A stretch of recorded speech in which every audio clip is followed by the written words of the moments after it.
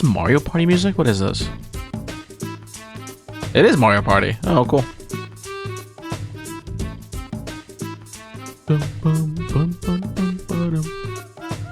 God, I haven't played... Fuck, I haven't played a Mario Party game in a long time. Especially this one. This is Mario Party, so like the first one. I haven't played the first Mario Party since I was a kid on the N64. It was peak though. It was peak.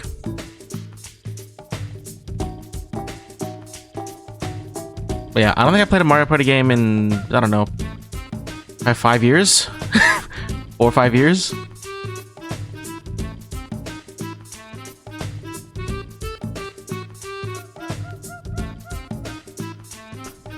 Been a minute. Dun dun dun dun dun dun dun. Because I played a lot of Mario Party 1 on the N64. I think that was the only one I had on the N64. I played a lot of I think it was 7. I think that's the GameCube one that takes place on a cruise ship. And I think those are like the main ones I played as a kid. I'm trying to remember if there were any others. I don't think I had any of the Wii ones. I think I played one of them, but I never owned any of them, I think. And then I played one of the Switch ones at some point, like in the last like 4 years. I know I played one of them. I just don't know which.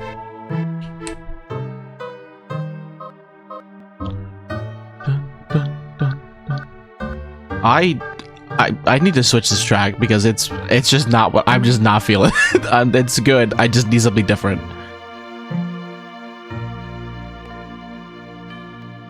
Hold on. Oh, cool. Mario Party 3 music? Sure. Yeah, get scared. Yeah, exactly. I'm not. It's not the vibe I'm looking for.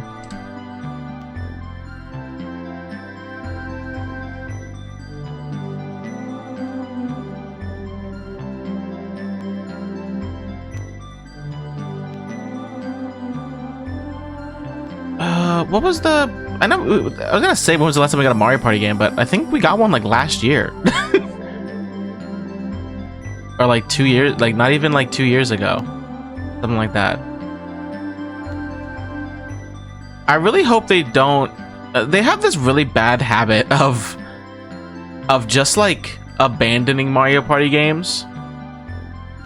And not like adding on to them, which kind of sucks. Especially when they're like good. I think they did add maps recently. I think they did add like 1 or 2 maps, maybe. Maybe I'm wrong though, because I actually don't remember. But I do know they have this habit of just abandoning their games and not like, because they could just add maps and mini games, but they just don't like to do that. They just like releasing a new game so they can charge people $70 for a new one, which kind of sucks.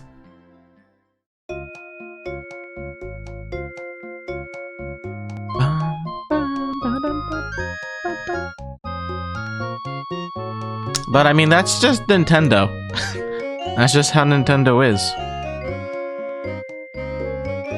I don't know why they're like that, and I wish they were different.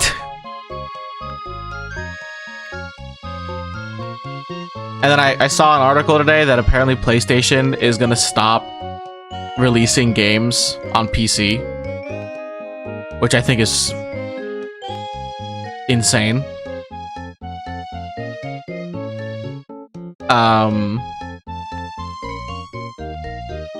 Like their exclusives and stuff, which like sucks, but I also don't want to be that guy. But PlayStation has released I feel like 2 exclusives in the last 5 years, so I think it'll be okay. But also, just release them. You don't got nothing to lose. There's nothing to lose. It kind of blows that that's their solution. First they closed the one studio that's been making other remakes for no reason, really. And then they do this, and it's like, oh, okay, you guys just always somehow make a decision that makes people hate you. Like, nobody has to do anything. You do it yourself. And it's really funny every time. It really is.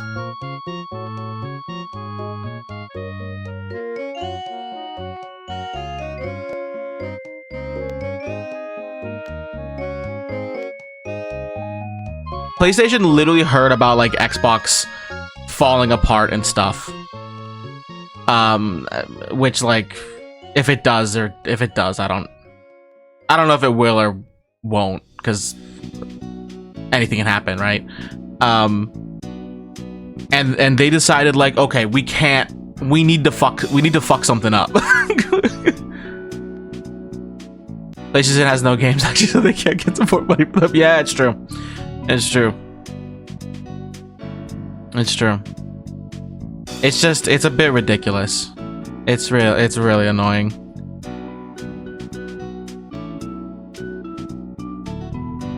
It also makes no sense. It makes no sense why they're deciding that. Like, if that is something that they decide to like go forward with, it's like, so you guys just don't want more people to buy your games?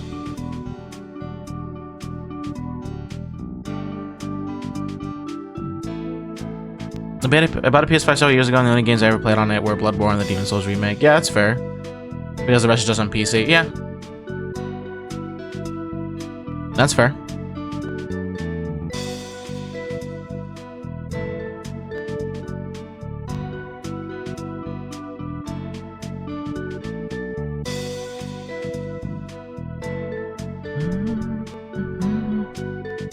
I mean, I played Resident Evil 9 on my PlayStation, on my PS5, because that's just what I wanted to play it on. But like, that wasn't an exclusive, you know?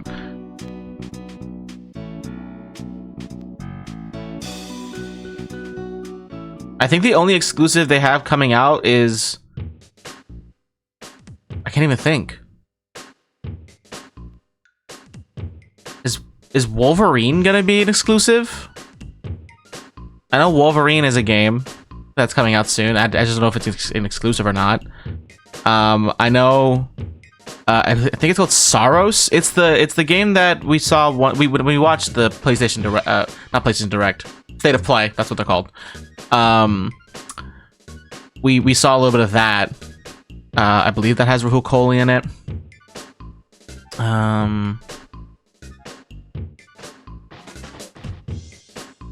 There's only two I can think of that possibly would be exclusives, but I don't know. I think we don't see exclusives all that much anymore. Budgets have ballooned so much that they cannot afford to launch it on just one platform. They need people to buy it whenever possible. I mean, sure, but I think yeah. I mean, that's definitely one reason. But it's like they're definitely there. They're just not as common. Which, I mean, mind you, I'm not opposed to, like, what am I saying here?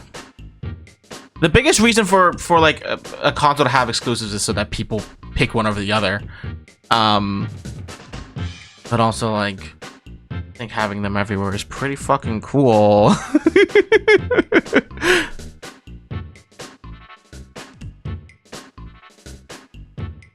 I think people being able to play a game on any console is awesome. I play a lot on PlayStation because I don't have a real PC, just a Steam Deck. I'm a minority, I think, though. I mean, that's how I was for a while. Not with PlayStation, but I was on Xbox for a long time.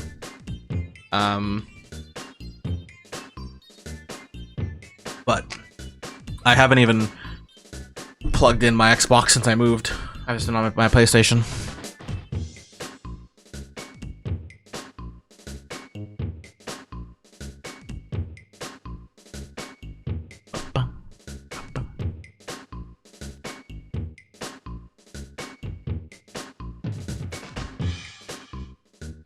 I didn't even have like a laptop.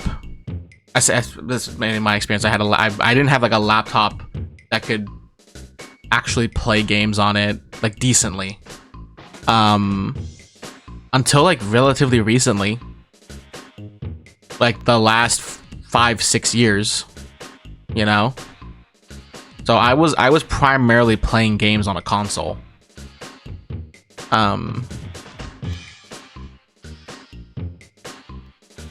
I played the Lego games on my laptop. That's awesome though. Hell yeah. It's just one of those things where like I think when you're playing on a console and you only have one, I think it's that one thing where it's like you want exclusives because it feels like, I don't know, it feels like you picked that system because of that, almost. Whereas today that's not necessarily the case because you can pretty much play any game anywhere unless it really is like a true exclusive. The Steam Machine is going to sweep so hard. I don't, maybe it's definitely going to depend on the price of that thing. I think I talked about it whenever the Steam Machine was first coming out, where the main issue with the Steam Machine, the main issue that the Steam Machine is going to have is whether or not its price is worth what it's able to give, you know. And it's one of those things where it's like it can definitely serve as like somebody who cannot necessarily afford a super high priced PC but still wants to experience like PC gaming, kinda, but not necessarily want to have like the Steam Deck, like something that's mobile, like handheld. And it's really going to depend on whether or not they can price it appropriately, especially given like RAM prices and stuff like that, to the point where like it's not like, because if it's too expensive, then people are going to be like, I could just buy a regular PC like for this, you know. I assume it's going to hover over around the 800 to 850 zone. It could, and in that sense, it could possibly be worth it, but it's really gonna depend on like, I think we just need to see more. We need to see more of it, because at 800 to 850, it's scary. Scary price.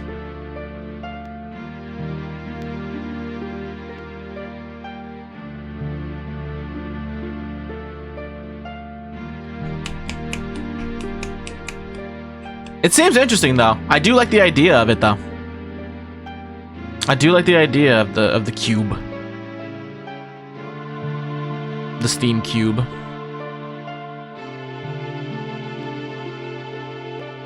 And I look forward to seeing more about it, because I don't really know much about it other than really that. I think we were supposed to find out more, and then, well, RAM prices shot up, so yeah, no.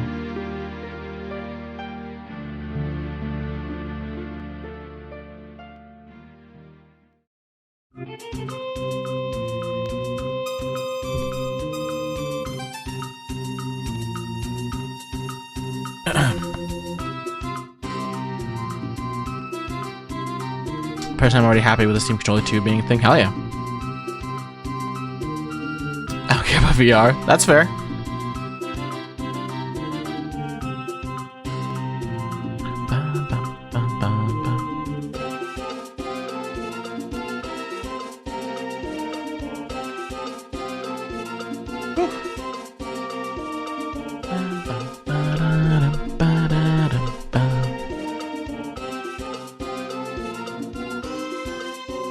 Whew. 1 second, and then we will switch over.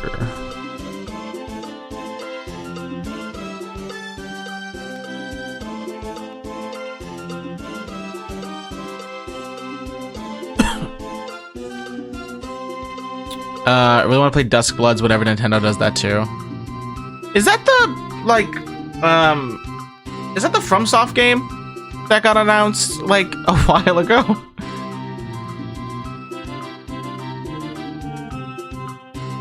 Night Rain but Bloodborne? Yeah, that's what yeah, it is what I'm thinking of. Okay, I don't know if it's FromSoft. Because I think I only remembered, like, the trailer they showed. It is, yeah, okay. It looked interesting.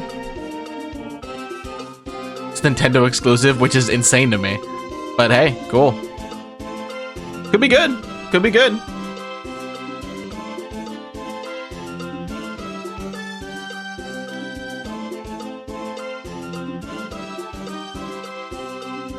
Could go crazy.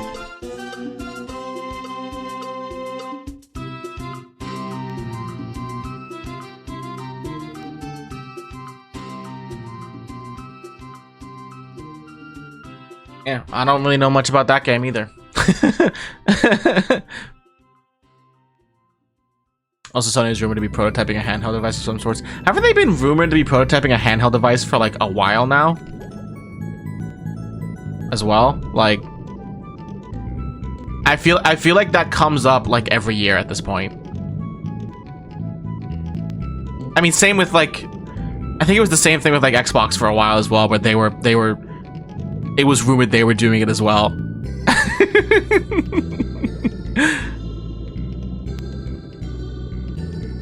Could be just another worthless thing like that DualSense tablet thing, or an actual Switch competitor, which could go. Yeah, I mean, it could go crazy. It's true. Yeah. A Switch competitor could be really good. They're gonna make 3D. Yeah. And then they'll realize that people don't really fuck with the 3DS feature, or like the 3D feature, and be like, okay, we'll just make it 2D. And they released the 2DS. Did people like the 3D feature in 3DSs? Like, what was the consensus on that? No, I never used it. I can't see in 3D, so like it never meant anything to me.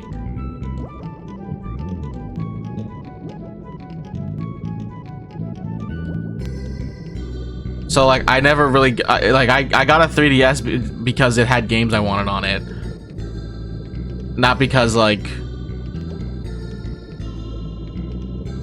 the 3D. I literally couldn't use it.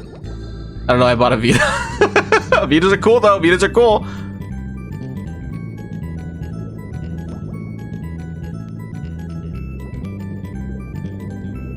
Yeah, I didn't need to see my Fire Emblem guys in Weird Optical Illusions. Yeah, it's just weird. It just always felt weird. I remember trying to turn it on and it just made my eyes hurt. I was like, oh yeah, I can't use this. Doesn't work for me.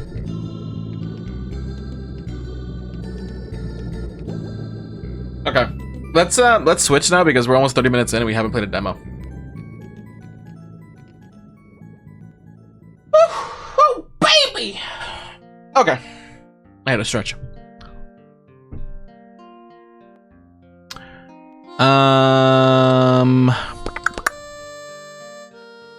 Let me. Ow. Let me send out this post.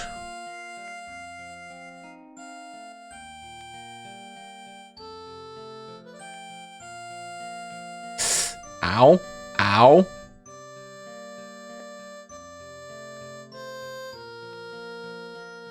Okay. Alright, there we go.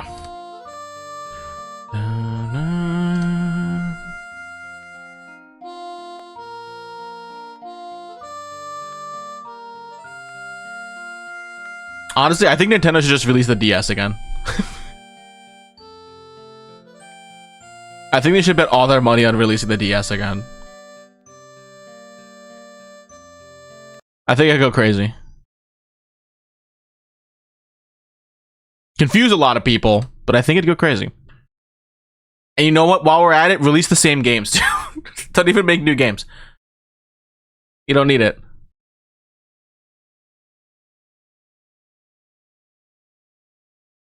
actually, another edit to that statement, only release Pokemon Mystery Dungeon Explorers of Sky.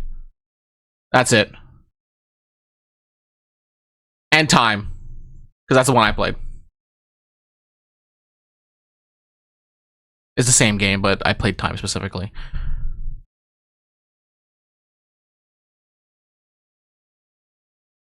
You know what? Red Rescue Team while we're at it as well. That can go there too.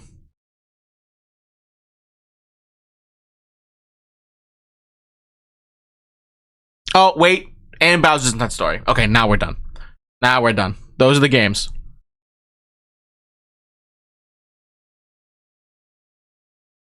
Those are the games.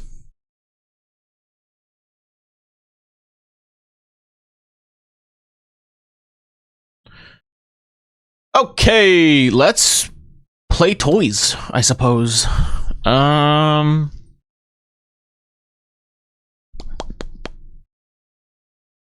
Which one are we gonna play first?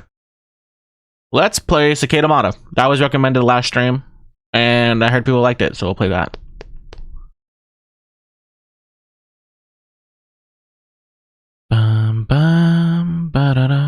Let's see if I can open this without my laptop exploding.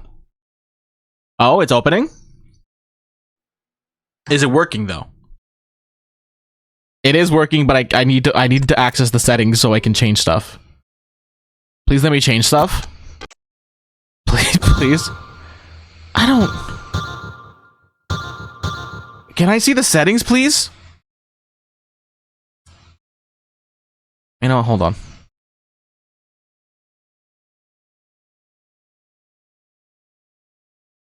Just while we do the...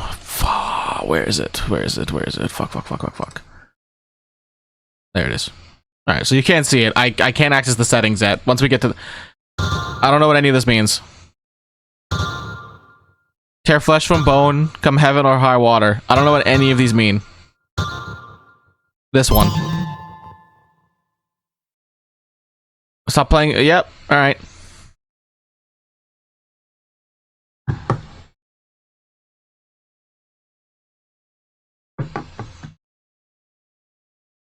Oh, thank God, video. Hold on. Ah, that hurt. Oh my God, those noises are not fun. Hello? What? Oh, I see. How do I... Oh, there we go. Wow, yeah, I do not like the noises that it's doing to me. It's also not even... It's not even in window. Fucking... I'll lower this to 60, please. Thank you. How do I... Can I not, like... Okay, there we go.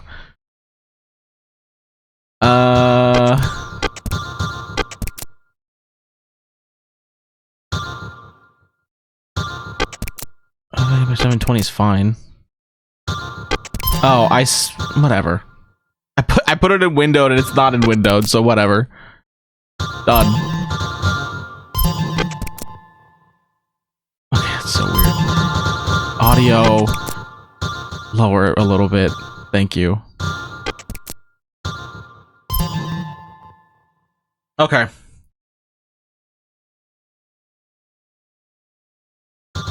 I think that's all I gotta mess with. Keep changes? Yes, please.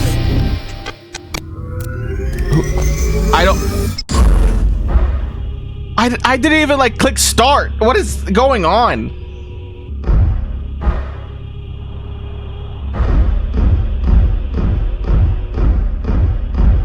Jesus, I have some like... Oh God. I have watched the sky burn into geometry and time fold it into itself. Oh, I can jump 3 times. That's cool. Okay. And then down we go. Oh, we got a dash. Nice. I've watched spheres change their color. I can't even read that sometimes because of the colors, but that's fine. I've been killed in worlds that died before I did. Oh my god.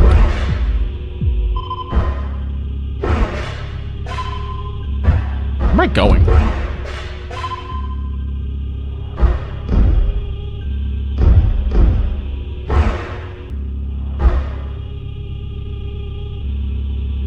I don't... Where am I going? I don't know. Why did it even send me here?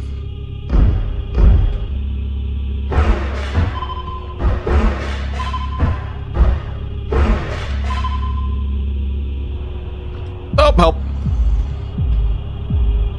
I'm falling all the way down. I'm falling all the way down. I've messed up somehow. Help. Help me.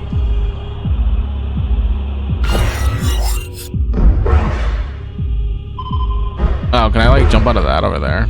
I don't know. Oh, I thought I had 3 jumps. Oops.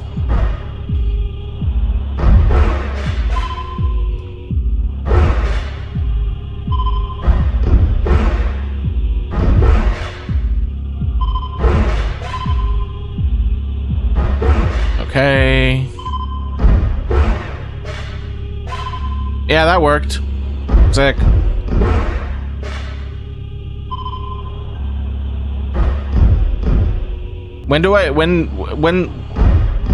What's happening?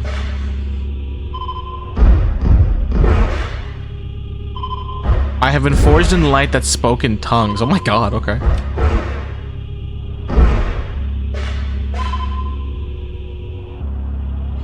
Oh, how'd I fuck that up? Oh, well. Oh, come on. I know I had 3 jumps. Why?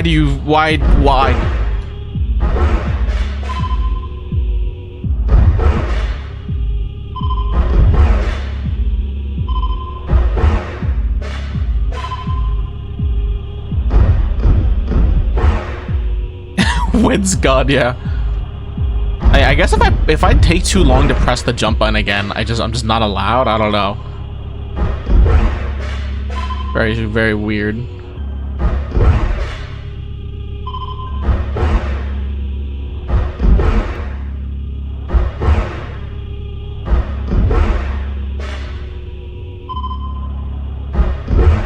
Okay. There we go. I think once I'm like... Oh god. I have a stomp with control? Jeez. Then we have a dash. Okay.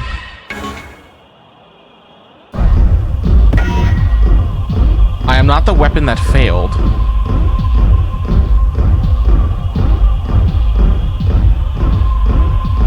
I am not the name sung by angels. I am not the legend that ends. I have given everything to masters who forgot my name. Cool. I'm joyeuse. That's how you say that. Joyeuse. Good morning. I am the built-in training intelligence unit. Please say the name. 17. Due to unforeseen events in your previous life, you've been chosen for enlistment as a cicada. Okay. As part of your initiation, you have been issued a personalized motto. It is what binds your physical matter to Cascade. Your designation is Folly 2. Assign call sign, White Rabbit. Cool. Your mission, acquire 4 cores from all spheres, then successfully extract the cargo. You are en route to Cascade. Encountered threats are to be dispatched. You will deploy via dropship, accompanied by your handheld assistant, Joyeuse. It is Joyeuse. Okay, cool. Obligations no longer bind you. This is who you are now. Proceed. Tear flesh from bone. Okay. Yeah, I can do that. Expect the worst? Sure. Subsets of kids may be negatively affected. Oh, okay. Made with love. This program was sponsored by Flower Garden.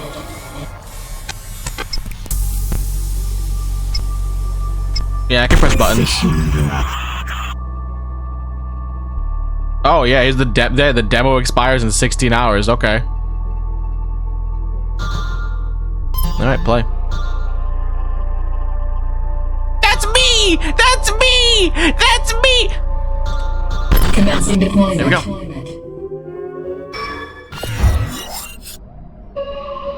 Good day. You have successfully reached your destination of Miran, Cascade. The year is 7 after Sunday. Environmental conditions are neutral. Ambient temperature is 12 degrees. Ah! Ah! I wasn't ready! Commencing first initiation. In other words, this will be easy. What am I? I'm confused. What am I shooting at? I see.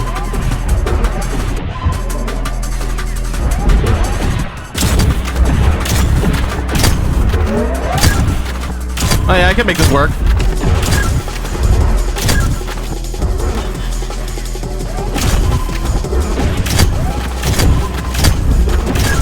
Okay. Okay. You are zoned. During zone time, all points gained are doubled. Okay, cool.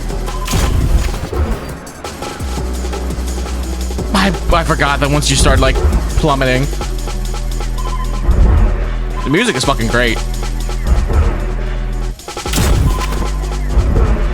Is this zone? What is this? What? Existing inside Cascade creates a persistent sense of spheres do not align with reason, no indication of being fake. I can verify its existence, yet I cannot locate where it exists. I feel less like a place in, I do know how to say that, Onari? Word. And more like a place, something, Onair, forgot to finish. The environment shifts. Spheres destroy themselves based on the perception of the user. Cicadas exhibit signs of visible disorientation. Further suppression required. Hair flesh from bone. Cool.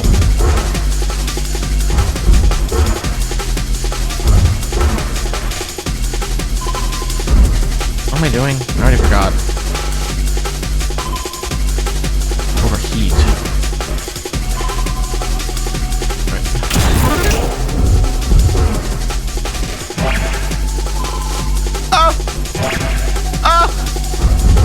Oh my god.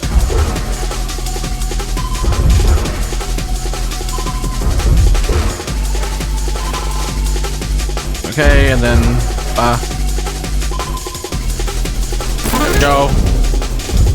How the fuck do I get there?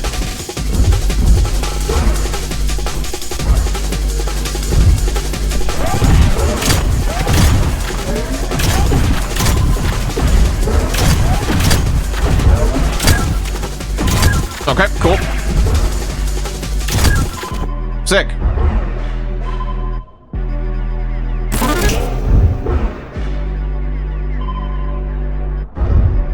Is that Onair? Is that what that says?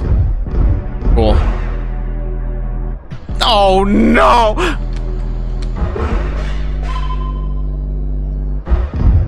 Gotta wait again. There we go.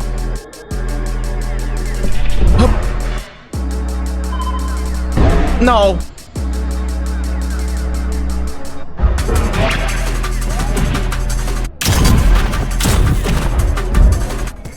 There we go. Kicking into overdrive. The slate has been wiped clean. The slate has been wiped clean? Okay. Where even is the exit? Not really, oh, there it is. I see.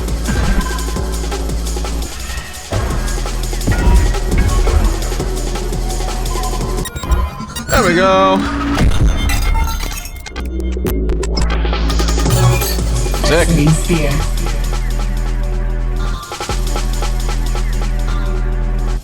Okay.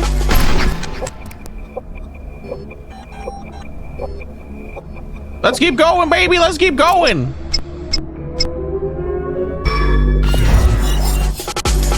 Here we go. Performing assessment. Survivability estimated at 34%. Oh, that's like a charge? Okay.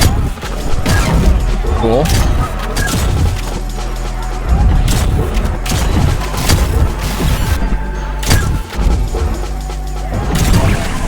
Help!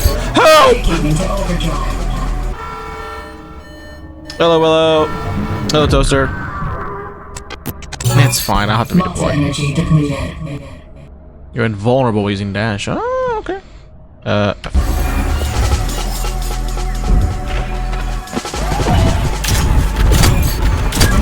sphere 1. Yeah, we are playing as pretty robot lady, it's true.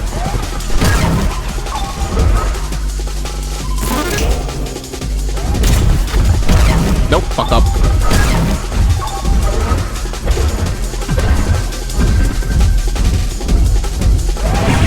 There we go. Let's go.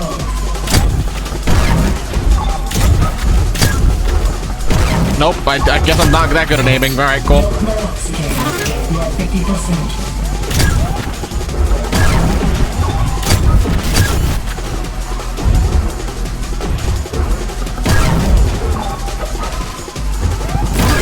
Alright. Nope. No, well, something happened there. Okay. I got this. I'm built crazy. Hold on. Is the core fucking running from me?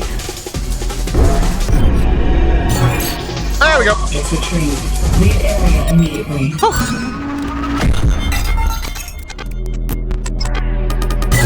I'll take gold. Exiting sphere. Bottom feeder. Okay.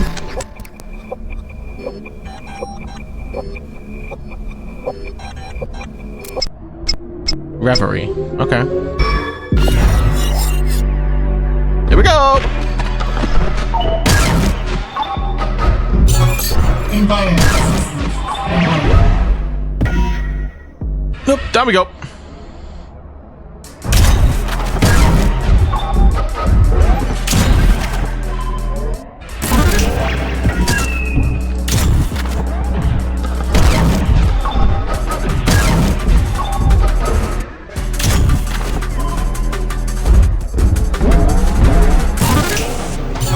Shit.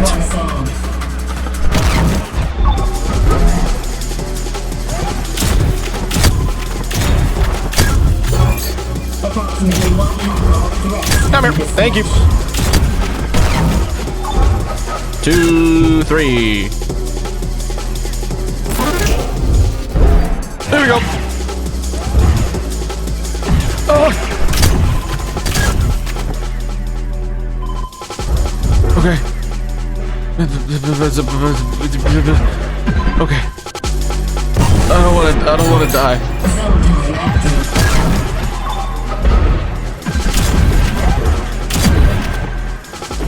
And down. The slate has been wiped clean.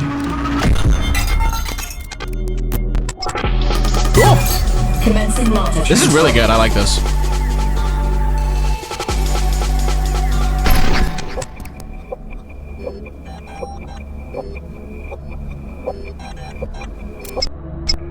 Glacier.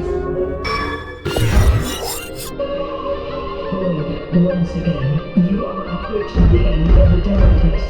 The following No! is what you can expect during future deployments. Thank you for playing. Take good for the burn.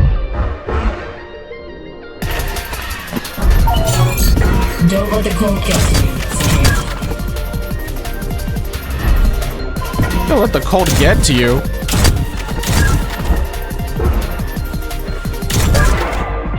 Oh, jeez.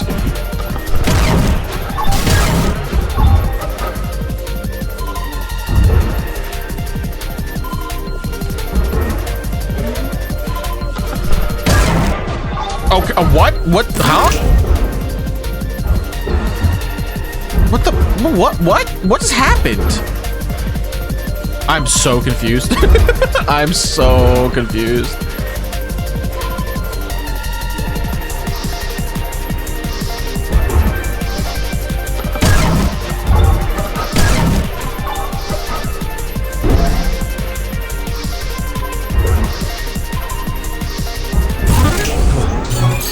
Kicking into overdrive.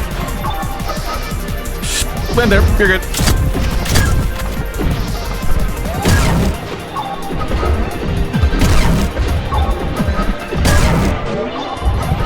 like sometimes I'm able to like, I'm like shooting towards them. I don't know why. Plan on that. Nope.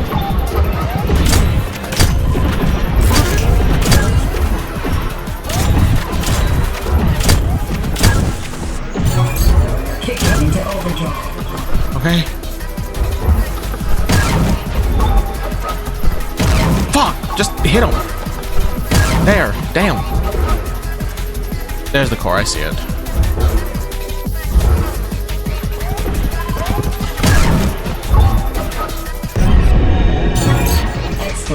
I said it's there in the center.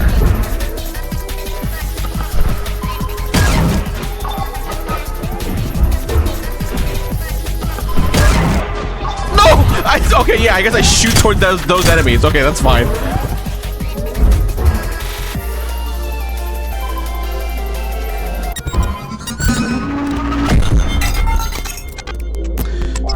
This reminds me of Neon White. Yeah, it's the same thing for me. It's definitely Neon. It definitely feels like that as well. It's really cool.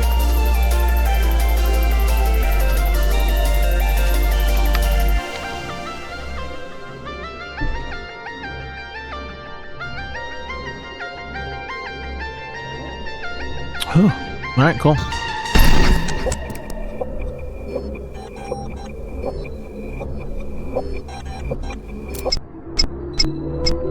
Cascade.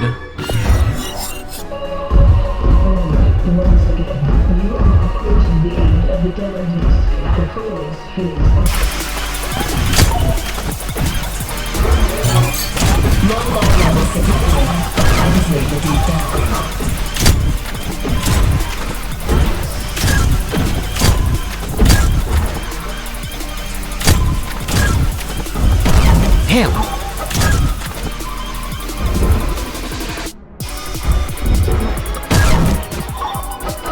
Let's see if I can get there. Is that a helicopter? Uh-oh. Uh-oh. Uh-oh. Oh. It's just water.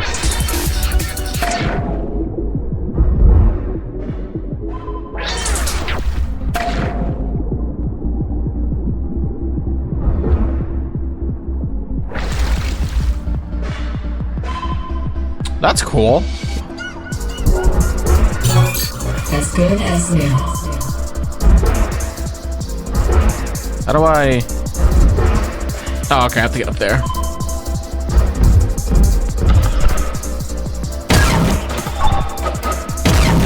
Oh, you know what? Hold on. There we go. There we go. Okay, we're back up. I need to go back to the helicopter, though. 1, 2. Let's go. Go this one. Let's go this one.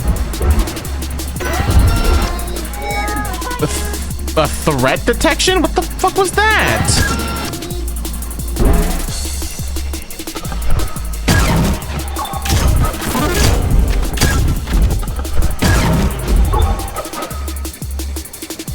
Wait, jump on this one.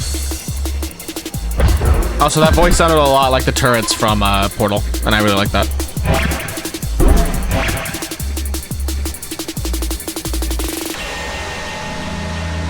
There we go.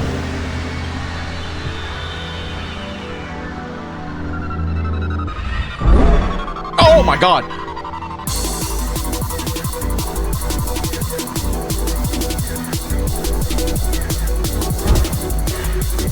Yeah, there is a core in the water.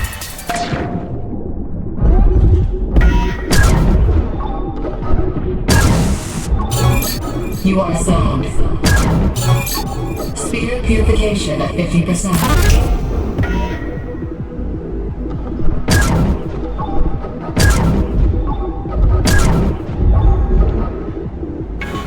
Up we go. And another core over here.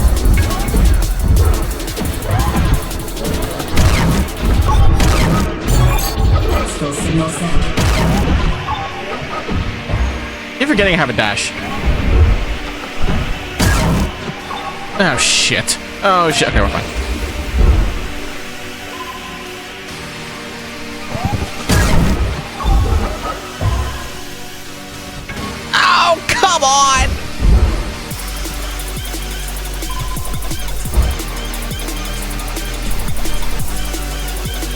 Oh, I wasn't paying attention. There we go.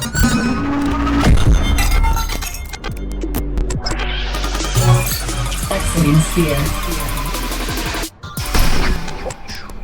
Where are we going?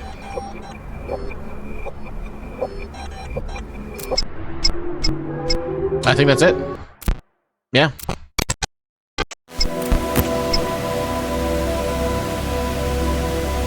Whew, that was awesome. Really, really good. Somewhere above the earth. Yeah, and I guess, yeah, that's it. Really, really cool. I like this a lot. It said release is a few months away. I don't know if it has a, like, for sure release date or not. Let me see.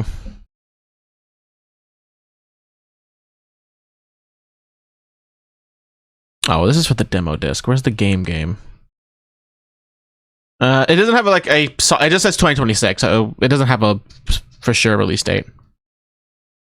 Still, that was really good. I like that a lot. Really, really good. Hell yeah. It very much it very much feels like Neon White, in terms of like, you know, the dashing around and you know, trying to like make it to the end of the level. Except you have to like collect the spheres and stuff. I really like it. I really liked it. Really, really good. I'm excited to see more of it.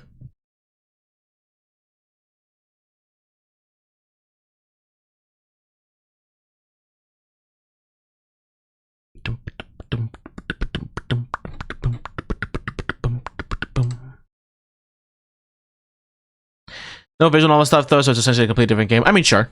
Yeah, I mean, in terms of I'm only speaking on in terms of gameplay, and not like the visual novel stuff in that game.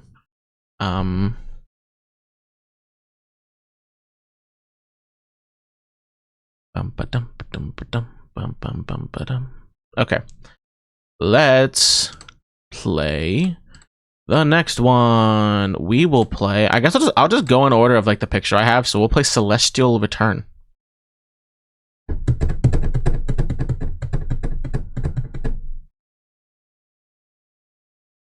I'll do the same thing I did last time. I'll just say we're switching to Celestial Celestial Return. That was really good. I liked that a lot.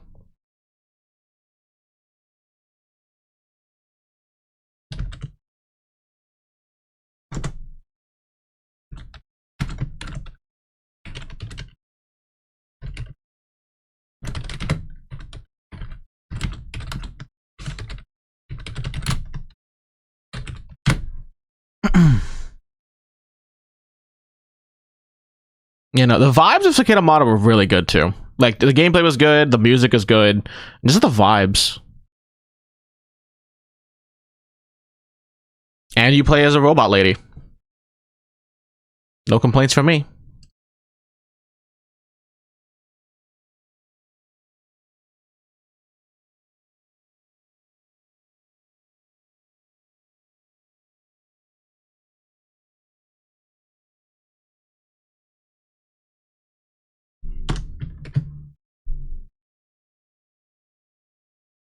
Okay. There we go. Let us switch over to Celestial Return. I never started the recording. Yeah, well, I'm not starting it now. I'll just grab the VOD. No biggie. No big deal. I'll just grab the VOD after this.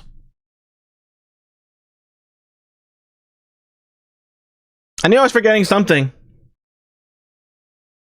It's fine. Bink. Yeah, I'll just have to download the VOD after the stream ends, and then I'll edit it. Good opening? I don't even know what you fucking said to me, but good opening? I think he said something about motherfuckers. Cool.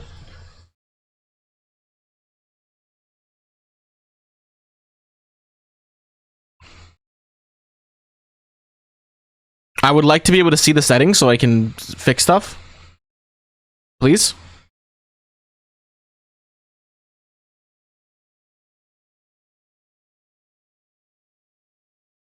Who was that guy? I wish I knew.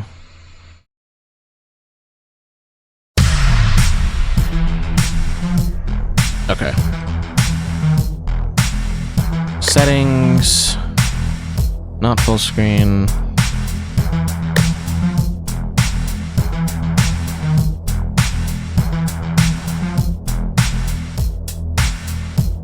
There we go.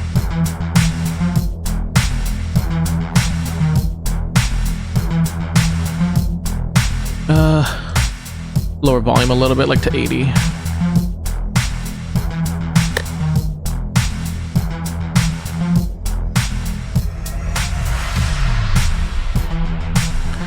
Okay, I don't know anything about this game. I don't really know anything about Cicada Mata either, but I know nothing about this game too. So.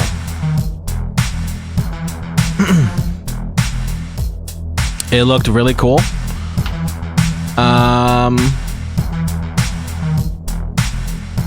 Yeah, I don't think there's really anything else for me to say about it.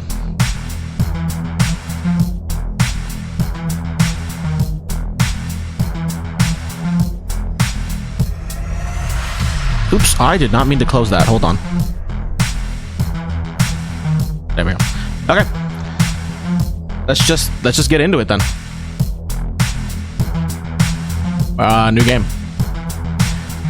What the oh, I see. It's by books. Okay. That's cool actually. Celestial Return book number 1. Chasing Smoke. It was supposed to be an easy job. A few questions, a clean report, done. But in this city, nothing comes free. Howard chases shadows and dead ends. The deeper he digs, the clearer it becomes some doors are locked for a reason.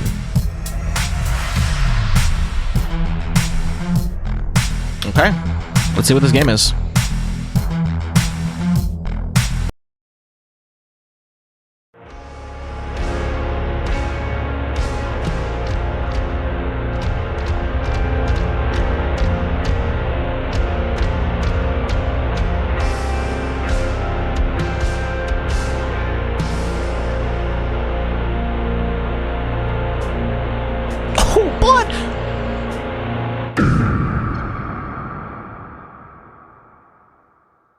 That was really cool.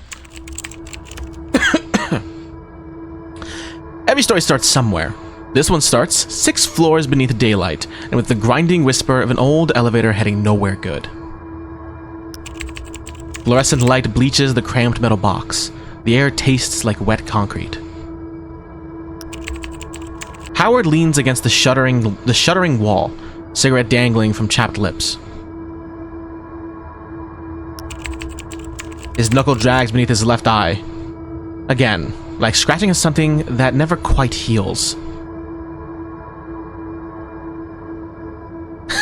Okay, crack a joke, flick the ash, close your eyes, stare into the void. I'll close my eyes. I think I need to close my eyes.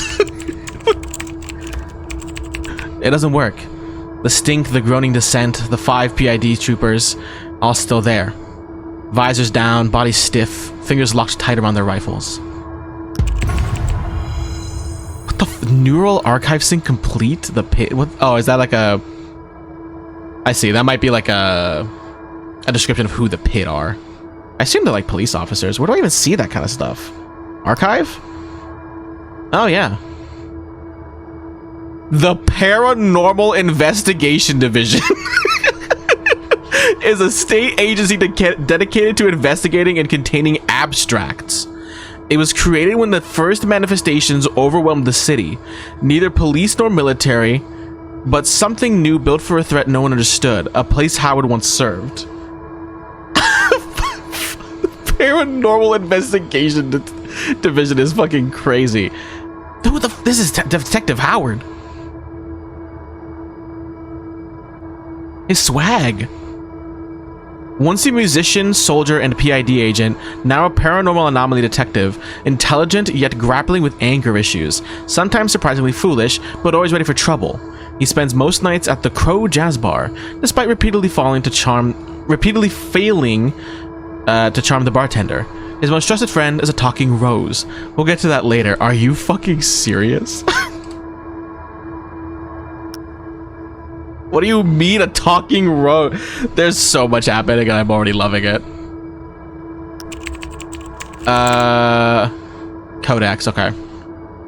The Codex, your streetwise gossip brag plus survival guide. What's inside? Lore, failed experiments, cosmic horrors, and dice keeping the whole mess spinning. Characters, heroes, villains, and that one girl who tries to steal sushi recipes. Trust no one. World, flooded districts, neon alleys, and places best left to the rats. Alright, cool. One, call him Trooper Vex, checks his I see. One, call him Trooper Vex, checks his environmental sensor for the fifth time. Trooper Vex, I don't know what I'm seeing. Readings keep resetting. It's there 1 second, gone the next. Then it shows up somewhere else. Trooper Lark, you sure it's just one? Yeah, abstracts don't do groups. Not their style. God, what are abstracts? I mean, I can make an assumption about what abstracts are. Yeah, that seems about right. Paranormal entities that blur imagination and reality. Concepts made flesh, slipping into homes and cities across Planet Zero. Their arrival sparked global fear and the creation of the Paranormal Investigation Division, tasked with tracking, studying, and eliminating them. Great. Great. That's the thing about abstracts, none of them like being understood. You think this thing cares what it's supposed to be? I've stopped counting on rules. Things like this don't read the manual.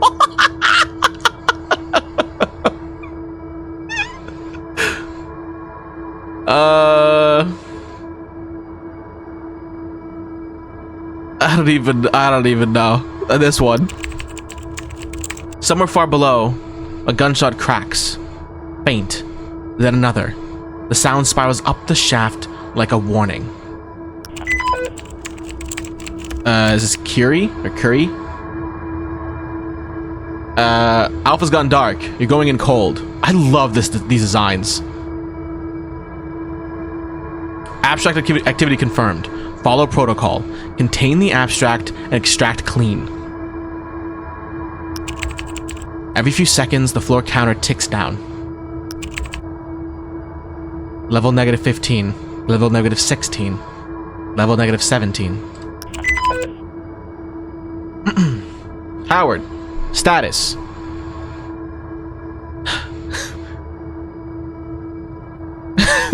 Descending, not dead yet. Delta Squad, report. Do you have a visual? A trooper. Containment failed. It's moving. It's moving. Oh my god. It's moving through between the... Ah! The dude's dead. Alright, cool. Another trooper. Bullets aren't doing shit. What the hell is this thing? The line dies. Howard exhales a slow plume of smoke escaping his nose. The elevator keeps sinking. Level -21. Level -22. What the actual fuck are we dealing with? A pause. Only static. No answers. Just distant gunfire echoing like thunder through the shaft. That's 3 squads down. This wasn't supposed to happen. Vex reloads with shaking hands, whispering to himself. No one responds. The numbers keep ticking down. Deploying Scorched Earth Unit. Scorched Earth Unit! Gamma Squad, escort and protect. Elimination protocol is active. Repeat, all squads, elimination authorized. No asset recovery, no exceptions. Burn everything. Curry's voice shatters through the earpiece. A raw, uncontrolled rage. Howard's never heard. She doesn't lose control until now. Oh yeah, that's definitely a great sign. Good sign. That should matter. Would have before the meds. Now the pills dull everything. The fear, the instincts, the ghosts in his head. He wonders sometimes if he still needs them, especially on days like this. Then, the familiar numbness whispers back in his veins. Alive is enough. The elevator's doors screech open with agonizing slowness. A wave of stench floods in. Blood, wet soil, and... roses? Oh, God. Oh my God. It smells like a summer garden. A honeyed, sun-warmed sweetness that cuts through the slaughterhouse reek.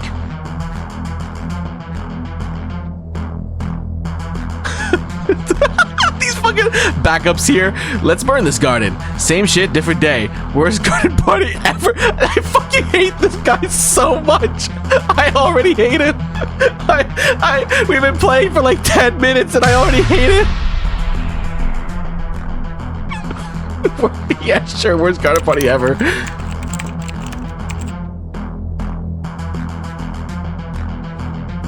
Howard steps out, rifle up. The squad follows close behind. His flashlight spears the darkness, illuminating a graveyard of corporate sin. Desks, toppled chairs, shattered monitors, keyboards buried beneath cascades of paperwork. Whiteboards smeared with half-erased equations and frantic red marker. Oh my God. Time to learn Nethervale's one true economy. Let's keep it simple. The basics. Every challenge has 4 slots. Toss in 1 to 4 dice. More dice equals bigger shot at hitting that sweet success range. How to roll. Each die equals roll 2 custom D4s. Oh my God.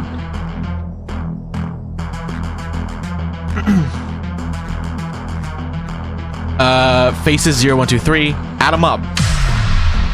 Example. Roll a 1 and a 2. That's a 3, baby. Not great, not terrible. Roll 0 plus 0. Oof. Blame the universe. Risk versus reward. Slamming down 4 dice. Big brain energy. But heads up, these ain't your grandma's board game dice. Zeros can still nuke your total, so stacking them doesn't mean auto win. High risk, higher glory. Dice Economy 101. Dice vanish after you roll. Use them, lose them. Run out, automatic fails, detective. Farm dice by exploring, finishing jobs, and poking your nose where it probably doesn't belong. Survival tips from a dice addict in recovery. Hoard like a loot gremlin. Future missions will try to murder you. Save those dice. Embrace the chaos. Sometimes you gotta yeet 4 dice and pray to the void. Cool. Really cool. Okay.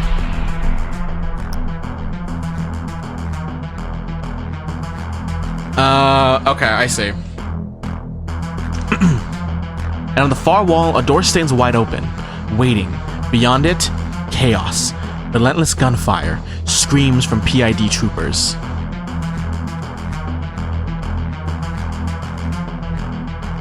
Oh my God. Oh my God. Whoa. Okay. I mean, I kind of do want to check stuff. I'll check the desks. I see. So these are my dice. What do I need to roll a 2. What do you guys think? I'll fuck this up like badly?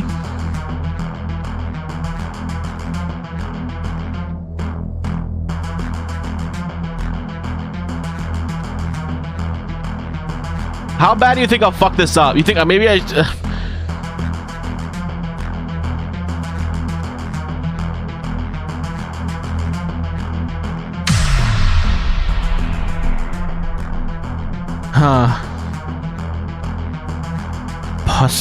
What is it? Passive mod? So I automatically get a +1.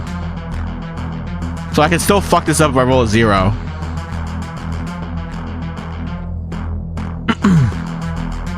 Yeah! can do it with 1. Oh, we're good. Okay. Yeah, 0 plus 2 plus the 1, 3. Okay.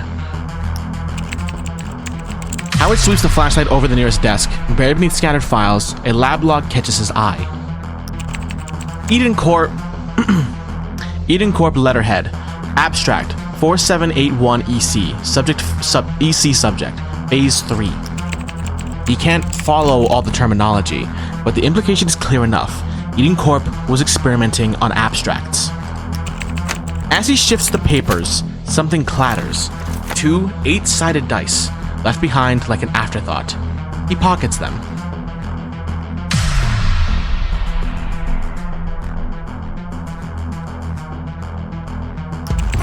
Plus 2 dice gained, always useful. Okay. Inspect the whiteboards.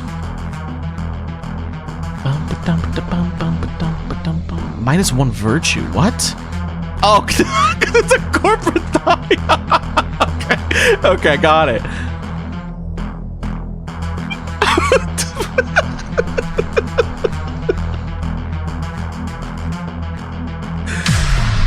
That's really funny. Okay. It's really funny. I like that. Yeah, we picked up the evil corporate die. I'll just roll one of these. It's fine.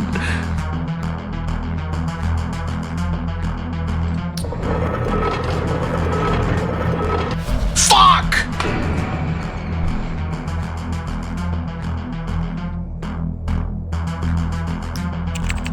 Howard narrows his eyes to the mess of ink and equations, circles within circles, arrows to nowhere, scribbles like someone trying to outrun a breakdown with math. Alright, well, I don't know what's on that whiteboard now. So I can kind of make an assumption it has something to do with the rows. Based on what I can see. Activate your boost? What does that mean? What is my boost? Can I see what it does? Oh my god. How do I see what it does? What the fuck? What is this? I think I was gonna activate this one. So spectral sight. Oh, and it's like this is so cool.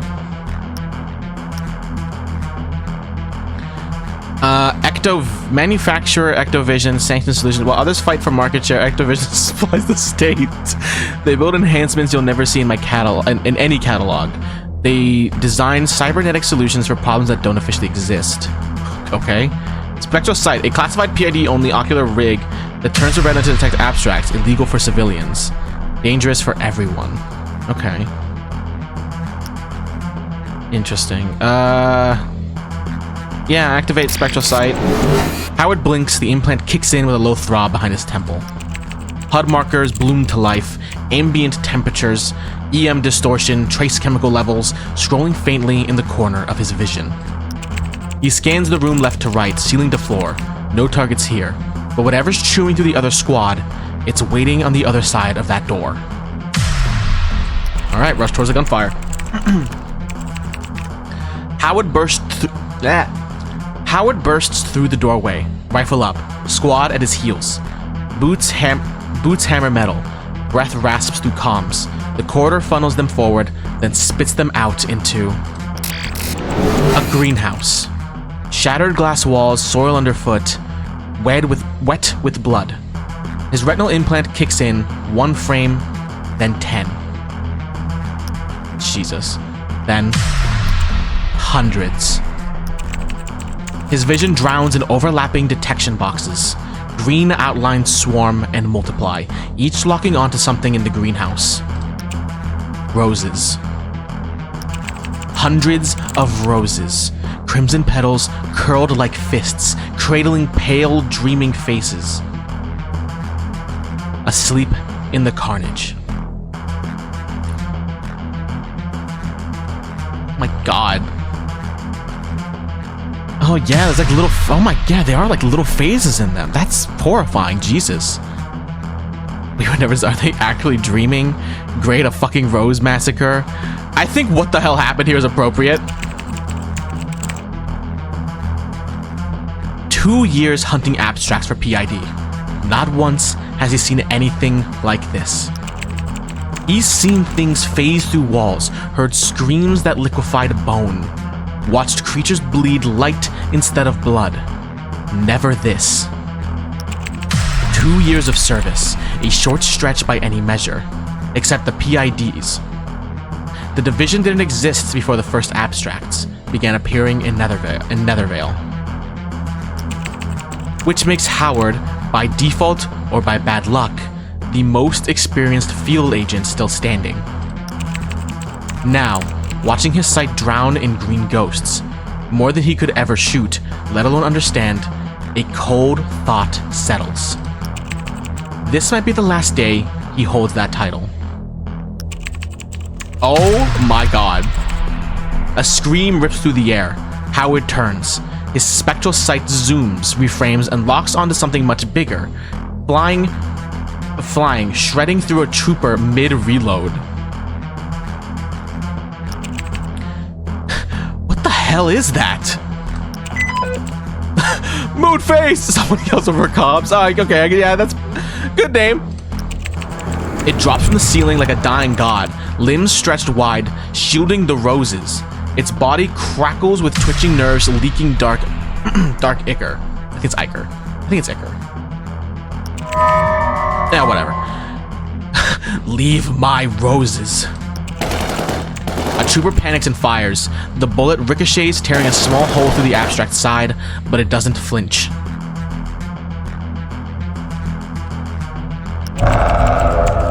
Don't touch them. I'll stand. I'll bleed. I'll suffer. Just don't wake them.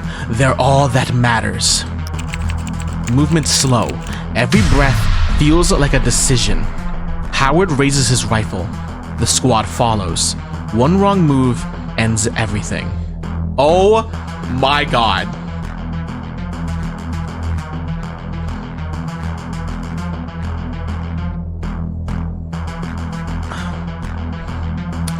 Okay, well, we don't need containment procedures because we were given orders to kill it. Oh my god. What is it? Oh, so they're all persuasion. It's all balanced too. A silent battle where two minds clash, each striving to bend the other beneath its will. Oh my god. I don't even know what to choose here.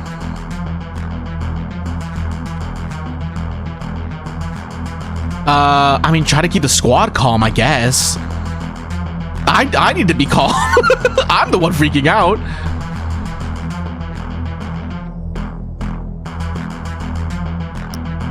Oh my god. All right, yeah, I'll use 2, especially if I need a 4. Shit.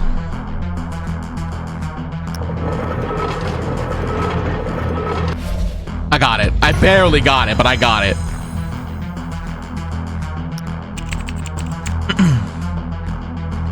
Hold fire. No one shoots unless it attacks again.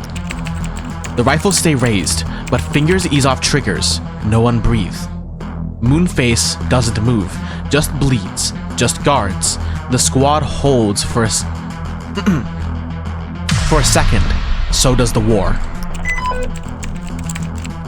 Curry. Torch squad inbound. Hold position. Hold position. Gamma. Don't let that thing get near them. Full cover. Oh god. Copy Gamma defensive formation, protect the flamers. It's talking, Curry. That means it's aware we can reach it. You burn the abstract, the whole field goes with it. That thing's protecting them for a reason.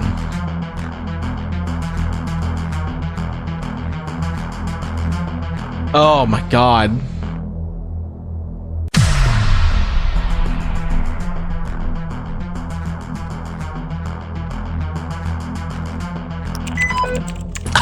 I don't care about its reasons, Howard. It's butchered 3 squads. Oh my god, I can persuade again. Fuck. It won't get close. Screw this, Gamma cover, I'm grabbing a rose. This isn't just another anomaly, back me on this, okay. I guess we'll try and persuade again.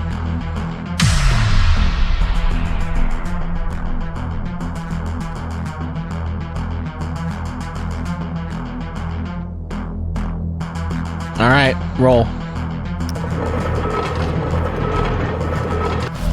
Okay, that was 6. Jesus, all right. You've got seconds, not minutes. Ask your damn question, then we torch the whole garden. Howard moves, slow, deliberate steps crunching over soil and broken glass. His squad tenses behind him.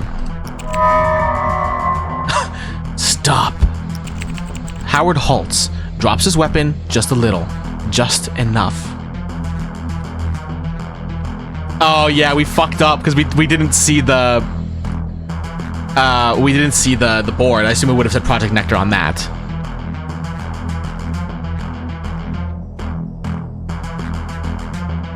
I would have loved to learn about Project Nectar. Shit.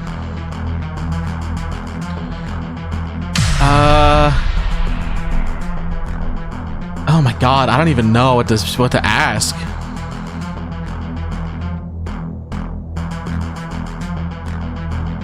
Why are you protecting them? Eden Corp understands. Will send us back. It doesn't get to say anything else. The Scorched Earth unit's ignition roars in the corridor behind Howard. Heat licks at his back. No, wait. Please don't. They're not ready. Don't hurt them.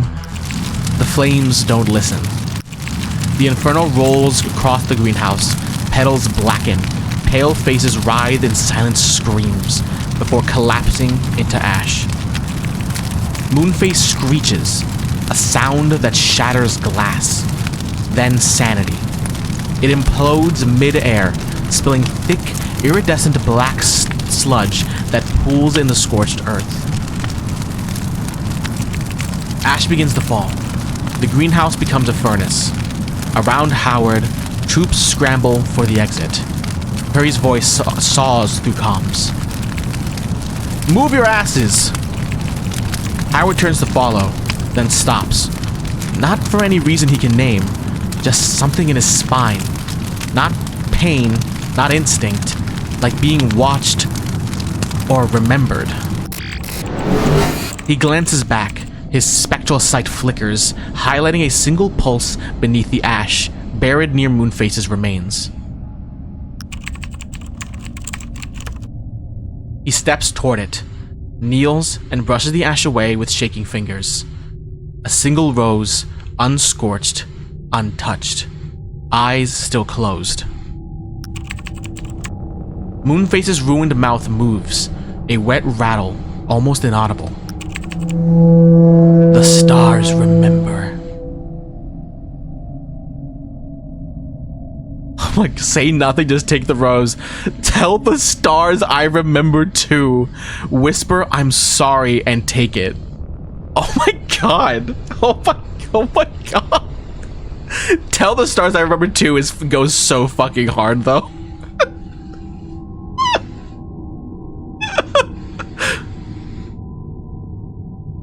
Oh my god. I really like that line. Oh my goodness. He tucks the rose into his breast pocket, careful as arming a bomb. The rose nuzzles against his heartbeat, sighing. Warmth blooms against Howard's ribs. He walks away without looking back. Behind him, the greenhouse groans and collapses. Glass, steel, ash, and unanswered questions fall into final darkness. New quest unlocked. The one you saved. Fucking great. Fucking great. 3 years!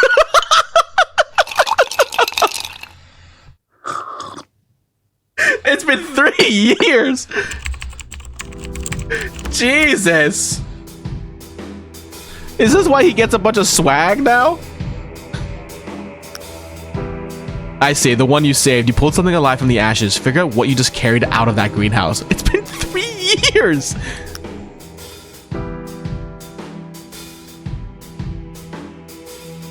Howard sits alone at the counter in the Crow Jazz Bar, a refuge for those who've given up trying to keep pace with the city outside.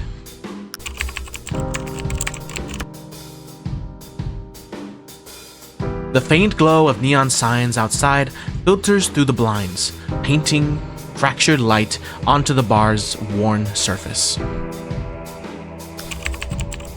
His whiskey sits untouched, a faint ring of condensation beneath it. His eyes stay fixed on the TV above as it broadcasts the evening news. The newscaster. In suicides across Nethervale, authorities remain... Numbers continue to climb. The low volume of the television leaves the words muddled, forcing Howard to strain to catch every detail. Ask the bartender to turn up the volume. Stand up and adjust the volume yourself. Move closer to the TV. Ask the bartender to turn up the volume. Howard gestures to the bartender, a young woman with hair glowing neon green and eyes like two black stars with a shimmer of yellow. She pauses from wiping down glasses, glances at the screen, and nods before reaching for the remote. The newscaster's voice grows clearer.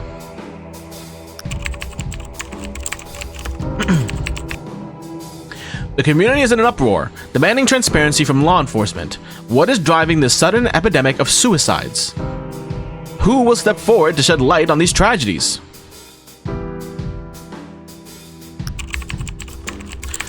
The bartender stops wiping the glass. She folds her arms and watches the screen for a moment before turning to Howard.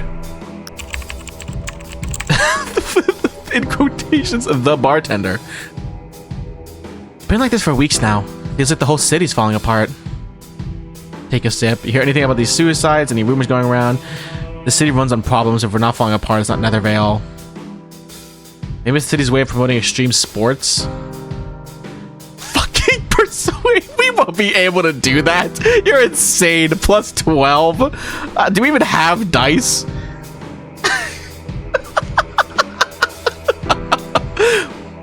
I guess we do have dice. I think these are my dice. That's really funny. Slam your fist at the counter. What does it say? Overlord? Why is it called Overlord? Oh, I think because it's a hard one. That's why. Okay. Oh my god. So it's still persuasion. Okay. It's just so fucking funny. You hear anything about the suicides?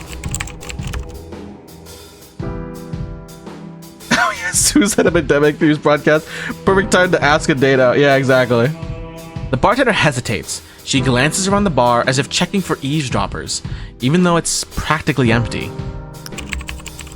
People are saying it's the abstracts, like maybe they're behind it somehow. Howard's gaze doesn't leave his glass, his tone carrying weight.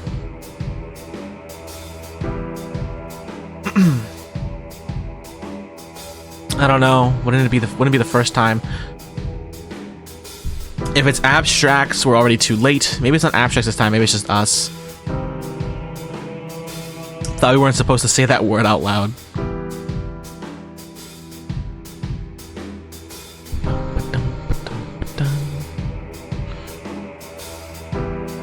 Oh my god, I don't even know. This one? Yeah, but what the hell are they? What the hell are they? Aliens? Something new Genesis cooked up? Doesn't matter, right? They show up, PID takes them out, and everyone pretends that's enough, but it's not. Not even close.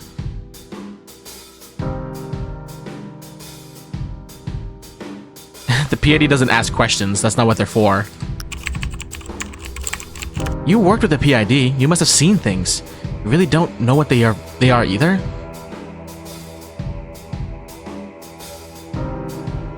Yeah, if I did, we wouldn't be having this conversation. It's true. That's what scares me. If the PID doesn't know what the hell the rest doesn't know, what the hell are the rest of us supposed to do? Howard doesn't respond. His eyes fixed on the glass. Fucking not again. Fixed on the glass. Fixed on the glass in front of him. The silence between them stretches, heavy and unanswerable. It's not gonna happen.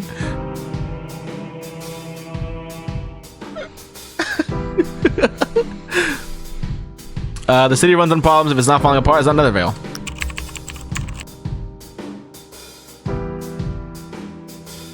bartender chuckles, shaking her head as she wipes down the counter. So what keeps you here? The endless excitement or the glamorous nightlife? Free misery with every drink. I heard leaving costs extra. I like watching things fall apart, call it a hobby. The glamorous nightlife, obviously. Look at this place. Oh my god. Yeah, the glamorous nightlife, look at this place. You've got terrible taste, you know that, but I guess that's why we're all still here, waiting to see how far it falls before it finally hits the bottom.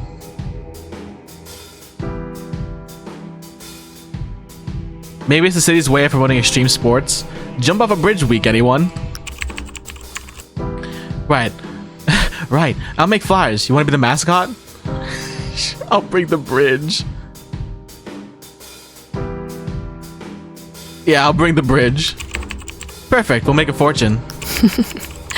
She laughs, short and sharp, like she didn't expect to enjoy the joke. You're not as dead inside as you act. We're so fucked. Listen to the silence. So when do you get off? I like take you out for dinner sometimes. Oh my god. I think it's really funny.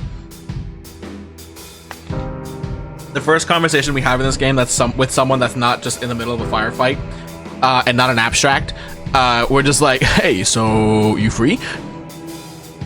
Can I check if I still have my dice? Oh yeah, I guess I do. I have a gun too. Cool.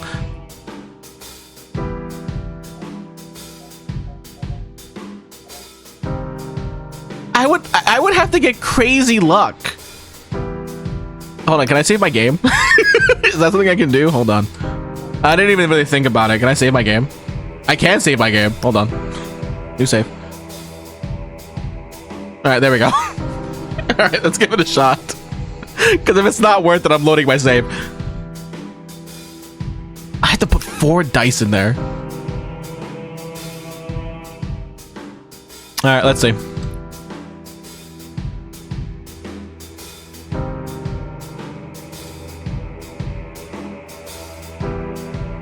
I like how we also did that directly after the bridge joke. Yeah.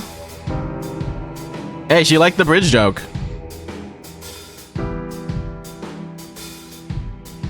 Alright, and roll. It's just all zeros. Damn, basically. Alright, I load my save. Actually, no, let's see what she says. She finishes drying a glass, then slowly sets it down like ending a thought. Stick to the whiskey, detective. It hurts less. I wonder if you can succeed at it. Hold on, let me see. I wonder if you do put in dice, if you just automatically fail every time. This is a curiosity thing for me. And I mean, if I get it, I get it. Let's see.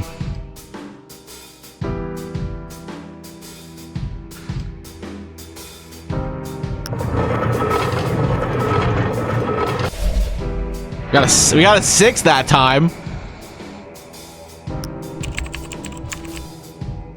Let's see.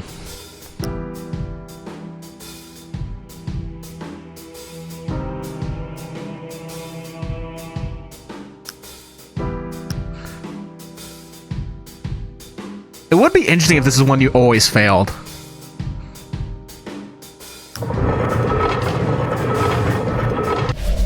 Oh yeah, I'm like only rolling 0s and 1s. Unless my luck is just that garbage.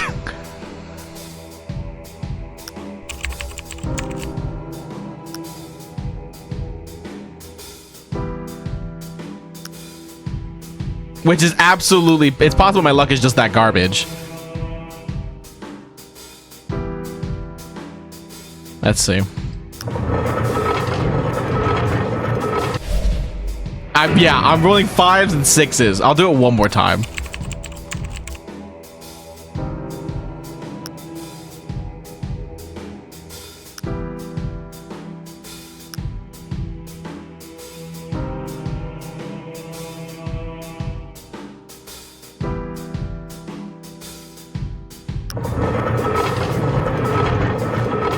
Yeah, it has to be. It's definitely an automatic fail thing.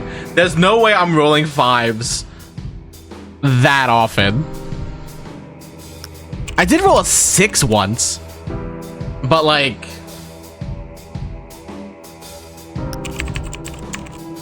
she likes the number 5. Yeah, I guess so.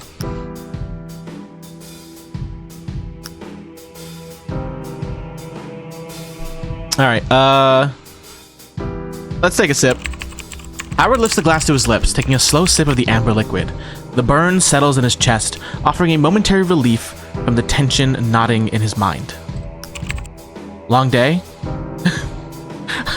Aren't they all? She leans against the counter, her expression softening.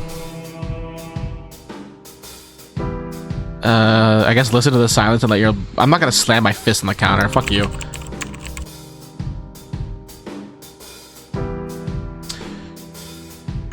Howard leans forward, his elbows resting on the counter, staring blankly at his glass.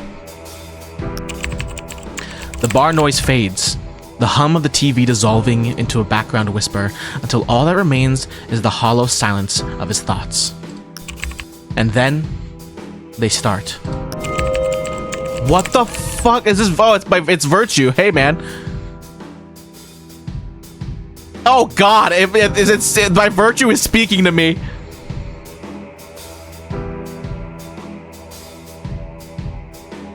You've been here before, haven't you? Sitting in the quiet, pretending it's peace. It's not. It's avoidance. Oh, and my foolishness as well, apparently.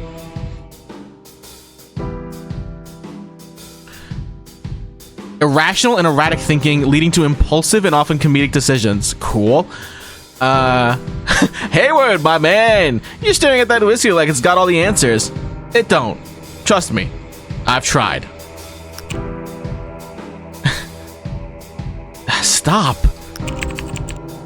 You say something?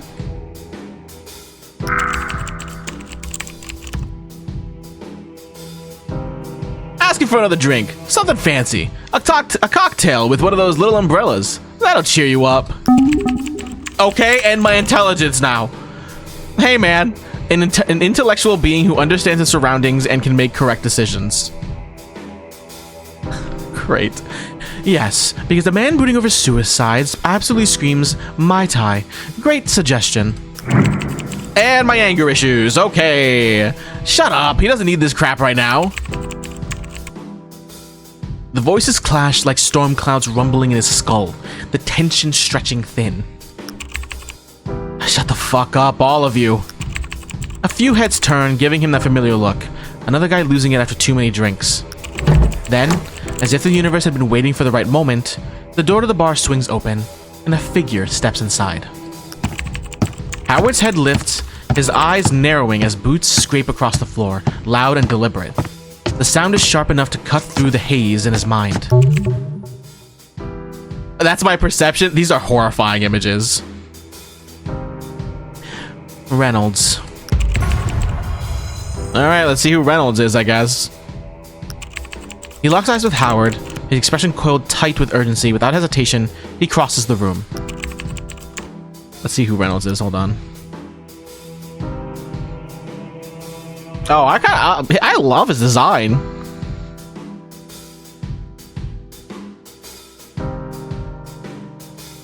A long-serving police officer and Howard's oldest friend, reliable and methodical. He's one of the few people Howard still trusts.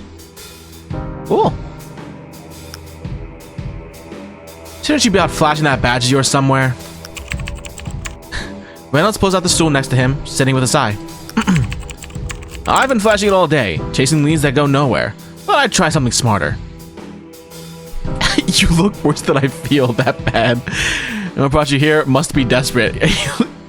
You look worse than I feel. That bad.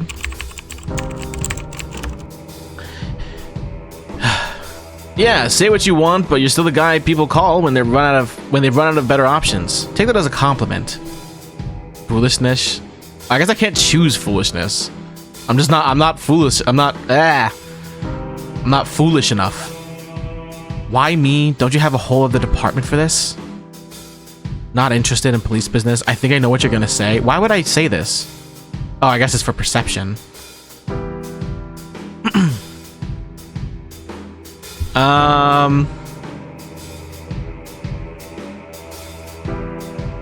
I guess I don't really want to use dice on this. Why me? Don't you have a whole department for this? Reynolds exhales, leaning back slightly in his stool as if debating where to begin. Ordinarily, yeah, but this isn't ordinary. He pauses, glancing at the bartender before leaning in. Voice lower. It started small. A few suicides here and there, nothing unusual. But now, it's everywhere. Jumpers, overdoses, hangings. And this is police business because... Reynolds reaches into his coat and pulls out a thin folder, tossing it onto the counter between them. The edges are frayed from overuse. NYPD's had me chasing this suicide spike for months. Months. Autopsies clean, no patterns, no dealers, no goddamn reason. You know how many bodies I've stood over? They look relieved, like something let them go. And don't give me that PID smirk, I know what you're thinking. Your favorite paranormal pests. Damn right. And those pests make it PID jurisdiction. You know how it works. They swoop in, take over, and we're left holding our dicks while they hoard the budget and the glory. Hell, half my guys still remember when we worked our own cases. Now, we're just clean up for PID's leftovers. His gaze locks onto Howard. Help me close this before they get their claws in. You ran with the PID, you've seen their mess. I need your eyes on this before it's out of my hands. Perception. Here we go, detective. This could be the case you've been waiting for. You've been drifting for too long. A case like this could be your way back. Back to the work that mattered. Back to being the person you once were. Think about the doors it could open. Oh my god. Or the ones it could slam shut. What happens when it all blows up in your face? Desperation like Reynolds doesn't come without strings. You really want to get tangled in this mess? A big case means a big payday, right? Sounds like easy money to me. And my virtue's back. Alright. A character trait that is morally correct and acts with good intentions. It's not about the money or the reputation. It's about the people. Someone out there needs help, and you have the skills to make a difference. You know what's right.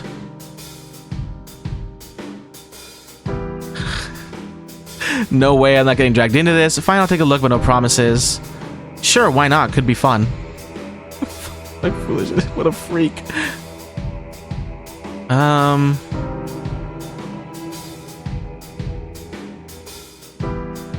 don't know. Yeah, sure, I'll fuck with virtue. New quest unlocked. Smoke, shadows, and body bags. The hunt starts in 5, 4, 3. Okay. This one. Head back to the office to dig into the case files and connect the dots before the trail goes cold. That's cool.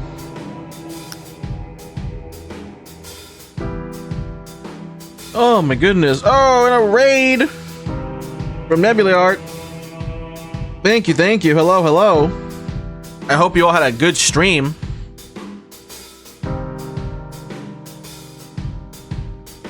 Right now we are playing Celestial Return, which is a demo that was released during Next Fest. We're pretty much just doing a bunch of demos, although I will say this one is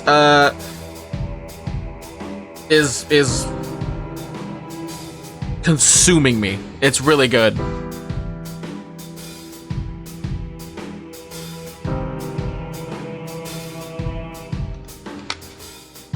But yeah, thank you for the raid. I hope you guys had a good stream.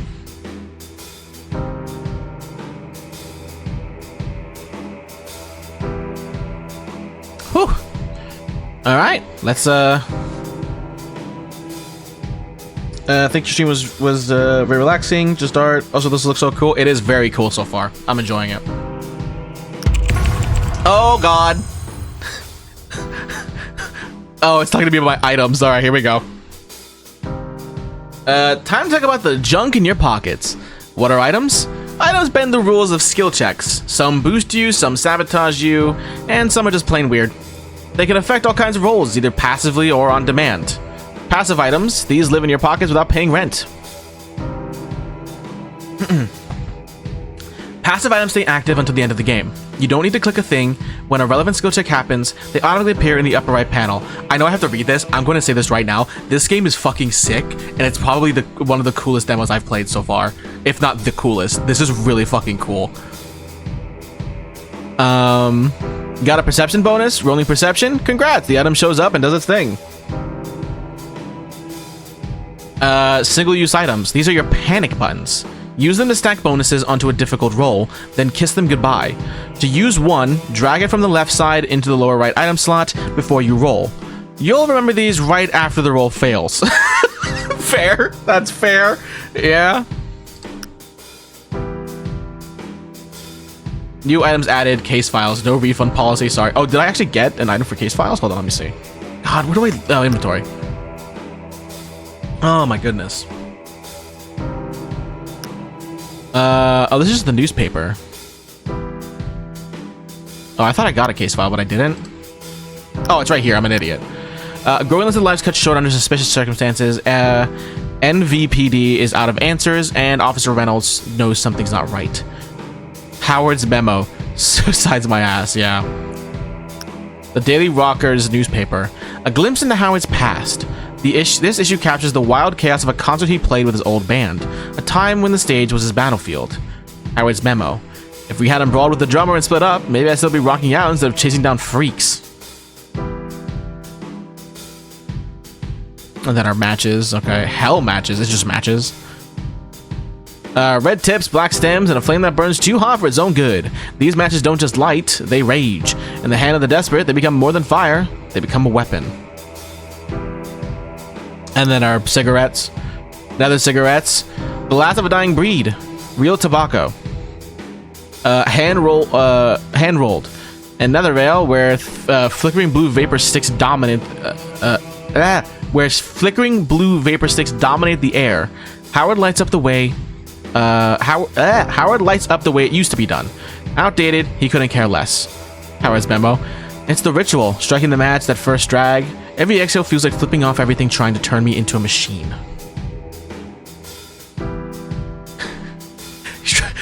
He's trying to be poetic about smoking cigarettes.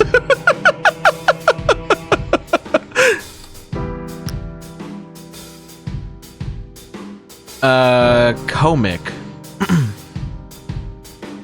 Howard's compact handheld device for calls, messages, and quick data checks.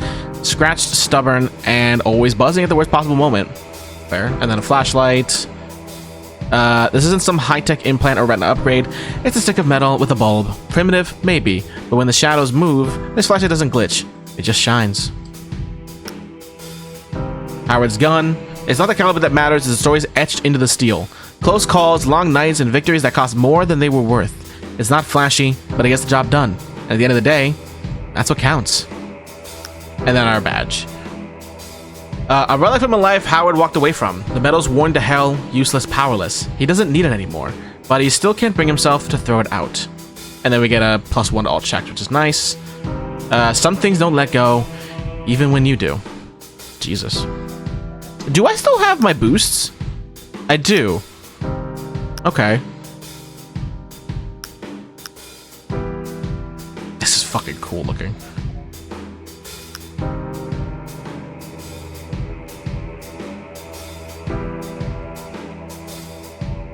Okay. Knew I could count on you. And there's one more thing. Thought you should hear it from me before it gets twisted through the grapevine. DK's father, he's dead. Jumped off the top of a PID research wing 2 months ago. Shit. Yeah, don't know if you two still talk, but figured you should know. He adjusts his coat, tugging the collar up as though bracing for an unseen chill. You know where to find me. Don't take too long. The door creaks open, a gust slips in, then shuts with a thud. Howard leans back, eyes on the folder, heavy with the promise of trouble. Here we go. Oh, I hate this. Time to break your protagonist's brain. Here's the essentials for shaping their personality. Flaws, genius, chaos, and all. What's inside? Inside points equal brain upgrades. Earn them by collecting 6 XP. 6 XP equals 1 insight point. Grind missions, push conversations too far, survive things that should have killed you. Insights are the core parts of your psyche. Forge them together, build a genius psycho, a virtuous fool, or your own unique contradiction. The system won't stop you. Your move. Build a hero, a disaster, or a meme. P.S. Virtue won't stop you from looting corpses. The game won't judge. We might. I see. Okay. Interesting.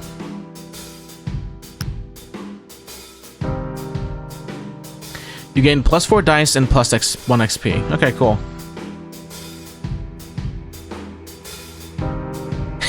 What the hell did I just agree to? Too late now. Might as well enjoy the ride. You knew exactly what you were doing.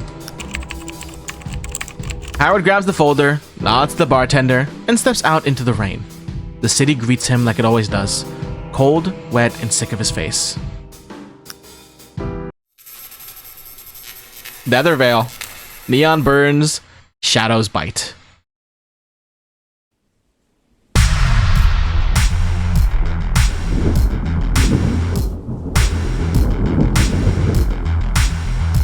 Welcome back to the gutter, detective.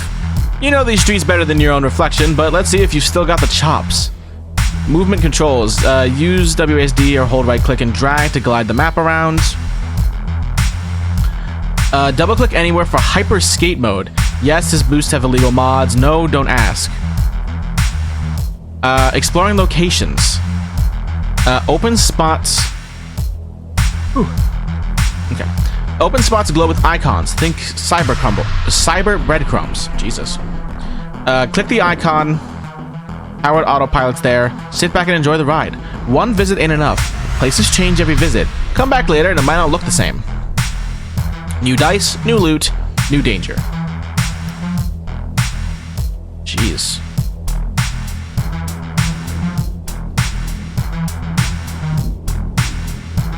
Well, I think this is where we're going to stop. Because if I keep going, I don't think I will be able to stop.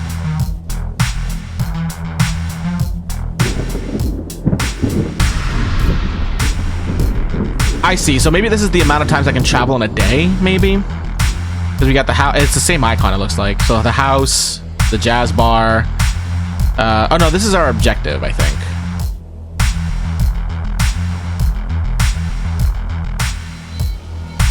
This reminds me a lot of... I know a lot of people in chat were bringing up Disco Elysium, which I haven't played. But I can see. But it also reminds me, like this map here, and then also the dice mechanic reminds me a lot of Citizen Sleeper, which I played like months ago, almost a year ago actually. I think I played it back in like May or June. This is really cool. This is really, really cool. If you haven't played Citizen Sleeper, go play Citizen Sleeper. It's really cool. And a lot of fun. It's very much just a very text heavy with like a mixture of like, hey, if you want to succeed at certain things, you have to have the right dice for it. Really, really good. This is really cool. I like this a lot. I don't think this has a release date either.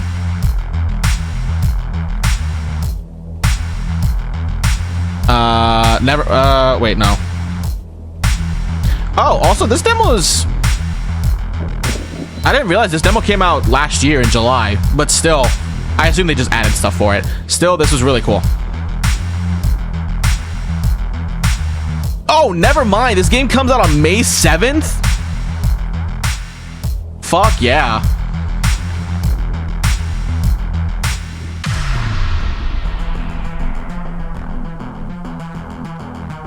Cool. Yeah, this was a lot of fun. I really like this one. I like this one a lot. Alright, let me just save my game.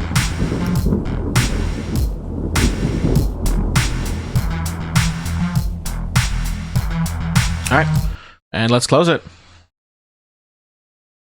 Whew, alright. Let's keep going. The next one we'll play, it's technically out of order, but it looks cool. I say out of order from like the picture I had posted on the Bluesky. We'll play Replaced. So I'll do the same thing. I'll put a thing on the Bluesky real quick.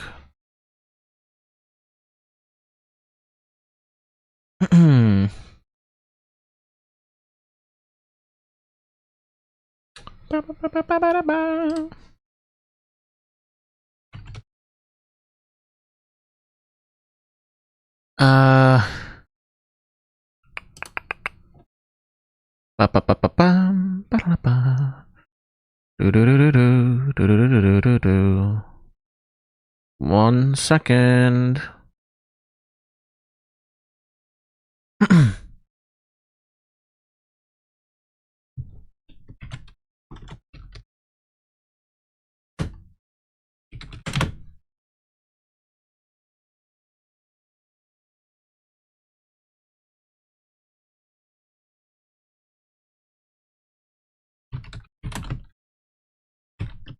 Okay.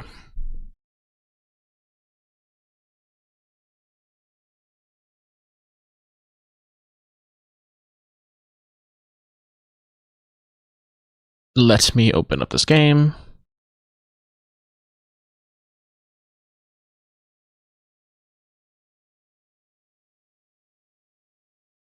I have a comic done by the guy who did the art for Citizen Sleeper Rules. Hell yeah. The art in that game is really pretty. Yeah.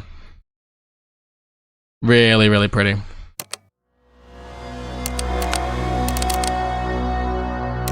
I'm immediately going to turn on the audio.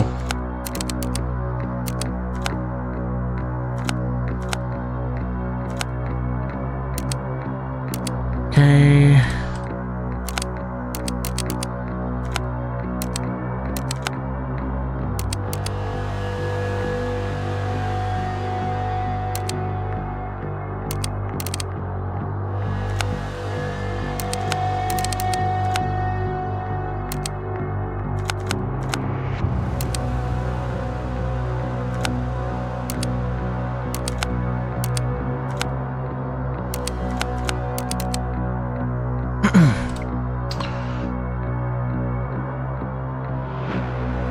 Okay, I forgot to post the Bluesky. There we go.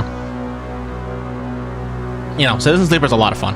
I started the second one, but I had to stop playing because I realized I was trying to play both Citizen Sleeper 1 and 2 back to back, and that just wasn't gonna happen. Because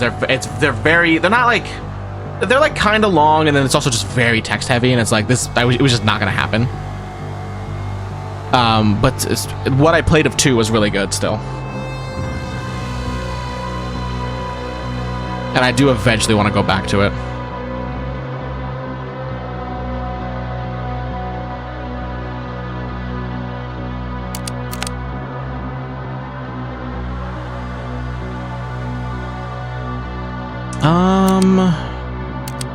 That's right.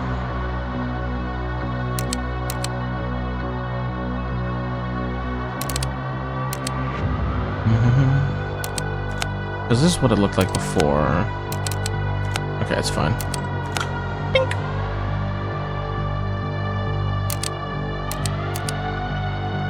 Can I use my controller for this game? This seems like a game I could probably use my controller for. Hold on. Yeah. Alright, cool.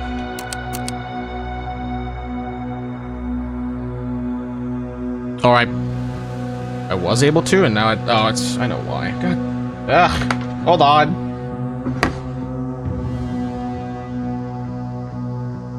My controller stopped working because it likes to be ridiculous.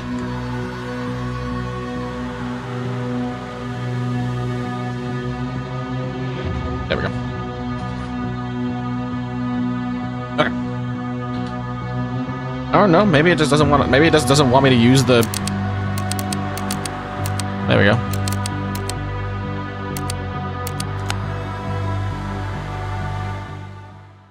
Okay, let's go.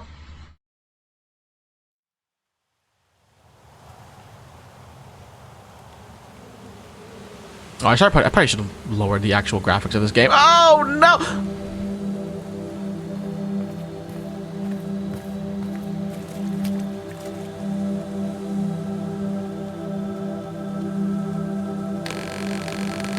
Reach. Actualizing our status. Our work at Phoenix Corporation, me as an AI, and you as my creator and operator, Warren, was flawless until today.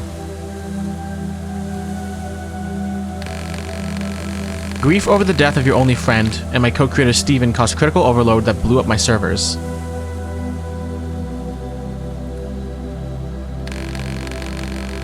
A damaged neural interface somehow transferred me into your body, Warren. The damage control squad arrived at the burning laboratory, not to help the survivors, but to eliminate them. We had to flee. Our escape forced us beyond the Phoenix City wall. Our priorities are to survive, get back to the laboratory, return your body to you, and uncover Phoenix Corporation's motives.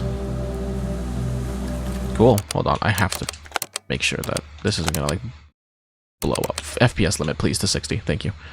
That's it, though. That's all that really needs to be changed. Did I apply that? I did apply that. Okay, cool. Did I apply that?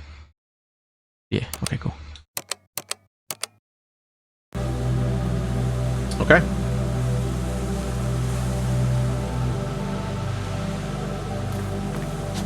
Oh, I can jump. Cool.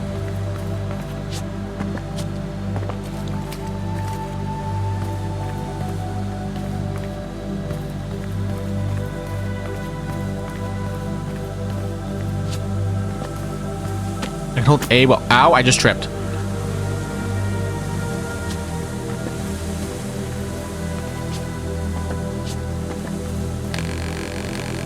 Archive state those who live outside the walls are provided with all the necessities, but this place is ruined.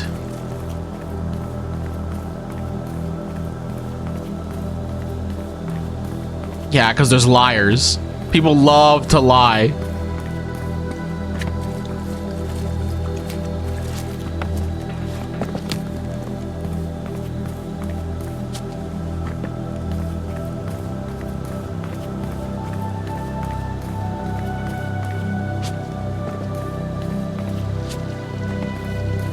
What? Move object? Oh, I see. Can I move it like all the way to climb on it? Yup.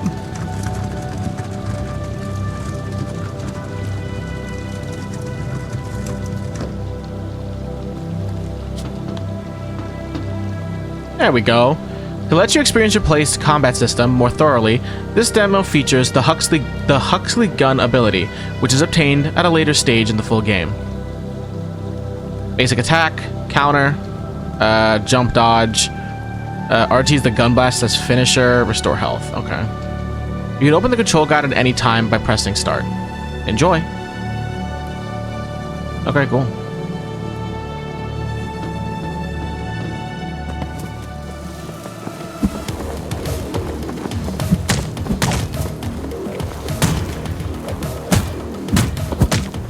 Oh my god, it has like the it has like the blue the yellow and blue icons from like the Batman Arkham games, which is really fucking funny.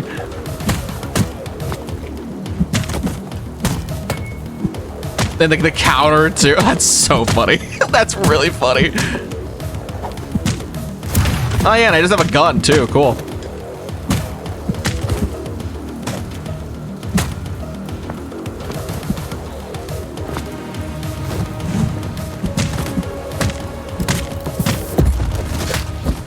Damn!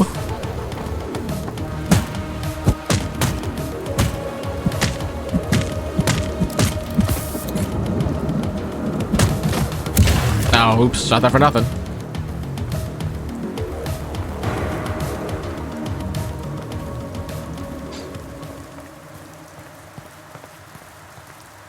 Really cool. This game's really pretty.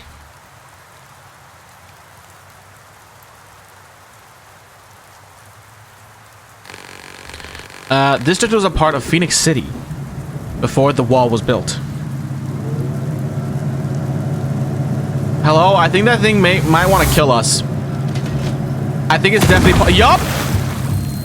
The fuck? Is that a harpoon? What is that?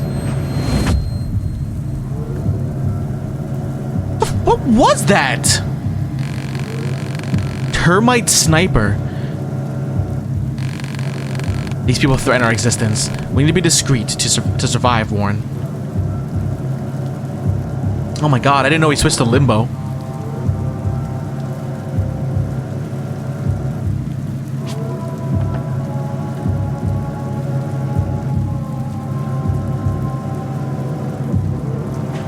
Or not limbo, I mean inside.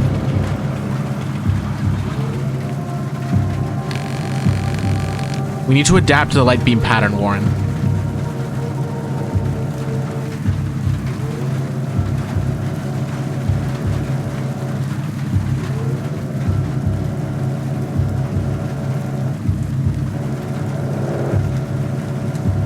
There's a guy talking in my head. Ooh, it's hunt night.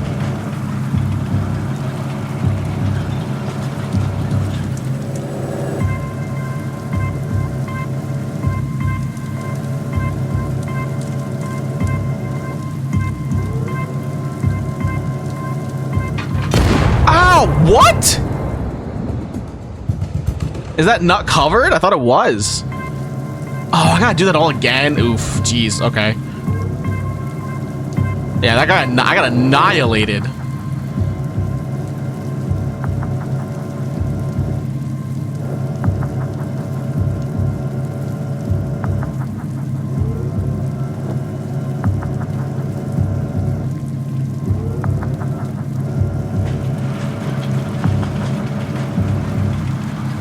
Oh, I'll wait a second because that's gonna come back.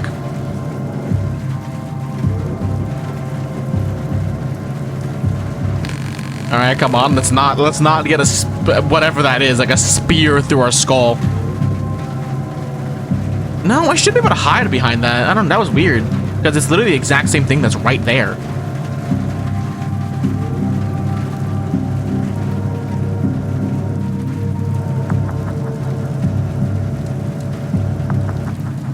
Strange.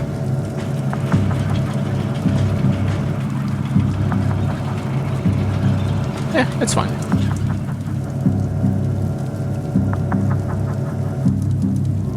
I see, so it can't get that far.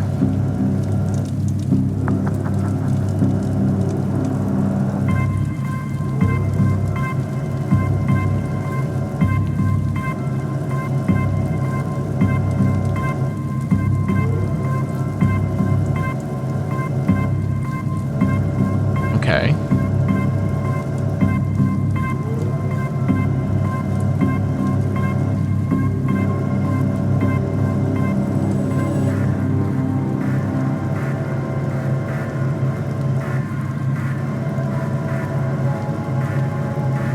Okay. I think we're okay.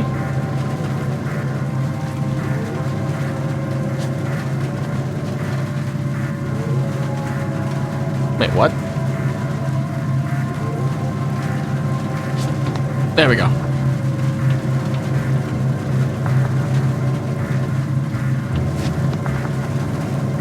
Okay. Okay, we're good. We're good. Unless the sniper decides he wants to keep chasing. This area is getting progressively hostile. Yet we managed to survive.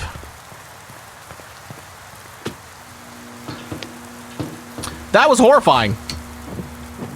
Damn! We got parkour too? Cool.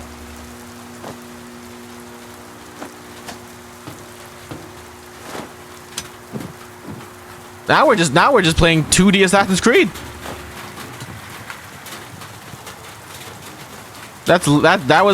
Yeah. Sick.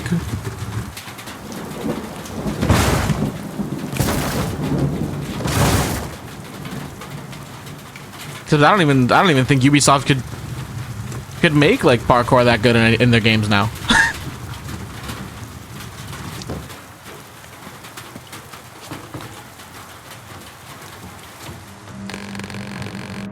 Termite Josh. Okay, yeah, I guess we'll call him that. Might be Mole's bastard again. Blondie went ape shit after. Oh, okay. Just keep your bloody eyes peeled. Okay.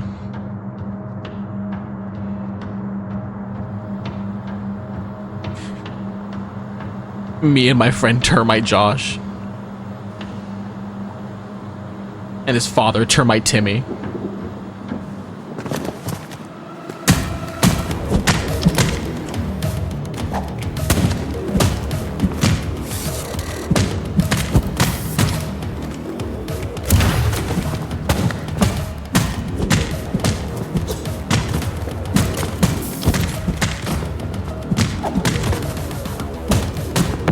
Oh, here we go.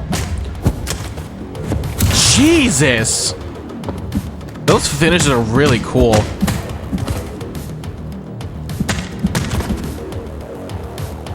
Scan? Yeah, sure. Pawn shop keeper's notes. Inspect. The angel with the termite on my shoulder. Pawn shop keeper's note. Laura, always check everything with the dosimeter. Emitters are still dangerous, plus 100% scavenged from the dirty lands. I don't need that crap in my pawn shop, Martha. Ooh, I really like the thumb moving over it. Oh, we have a bunch of stuff. Huxley. Oh, this is our gun. A standard police firearm issued by Phoenix Corporation. This weapon can quickly switch between baton mode and laser gun mode. I will be honest, did not realize that the baton and the laser were the same thing.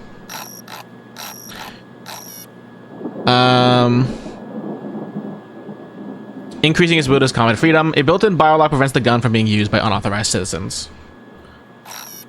That's cool. Med stim. Yeah, reusable stuff. Cool. The catastrophe, 20 years later. Trinity catastrophe, 20 years later. Looking back, the catastrophe began long before the 16th of July, 1945.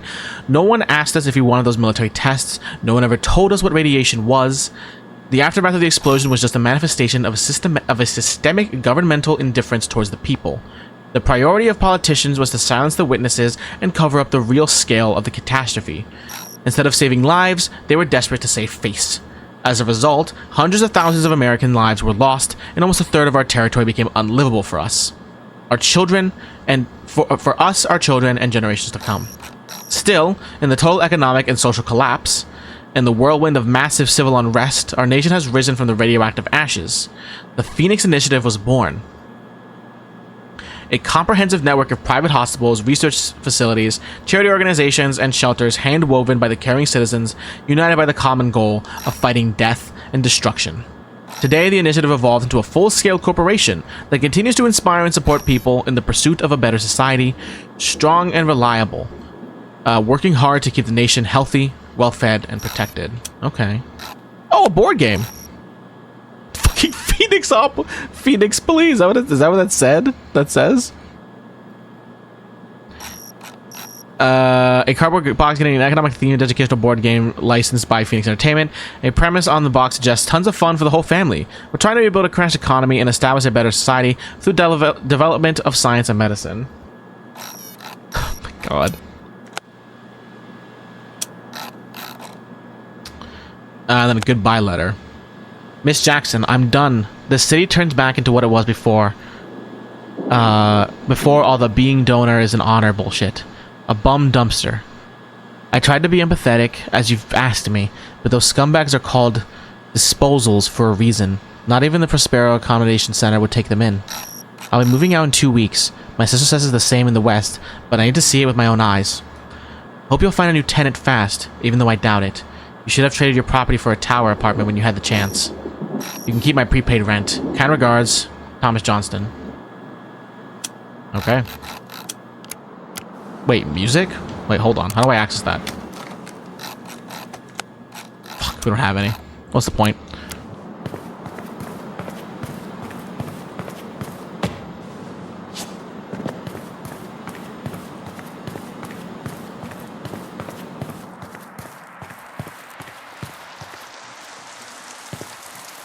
Okay, going up. I wonder how long this demo is.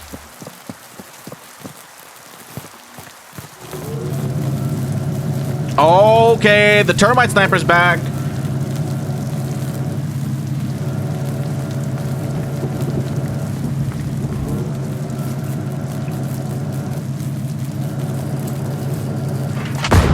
Okay, I guess I have to not move it. Okay, I kind of deserved that. I deserved it. It's fine.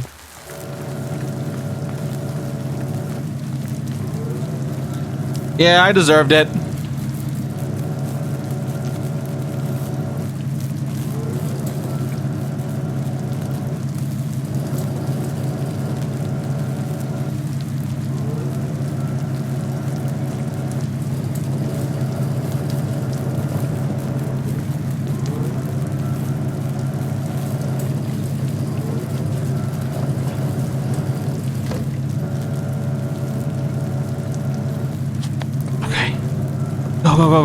Go before you get shot by whatever the fuck they're shooting. It's like a spear. It's a scary spear.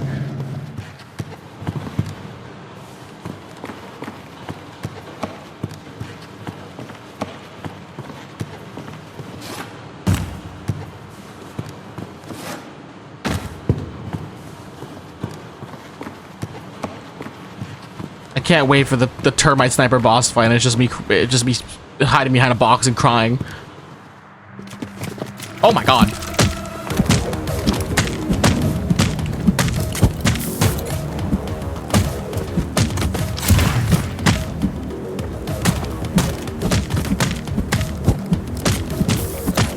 I got this. I'm locked in.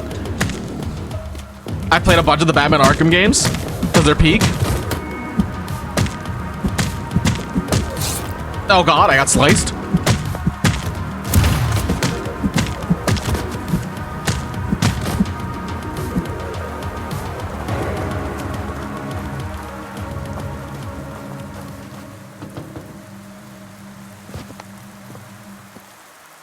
I like this game. This game is really cool.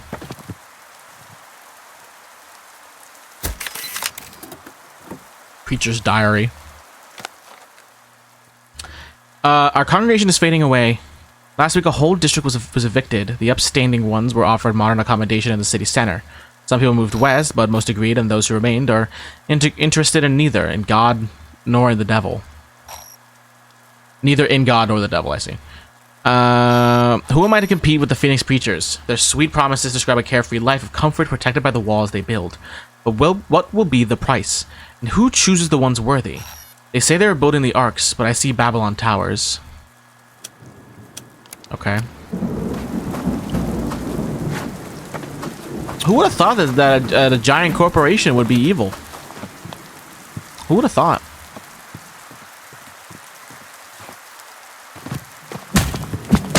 I can't believe it. Who could have predicted it?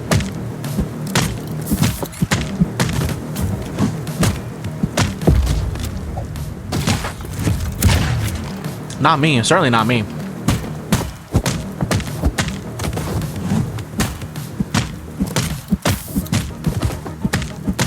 Honestly, I'd be surprised if anybody could predict it at this point. Giant corporation being evil? No. Only in fiction. I'm being chased by the termite sniper. The termite sniper is here.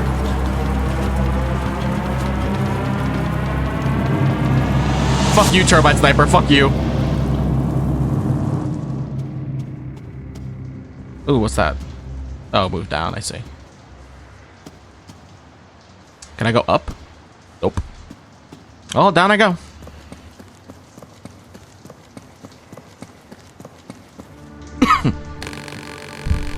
To use this terminal, we need to power up the generator first, Warren. Okay. Yeah, it's just a guy talking in my mind, I guess. All right.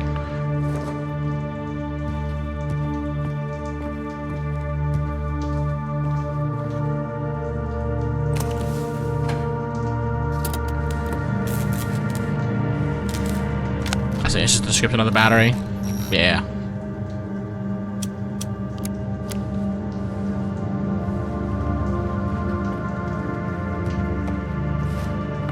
Okay, use the computer, please. Oh, I see. It's pushing that so I can probably jump on them.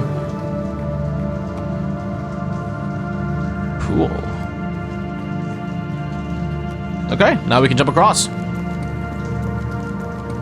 Yeah, this will be fine.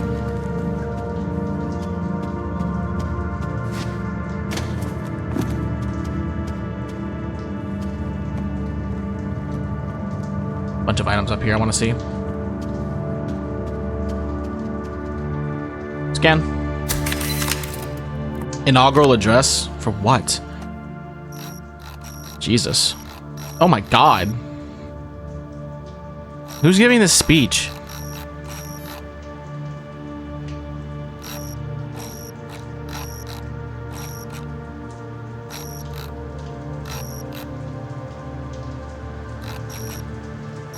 Okay.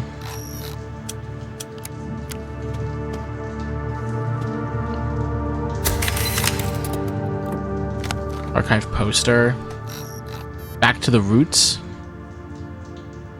Mine more coal for a better tomorrow. Oh my god.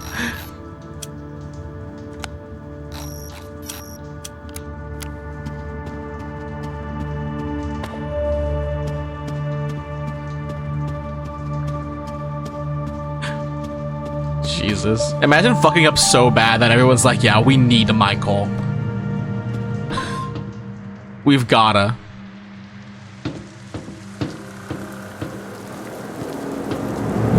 Oh, there's a big guy there. I assume it's pointless to communicate with them, Warren. Hey, prick, you think you're a big deal? Well, let me tell you something, brother. I'm gonna rip you limb from limb. Get him!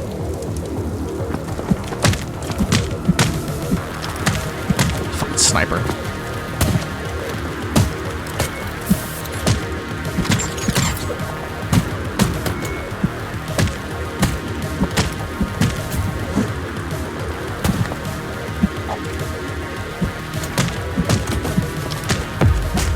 Oh my god, the drop kick into the shot?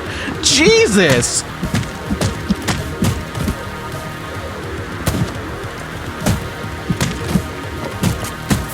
Ow.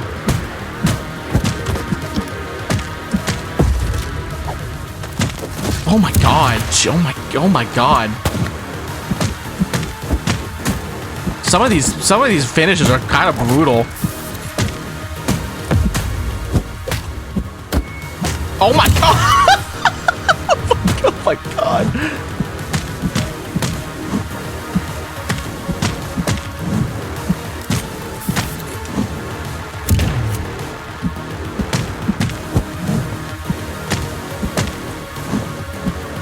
That last finisher was we were just showing off, it feels like. We were just going crazy.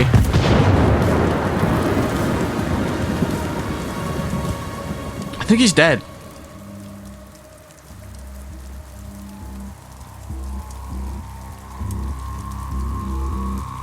Here comes the train. Yep. Well, well, well. You were quite a thrill to chase. Now stand still. It won't hurt much this way. I have no solution for this situation, Warren.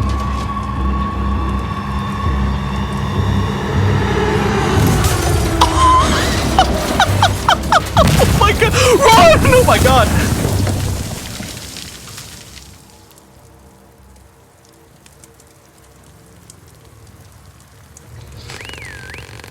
Hell yeah, baby. Did you see that, Jazz?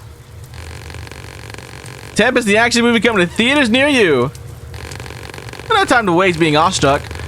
Climb up on the wreckage before backup arrives. Thanks, Tempest.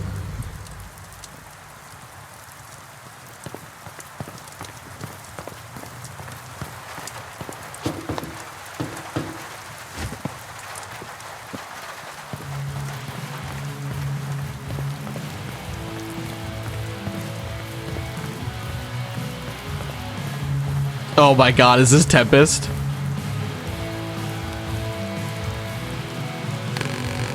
Oh boy, that was a close one back there.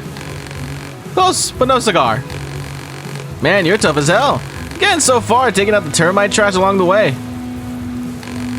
I better watch out or you'll steal my job. You know, I usually grab the newbies right from the pit. If I'm Swiss enough, that is. Oh, whatever. Name's Tempest.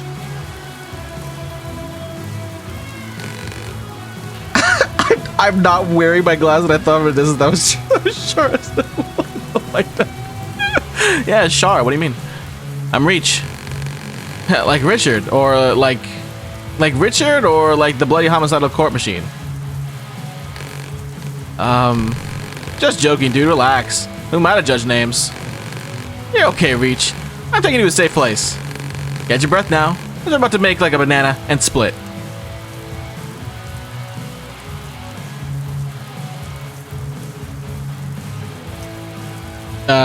Reach's state?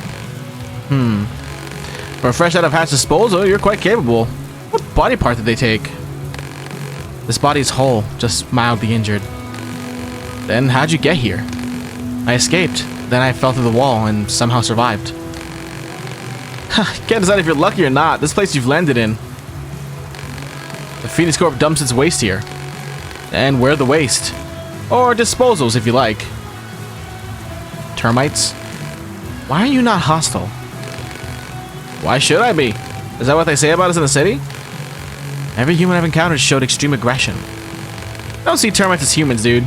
They're violent scumbags. They hide in all shafts and use mining equipment as to hunt us for fun and for food. So if you see them, you kill them or run. How to get back?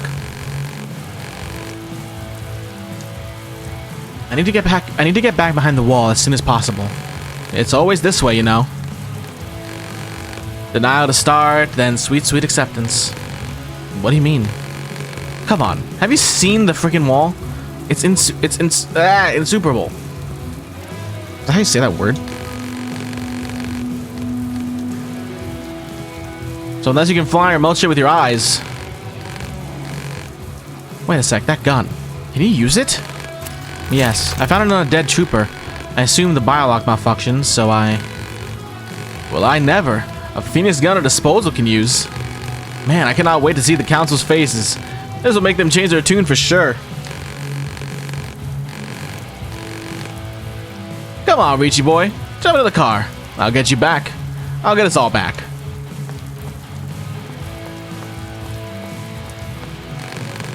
I recognize this man, Warren. Rolf Hurd.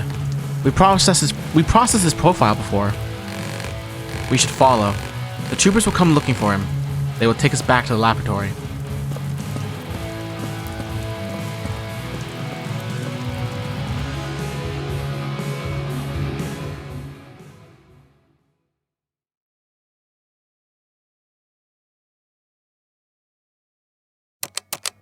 Ah, and that's it. That's replaced. That was cool. I really like that.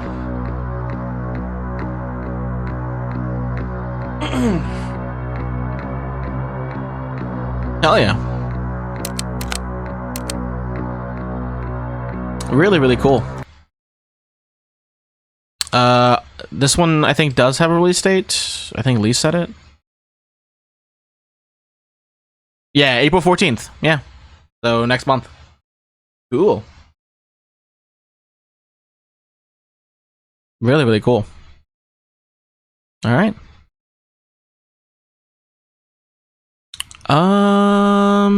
One second. Ooh, my nose. Jeez.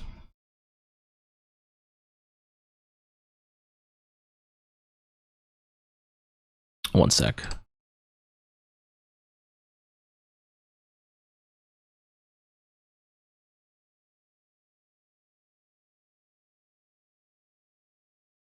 Let me see.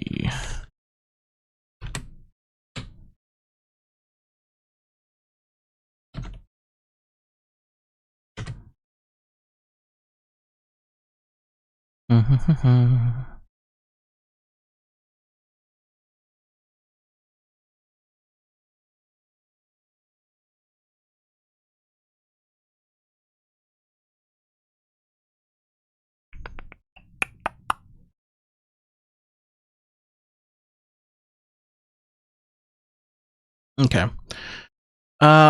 We can look at Inquisitor Shepard, which would be the last one We definitely won't be able to finish it. At least I don't think so.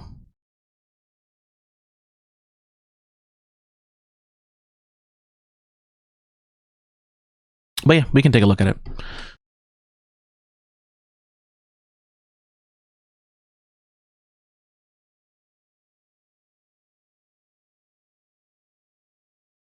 Where is it? There it is. Let me open it up real quick.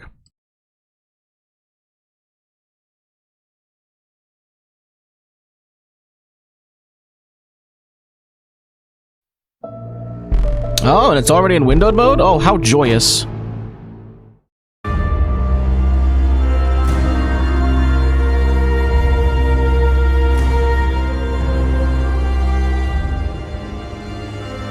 Let me do another post like last time.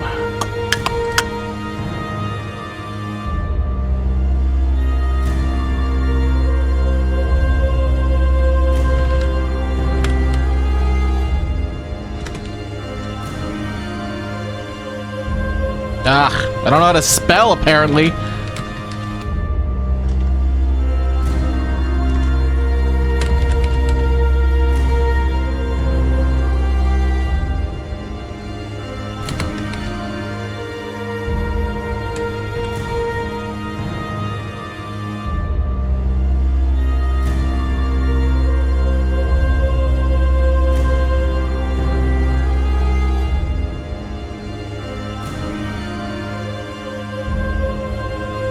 There we go.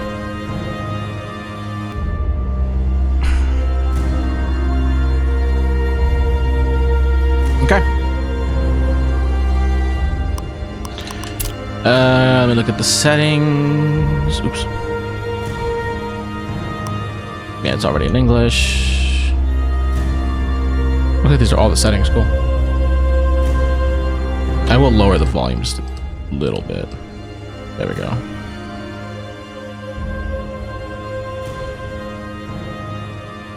Whew. All right. Let's just get in there. This game's work of fiction. Any resemblance to actual persons, events, locations, or religions is purely coincidental. Photosensitivity warning.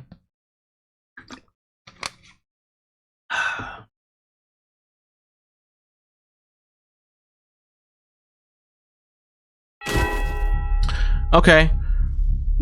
What is this? The Canon of Cream, Article 1, Verse 1.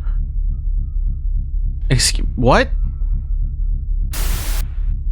We bestow... I cannot read this that well. We bestow the grace of the Holy Cream, or Crium, upon the weak and the wretched. Okay. They need to make... I can barely read this. It's a little rough for me. Heed the will of Creum and know prosperity. There we go. Where am I? The Canon of Creum, Article 7, Verse 2. I can't read that word. Okay, I see. It's declare unto those who have forsaken the sanctity of Creum. A purging judgment shall befall them. The sinner has betrayed Creum. Judgment is inevitable. The Canon of Creum, Article 7, Verse 3. Those who reject the grace shall be branded heretics. The Inquisitor, the Herald of Creum.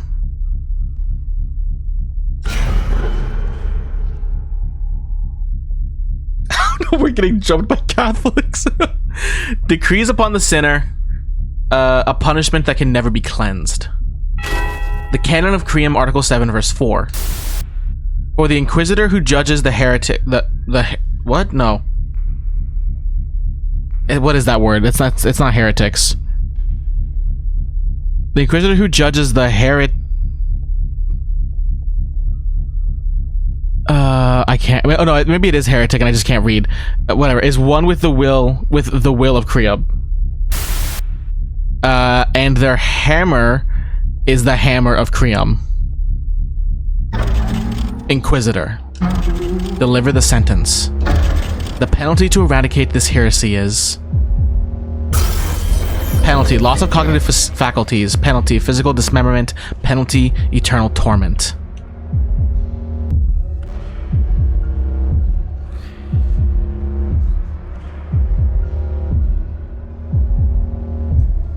Do I have to use my mouse? Oh, okay. I guess now it's working. Fuck, maybe I do have to use my mouse. All right, that's fine. Oh, I have to choose? I don't know. I don't know, man. How much dismemberment?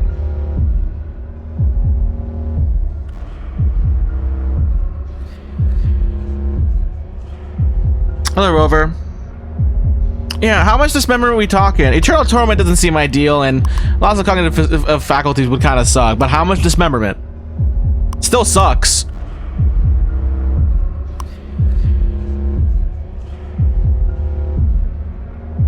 Man, I don't know. I'm gonna say all of them, but that's not true. Sure. I don't know what this means. A decision of wisdom. Okay.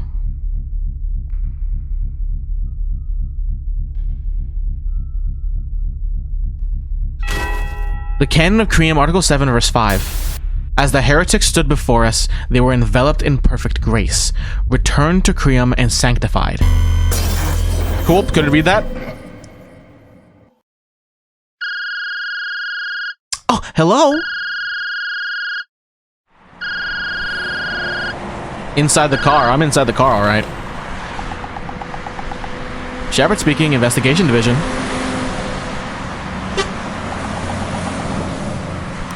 Oh, it looks like this is a... Like I should be playing this with my keyboard. Oh, I'll do that real quick. Okay, there we go. Chief Brand. Where are you? Are you on site yet? Section Chief. Section Chief Brand. I'm currently en route. I told you to use the autopilot. You and your analog nonsense. No, wait, scratch that. I'm calling because I'm running behind schedule. Don't tell me you're actually going to be late for my very first official investigation. Something came up. A Department of Heresy judgment meeting. It should wrap up by this afternoon, so I'll meet you in Hoshi. In Hoshi, then. Go without me. Just scout out the village while you wait. No need to worry, Chief. You've already instructed me on the procedure. True enough. Reliable as always. Still, let me go over the objective and protocols one last time. We're just doing a quick survey and heading back, so first off, don't go flaunting your rank. Fucking... Understood. A potential heretical object was found in olives distributed by Hoshi, a small village on the outskirts of the capital. Given that the evidence is still being analyzed, my main goal is to check the village vibe and see what's going on, right? Excellent. You're already well acquainted with the details, even though this case was only approved early this morning. Revealing your identity might spook the heretics and make them bolt. Stay in plain clothes and act the part of a tourist. Oh, she's a famous tourist spot after all. You shouldn't stand out. Believe me, I know. Rest assured, I am decked out in my favorite brand from head to toe. Good. If anything comes up, I'll call you again. Carry on.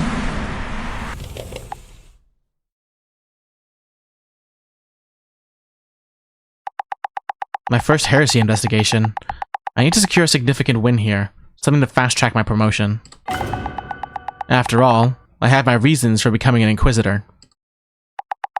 I must not forget.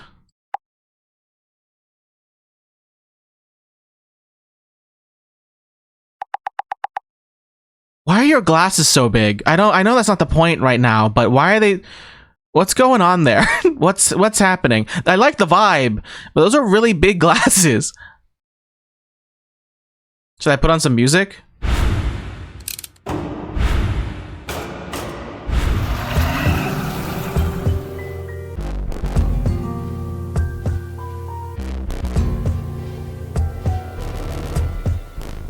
Really cool.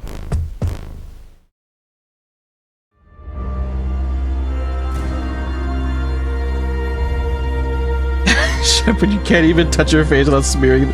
Yeah, it's like, it's not practical. It's like way too big. It's like, I'm sure those will probably end up fucking with your eyes in some way too. Like, come on. The vibe is great though. Creum, or I think it's Creum. No, it's probably Crime. I don't, whatever. The sacred origin of Vucrium, or Vucrium, it's probably Crium, whatever. Our theocratic state. Though his great and merciful power, through his great and merciful power, Crium grants light and protection to all citizens. Does he also give people really big glasses? Those baptized in his name are gifted a life free from pain. We are shielded from natural disasters, wars, and accidents, while possessing an immunity that conquers all disease. Yet, despite this mercy, shadows exist. Heretics rise to defy him, claiming false divinities and sowing chaos. To combat this dissent, the Unified Order established the Department of Heresy Judgment. Our mandate, to hunt, cleanse, and execute these traitors, ensuring Crium's reign remains eternal. I am Shepard, Investigation Division, new recruit. Today marks the start of my first official inquiry. Traces of heresy were recently detected. I'm currently en route to the source, a village called Hoshi, out on the capital's fringes. The brief is just to scout the atmosphere and environment, but just scouting isn't in my vocabulary. I take every investigation seriously. I was supposed to ride in with Section Chief Brand, but he's bogged down in some Department of Heresy Judgment meeting. Claims he'll be late. Better for me, honestly. If I can uncover something solid before the Chief arrives, it would be the perfect way to cement my reputation as the Academy's top graduate. Ah, I've arrived.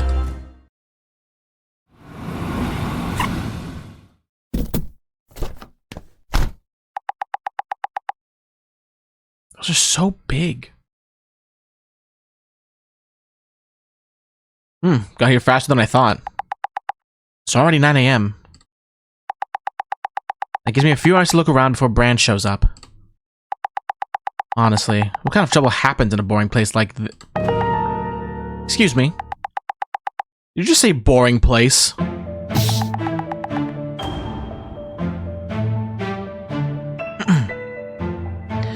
What are you even doing here? A woman had appeared out of nowhere, hauling a massive pack on her back as if she'd been waiting for me. Startled by the sudden intrusion, I snapped without thinking. You can't just sneak up on people like that. Sneak? Who parked their flashy car right at the entrance? Anyway, what brings you to our village on a weekday morning?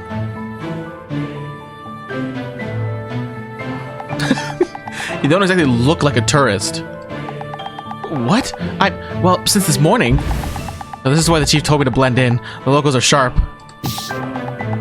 Cack out your tongue? You're acting suspicious. I'm obviously here to sightsee.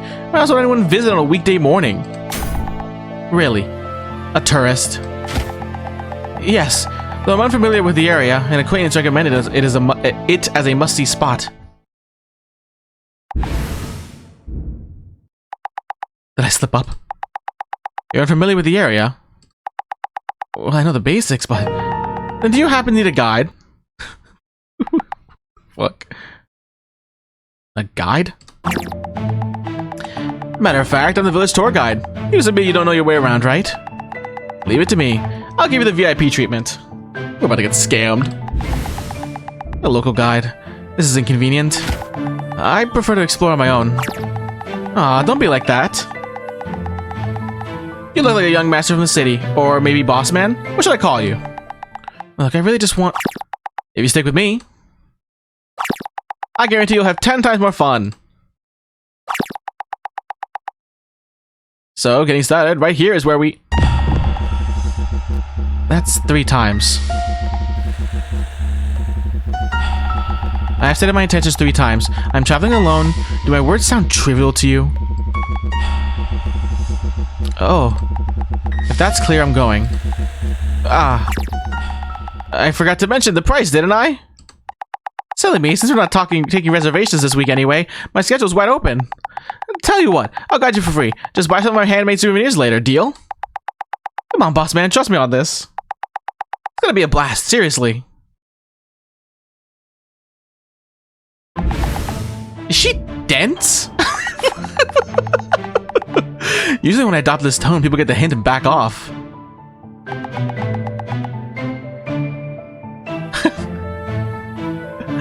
I just wanted to go around on my own. Fine, but I choose the route. You just provide the commentary for where I point, clear? And I'll buy your souvenirs. Woohoo! I knew you were generous, boss man. I'll lead the way. Having a local guide might offer some indirect intel. My plan for a covert solo sweep is already ruined. Luck or curse. Either way, I can feel a headache coming on. Treasure protocol allows the use of sin powder for stabilization. Just one hit to calm the nerves. Sin powder? As I lift the sin powder vial from my neck, the guide flashed a beaming smile. Ah, smoking is prohibited within the village. Ah, this isn't... Right, keep the sin powder hidden if I'm playing the tourist. It's just a vitamin inhaler. I've never touched cigarettes.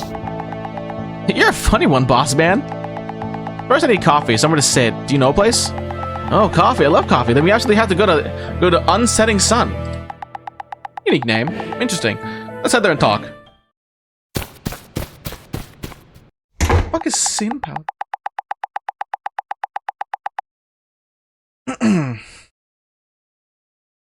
The guide led me to a shabby, worn-down cafe located just a short distance from the village entrance. The cafe was hollowed, devoid of customers. Just the heavy silence dragging across the room, carrying the scent of aged wood and cinnamon. Gloomy. The air feels stagnant.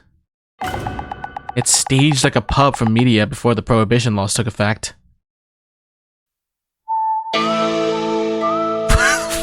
What? What's with the fucking...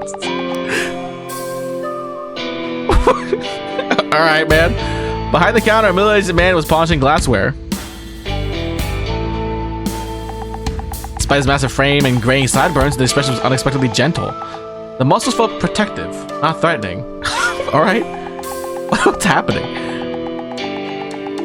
In fact, the way he polished that wine glass with such focus, it highlighted a strange delicacy over brute strength. I'm so confused right now. My footsteps wasn't finally registered because he suddenly looked up, started and hurriedly set the glass down. Well now, a young guest is early in the morning. Let me get a look at you. Welcome to Unsetting Sun. Hey, Mr. Cruz, we're here for coffee. Oh, Linari. Good morning to you. Bring a boyfriend around first thing in the morning. What? Excuse me, sir. I'm certainly not her boyfriend. She's just a tour guide I hired moments ago. In fact, until 5 minutes ago, I didn't even know her name. You're a funny kid. Reacting like that to our Linari. Great. Looks like you got dumped already, Linari. What's with the noises? Just hurry up and brew the coffee. You've only got the one blend anyway. Coming right up. It sounds like is his laugh supposed to sound like a car crashing? Like like, oh my god. You're barely allowed to start the day.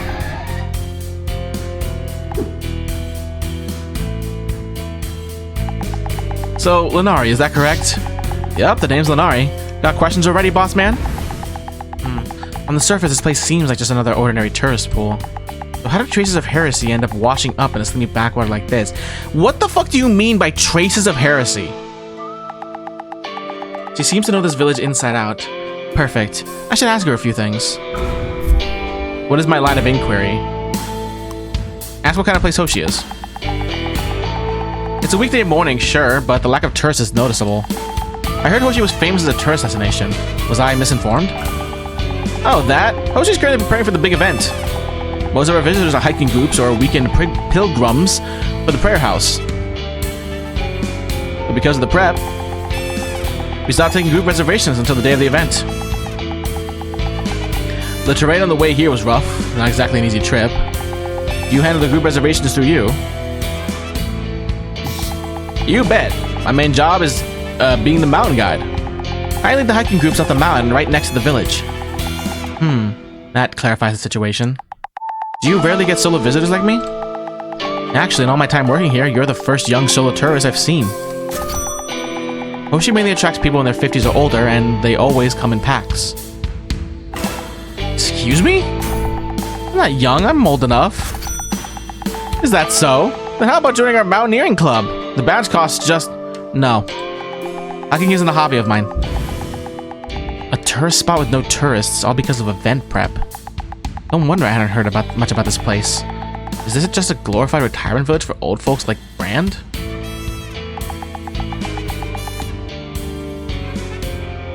That explains why the chief knew the area so well. Interrogate Lenari about her identity. She looked to be in her mid-20s, decidedly frail, yet she was hauling that massive pack. A striking contradiction. I don't know, maybe she's just built crazy. Flashy clothes, cheerful tone, but sharp tongue. It's hard to read. I decided to dig her into her background. Are you officially employed by the village authorities? More like self-employed, I guess. I'm a native, born and raised. You won't find anyone who knows this place better than me. Yeah, and apparently you're trying to scam me for my money. Either you're trying to scam me for my money, or you're just really into selling stuff. It's probably you're just really into selling stuff. And money, which, sure. Unusual, spending your whole life here. Unless you're a crime order official assigned to a prayer house, there's usually no reason to stay in a backwater like this. But we do have a prayer house in Saint Police Station, so there are some young officials around. But I mostly work directly with the village representative. Whenever the rep organizes a big event, the crowd pours in, and that's when they need a guide like me. Well, we don't need one. Our glasses are able to magnify everything. We're fine. We can see through walls with our glasses. That's crazy. Whenever the rep organizes a big event, the crowd pours in. They need a guy like me. A prayer house and a Saint Police Station. However, it's a lot of baggage for a simple guide. These are all my handmade village souvenirs. Mostly hiking gear, though. Do you have a smaller pair of glasses for me? Let me show you our bestseller. I do like the glasses. I just think it's funny. Let me show you our bestseller. No, not interested. Then I'll just show you later. Lenari, a native. I have questions. She's my primary intel source. She might unknowingly hold clues about the Heretic's trail. Here it is. One on setting coffee. Rest up and fucking laugh. Before you head out. He was like swerving. Coffee arrived in an instant, though it was scalding hot. Unique aroma was already teasing my taste buds.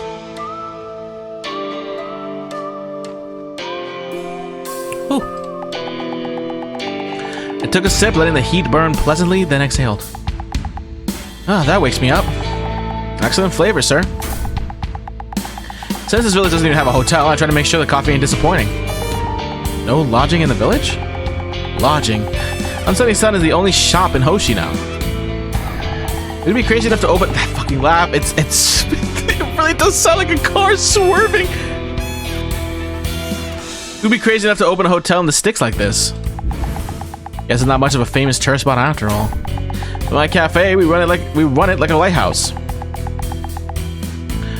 Unsetting Sun is open 24/7, 365 days a year.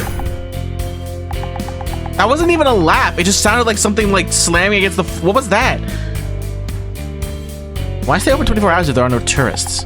That's the charm of it. Cruz is always here, always ready to welcome a guest.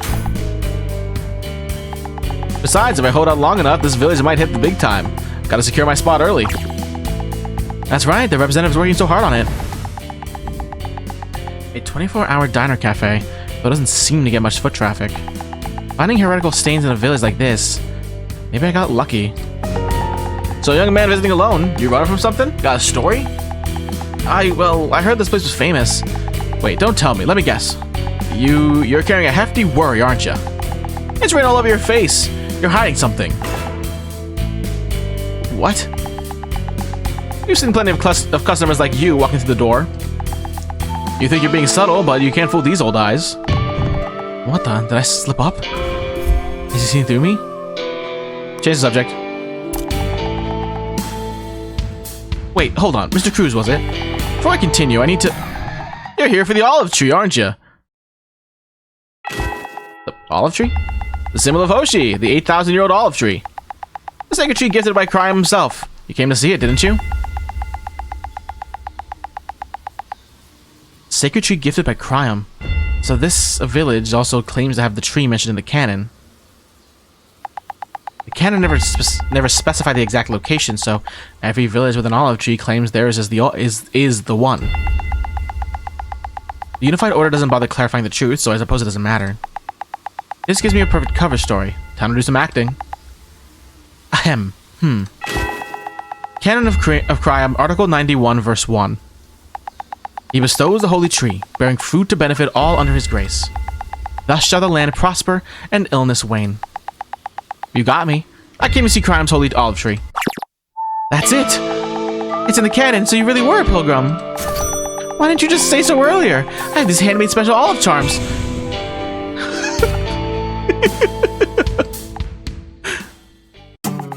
The holy tree of Crium. In these peaceful times, you don't see it much. But 10 years ago, when the heretic terror group House, like the Doctor, was rampaging, so many people flocked to the olive tree of Hoshi to pray. Back then, almost everyone had lost a home or a family member to the attacks. House, the heretical terror group, came here to pray to an olive tree? They came all this way just to pray to a tree? You bet. Because the Hoshi tree is the relic that looks just like the holy tree in the canon. Legend says they've been connected to the divine for as long as they've stood. That makes them powerful relics. So people came to forget those Crime took early, to reshape their future, to think that's why they prayed to the tree, to force themselves to move on. It is written in the canon, after all. As peace and prosperity cycled, Crown spoke. Death is but a repayment of Crime's grace, a journey of worship. Celebrate the birth of life, yet do not mourn the end, forgetting the dead is the only true way to mourn. He who fails this is one who defies the grace. For him, only judgment awaits. Canon, Article 12. Crime always watches over us. All of this is merely a trial he's bestowed upon us. Those heretics who defy providence shall find no forgiveness. Exactly! Vucrium is blessed with the Unified Order.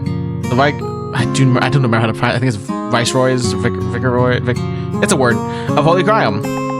I think it's pronounced weird. The Unified Order gives us our basic income, hunts down the heretics, and keeps us safe. All we have to do is obey. We have it so easy. I've always said Viceroys. It's probably Viceroys. I think I've heard it pronounced a different way as well, but I don't remember. I suppose. Just obey the word of Crime. Simple. So why am I trying to link this case to that event? I downed the rest of the coffee. Impatience, anxiety, my vision blurred for a second. Calm down. Every time House comes up, I lose composure. The heretical terror group House. It's been over a decade, yet even hearing the name sends a jolt through me. The architects of the incident that took everything from me. The most heinous criminal syndicate in history. Now they've vanished without a trace. The Department of Heresy Judgment failed. No evidence, no leader identified. They suspended the investigation indefinitely. But if I rise, if I become the head inquisitor, could I reopen the case? Could I hunt House down? The cup in my hand was empty. The bitter dregs helped settle the nerves that House had rattled. Whoa, boss man! You downloaded in a flash! Want a refill? I've rested enough. That tour starts now. Let's move. You barely sat down 5 minutes ago. Already running off? But with young vitality, eh? Coffee was excellent. I'll pay in cash. What? I haven't seen the paper money in ages. Even old-timers like me grew up paying with smartphones. A young buck like you using cash, that's a new one. You really are an interesting character. It has a certain romance to it. Nope. No, yep. Oh my god. It has a certain romance to it. Have a good day. See you later, mister. Safe travels. Unsetting sun is always blazing. And always swerving on the road, apparently.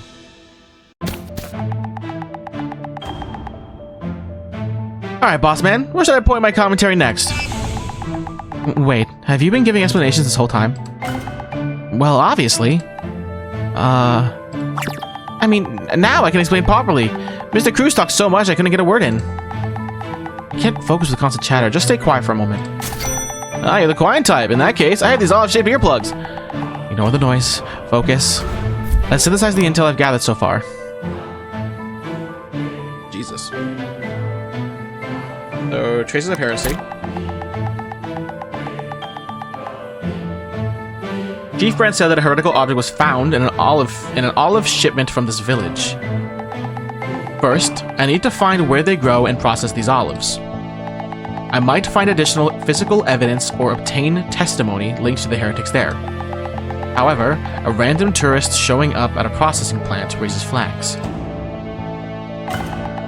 I need a cover. What? Oh, I see. It's the dash. I need a cover, a method of investigation that avoids suspicion. We have Hoshi. Hoshi seems desperate to rebrand itself as a tourist city, capitalizing on the symbolism of the 8,000-year-old olive tree. They're pushing olive-based souvenirs and organizing aggressive promotional events led by the village rep. Since they're prepping for another one, I should scout the event grounds. Ideally, I had to make contact with the village representative and extract some information. They might have witnessed irregular activities. The unsetting sun. The only cafe/diner sustaining this hotel-less village. Operated 24/7 by a boisterous local. If his menu features local olives, he might be connected to the distribution chain. I'll need to verify that later.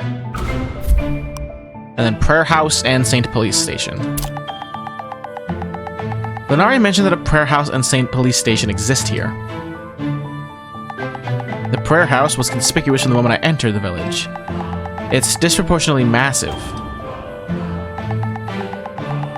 Pilgrims visiting the olive tree would almost certainly stop there. But why build such a colossal facility in this desolate neighborhood? It makes no sense at all. Conversely, the Saint Police Station is nowhere to be seen. I need to locate it and gather local intel. That seems to cover everything. My itinerary of locations to visit includes the olive tree, prayer house, festival grounds, and the Saint Police Station. I should also log the profiles of the people I've encountered on my device. Lenari, I have a question. Oh, curious about our lovely village already? Hypothetically, if one were touring this village, where would the typical starting point be? The olive tree, of course. That's number one. Tourists eat my delicious pickled olives, say a prayer, and buy olive souvenirs. So, boss man, you are interested in the olive tree after all. Decision time. Do I follow her recommendation or investigate a different vector first? I need to choose a location with the highest tactical value.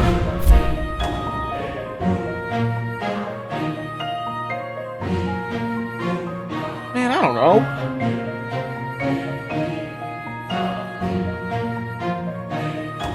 Highest tactical value would be the prayer house, probably.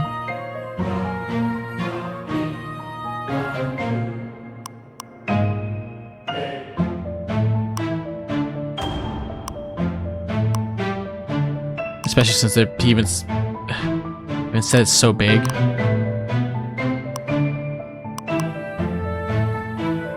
Yeah. It's been gnawing at me from the start. The prayer house, a place I can't ignore as an inquisitor. It's unusually large for a village of this size. Did the Unified Order fund an expansion due to high pilgrim traffic? Let's have the prayer house. I've only ever been to the sprawling urban ones. I'm curious what a quiet country prayer house feels like. Alright then, to the prayer house. Lenari and I turned our steps towards the looming structure. Ideally, a prayer house should be the last place to find traces of heresy. But an inquisitor leaves no stone unturned, even the holy ones. Stepping inside, a heavy solemnity pressed down on me. I scanned the interior. Hoshi's prayer house mirrored every other one I'd seen. Strict architectural mandates by the Unified Order ensured uniformity. No deviations allowed. Silence reigned. The daily 7 a.m. service had long since concluded. In the gloom the stained glass light couldn't reach, I sensed a presence.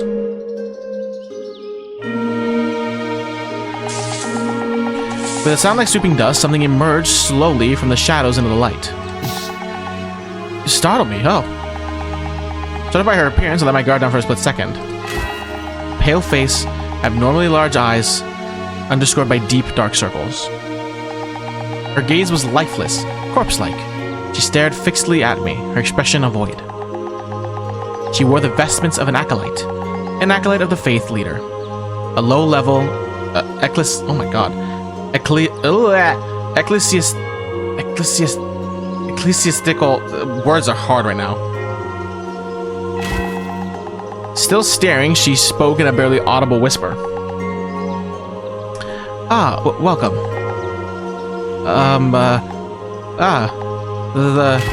I apologize for disappointing you greatly. Oh, my apologies. Greetings, Acolyte. I am a traveler wishing to pay my respects. May Kriam's grace remain with you. May Kriam's grace remain with you. I am grade 12, I cannot say this word, ecclesiastical civil servant, Hoshi territory, faith leader acolyte, Sophia Earl Grey. About disappointing you, you seem to hold certain expectations, but this place cannot meet them. If you need any other assistance, I will help you. I'm sorry. Pardon, understood. She introduces herself like she's reporting to a superior. Odd. Travelers visiting prayer houses is routine. Why does she assume I came with expectations? Good morning, Sister Sophia. Bossman here wanted to see the prayer house, so I brought him over. As expected. The acolyte stared straight through me. This place has nothing special to look for or search for. It's ordinary. If it's okay with you... What is she trying to say? She keeps insisting there's nothing I'm looking for here repeatedly. Does she barely imply she knows I'm investigating heresy? Impossible. The mission is internally classified. I'm sorry, I didn't know. I'll stop talking now. What, can she read minds? What's happening?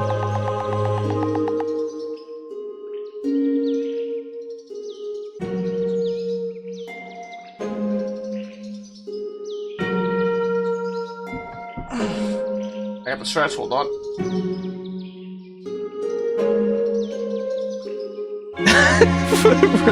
Thanks for the help, Rover. Yeah, I don't think it's gonna help much. I think I'm like even the breakdown of the word it still hurts my head a little bit.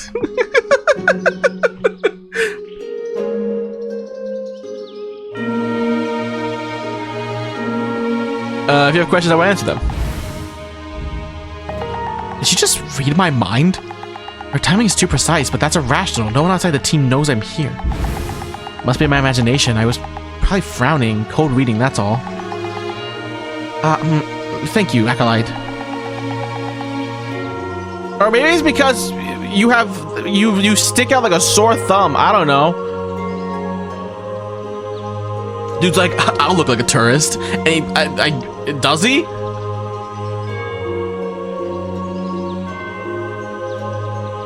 Gather basic intel and extract quickly. It's still morning. I only need a perimeter survey today anyway. Do you mind if I take a look inside?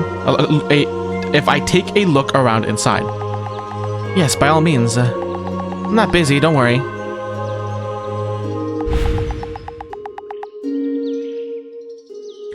I executed a thorough visual sweep of the interior. Standard crime architecture. Canonical layout. Nothing stood out. However, I did overhear Lenari chatting with the acolyte. This is Sophie. I tried making souvenirs the way you taught me, and they sounded like hotcakes. I'll bring some new prototypes next time. Check them out for me. Yes, that makes me so happy. I'll study harder so I can be even more helpful. Yes. Seriously, you can fix anything. It's amazing. She's surprisingly animated when talking to Lenari. Social anxiety or just selective engagement? I approached the acolyte. I had questions.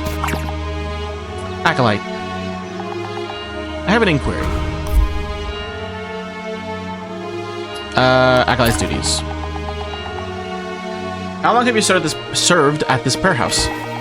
I was assigned here last year. I'm still lacking in many ways. I'm trying so hard to be useful to the Order. So please. Please? She pleading? Sorry. Anyway, I have many skills. Please use me however you need. Even someone who trusts no one said they could trust my ability. What does that mean? Okay. Yes. Do you have any more questions for me? Her hands were trembling visibly. I see. Thank you for your time. She's unstable, disengaging now. She seems to possess various technical skills, which explains her assisting Lenari. As for the Faith Leader's whereabouts. Where's the Faith Leader of this prayer house? The Faith Leader is currently resting. Like other houses, we hold services at 7 a.m. and 7 p.m. After the morning service, the leader always retires to rest and returns in the afternoon. If you haven't attended service yet, perhaps an instant worship session would suffice today? Instant worship. What? What's instant worship? I've already attended morning service before coming here, but thank you for your concern. If she's recommending instant worship, the Faith Leader is absolutely unavailable. Instant worship refers to disposable portable devices designed for prayer when a leader isn't available. Disposable? What? Sanctioned by the Unified Order, but rarely recommended unless under exceptional circumstances. Preparing daily services for Holy Cryam must be exhausting work. The leader must be fatigued. No further leads here, unlikely to find heretical traces within a prayer house anyway. Moving on to the next site then. Of course, I knew it. I'm so sorry for being useless. No, not at all. I'm just here for sightseeing. Then alright, let's move. I turned toward the exit. A small bookshelf near... Oh my god. A small bookshelf near the door caught my eye. Children's books. Wait, that book. Fuck? Drawn by a strange familiarity, I pulled one out. Surprised to find this here. Understanding Crime Through Stories. Propaganda for kids to grasp the faith. Oh my god, okay. I read this until the spine broke when I was young. And on the cover, the author's name used to shock me. Rand. Hard to believe my chief wrote this. Is that book helpful? You may take it if you need. No need, just feeling a bit nostalgic. I loved that book too as a child. I even met the author a few times. I see. I know I've met him a few times myself. Terrible artist, isn't he? Lost of memory, I opened the book. Okay. Crime is the one who protects us. We who carry Cryam's heart must pray of Cryam every single day. Pray to Cryam every single day. Because Cryam gives us the omnipotent power to stop doom and shields us from storms, germs, wars, and chaos. Oh, does it? Does it do that? Good children who pray every day will always be happy. Cryam lets good children take what they want, do whatever they want forever, and never feel pain. Oh, really? Does it? Bad children who do not pray or believe in Cryam will always be unhappy. Bad children will hurt forever, suffer in pain, and only do things they hate. Oh, okay. We pray to Cryam by the holy hours, 7 in the morning, 7 in the evening. Even if you are busy, rejoice. You can use instant worship devices anywhere. If you miss even one day, you might become a bad child, so never forget. If you see a child who's sick or carrying strange objects, tell an adult immediately. Good children, don't get sick. Good children, don't talk to objects. Tell an adult to check if it's a test. Tell an adult to check if it is a test Cryam gave to good children. What the fuck? Jesus Christ! What the fuck was that? I didn't know children's books were built in with jump scares.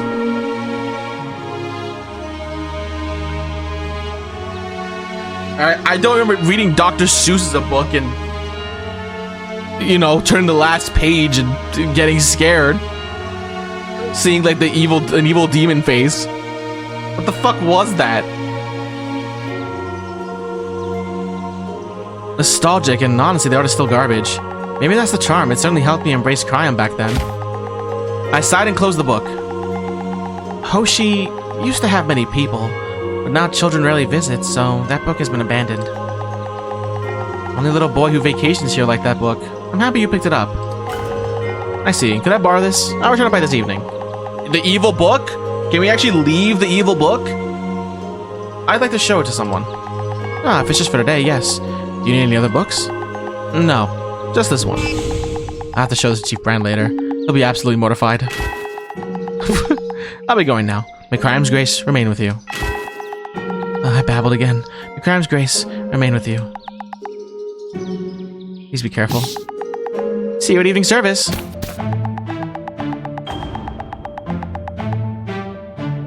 Maybe the warehouse is oversized because Hoshi used to be populous? Relic of better days? Who live in the sticks these days anyway? Maybe I couldn't meet the faith leader. As a man of faith, he'd be the first to sense heresy. I'll either circle back or wait until the afternoon. Did you enjoy the tour? I say quite, because there really is nothing to say about a prayer house. True, it was quite ordinary. But many outsiders come here. Just my group tours, really. Since there aren't many locals, it's always this quiet. Interesting village. Alright, where to next, boss man? Still got places to see, right? I guess we'll go to the olive tree. Maybe there'll be an evil demon man at the olive tree. I don't know. To the olive tree. Cut across the central square, heading toward the massive tree that dominated the village skyline. Oh yeah, it is there. No, that's a pretty big tree, honestly. Yeah. At the edge of the plaza, it revealed its full majesty, a colossal olive tree, bearing the weight of 8,000 years.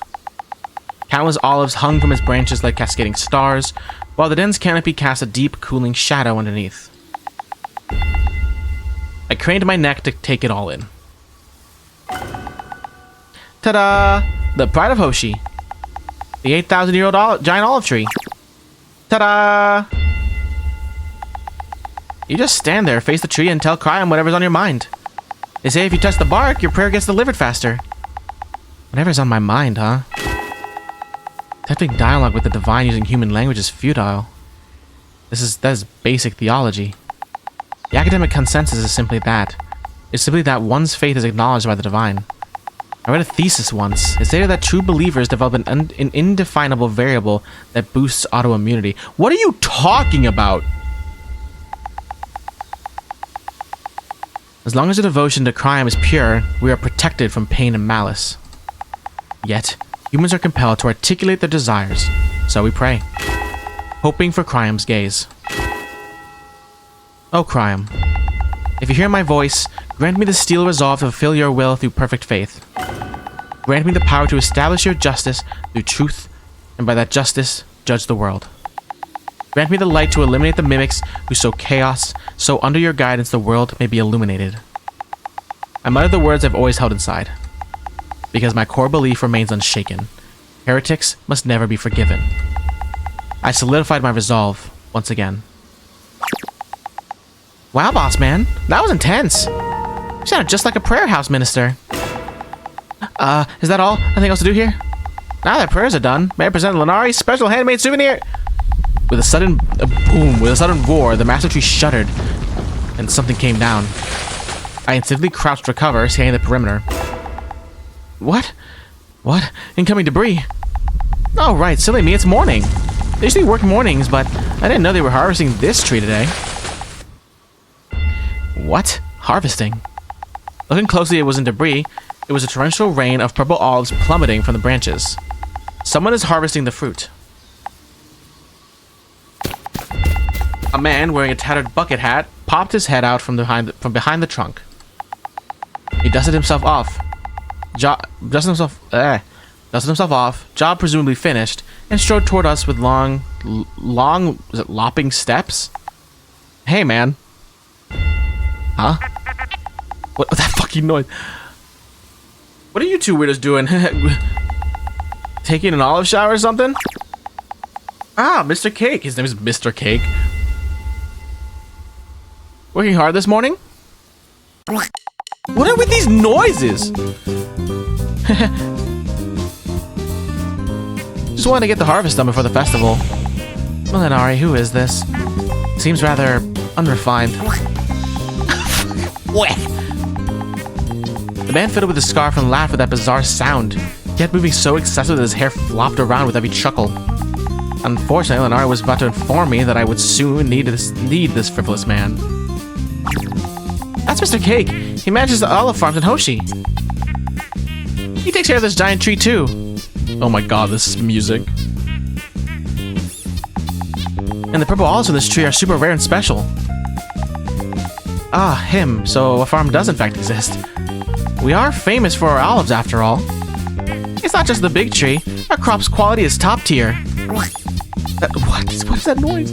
First the car crashing noise and now... That's right. I manage every single olive tree in this place. See this little impactor? It knocks only the olives down without hurting the tree. Without hurting the tree. Because I'm a genius. Is this a standard operating procedure for harvesting? Without a tarp, the fruit drops direct onto the ground. That causes bruising and makes retrieval incredibly inefficient. Even a simple net would allow for a bulk collection. This tree is a special case. The trees at the farm have nets already, obviously. I definitely didn't forget to put one down here. No way. He's an odd one. Are you sure this man owns the farm? The devs enjoy the soundboard a little wee bit too much. I mean, yeah. They're putting all kinds of noises here.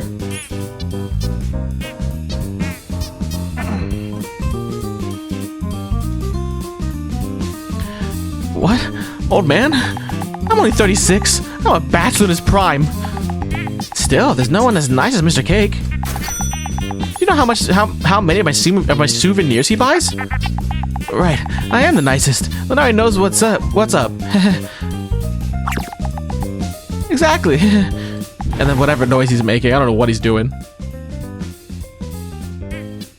Totally classless old man. Does that sound a choke or a laugh? That is particularly grating. More importantly, I've made contact with the farm manager. The heretical objects originated here. The farm is the primary investigation site. And I leveraged him to get a tour. Visiting under the pretext of a tour would arouse minimal suspicion. Lenari, is a tour of the olive farm available? I am suddenly intensely curious about olive cultivation. Ah yes, the farm. So curious. I think I like olives, probably. Yes, must be it. I don't have the authority for that. The farm doesn't officially offer tours. But I guess I could try asking Mr. Cake for a special favor. Suppose? Lenari shifted the massive pack on her back, her eyes glinting with a fox-like slyness as she looked away. Oh, my bag! My bag feels so heavy all of a sudden. Maybe a souvenir wants to escape? Just talking to myself. Money-grubbing parasite. Fine, I'll play along. Suddenly, I have an overwhelming urge to own one of your handmade souvenirs. Can I buy one? In cash? Oh, boss man! Welcome to Lenari's shop! Every single piece is lovingly handmade by yours truly. You won't find them anywhere else. Her greed is transparent. How about a hand-carved olive wood doll? It's shaped like a cat. Excuse me, a cat? In that case, I will purchase one. In cash. Thank you. Here you go. Oh, yeah, it's a cat. She handed me a cat carving about the size of a bottle cap. It was small, but the craftsmanship was undeniably excellent. I'll send the bill as a lump sum when the tour ends. Lump sum? She wants to keep running up the tab? Money-grubbing parasite. She plans to force something more junk before the day is out. Ah, you want a farm tour, right? Hold on, I'll go ask Mr. Cake. Much obliged.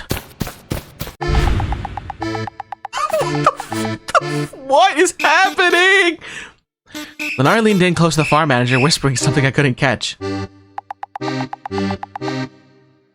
It looked like something just exchanged hands. They murmured for a moment, then both turned to look at me, grinning. Planning something. Their expressions are suspicious. Ah, they noticed me watching. Oh my god. The moment our eyes met, panic flashed across their faces. They frantically shoved something out of sight. Then, with exaggerated casualness, they pulled out their phones and started making calls, staring blankly into the distance. What are they contacting? After hanging up, they shared a loud performative laugh, then Lenari trotted back to me alone. I couldn't hear the details, but the whole interaction stank of collusion. All sorted. I put in a good word for you. Mr. Cake agreed to give you a tour of the olive farm. I'll be waiting back at the central square. Meet me there when you're done. Right, see you later. Lenari skipped away toward the square, humming a tune. Behind her, the farm manager approached me. Yo, tourist! I'm Cake, the farm manager. You want to see the farm, huh? What for? Take some water, hold on.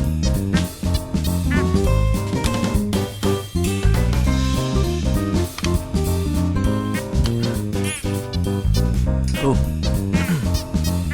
It's barely interesting. Why? Well, I heard it was famous. I just wanted to see it with my own eyes. That fucking noise. Becoming famous is a trouble. Though it's probably unavoidable given how amazing I manage this place. Could you just show me the farm? Fine. Let's go. Don't step on the fallen olives. I'll dispatch a harvest drone later to pick them up. A harvest drone? New standard tech for farming. Wonder if I can find anything useful on the farm. Oh yeah, they just got drones. Cool. Following the path north of the giant tree, we arrived at a sprawling olive farm. Immense numbers of trees were planted at intervals with various drones and machines buzzing around them, hard at work. It felt unexpectedly orderly and systematic. Wow, it's massive. Do you really manage all this by yourself? Darn right, I'm a genius. I handle every single drone and harvester here. In that case, do you mind if I look around? There's so much to see. Ask if you're curious. I'll make it quick. I gotta get out of here fast. I'll just sit here and rest. I mean, I will supervise the agricultural operations. Short on time? What do you mean? Never mind, I'll be quick. I need to find something solid before Section Chief Brand arrives. Scanning the immediate vicinity. That's a dog. Inquisition Protocol Investigation. Select target to investigate. Automatically proceeds once all primary targets are investigated. Including the duck, I guess? Alright, what should I investigate first? I mean the duck. No!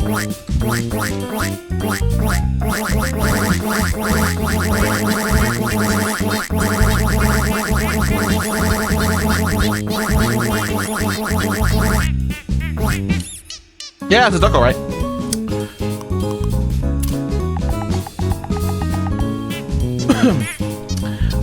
Ow, jeez. I touched one of the olive trees filling the grove. Staring at bark isn't going to yield any clues. If there's a trace of heresy, it's likely hidden from plain sight.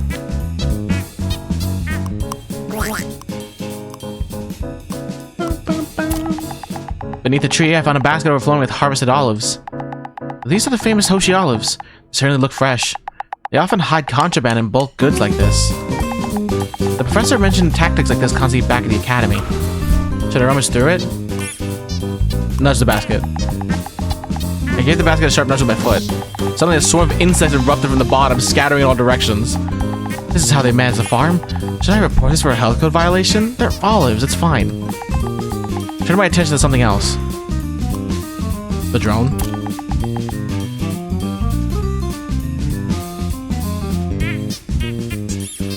A drone flying way too high. I can't see clearly, but it's definitely watering the crops.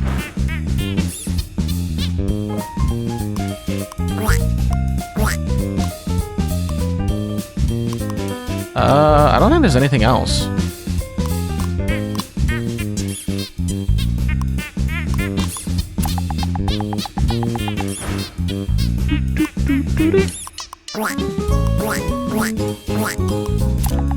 The reports say that traces of heresy were found somewhere in the olive distribution chain.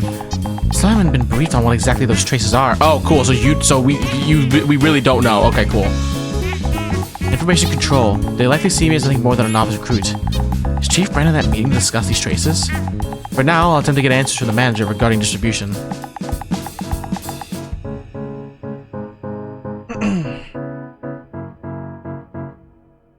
Do you know where these olives are distributed? I'm interested in purchasing some myself. Huh? Beats me. You don't know? I'm the farm manager, not the shipping guy. Totally different. So there's a separate person in charge of distribution. Aren't you the one in charge here? Well, I am the boss, but I'm telling you, I don't know. These days, what's it called? Right, AI handles everything. That's why geniuses like me leave everything to AI. Looking around, the farm does seem mostly automated. Then what exactly does this manager do?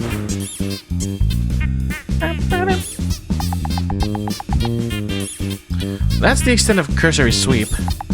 It looks mundane, too mundane. Unless I dig deeper, I won't find anything here. Seen enough? Let's go. Before she shows up. Why are you rushing me? It's like you're being chased. Because obviously I have a reason. Anyway, time to leave and collect my Torfy. Let's move. Torfy?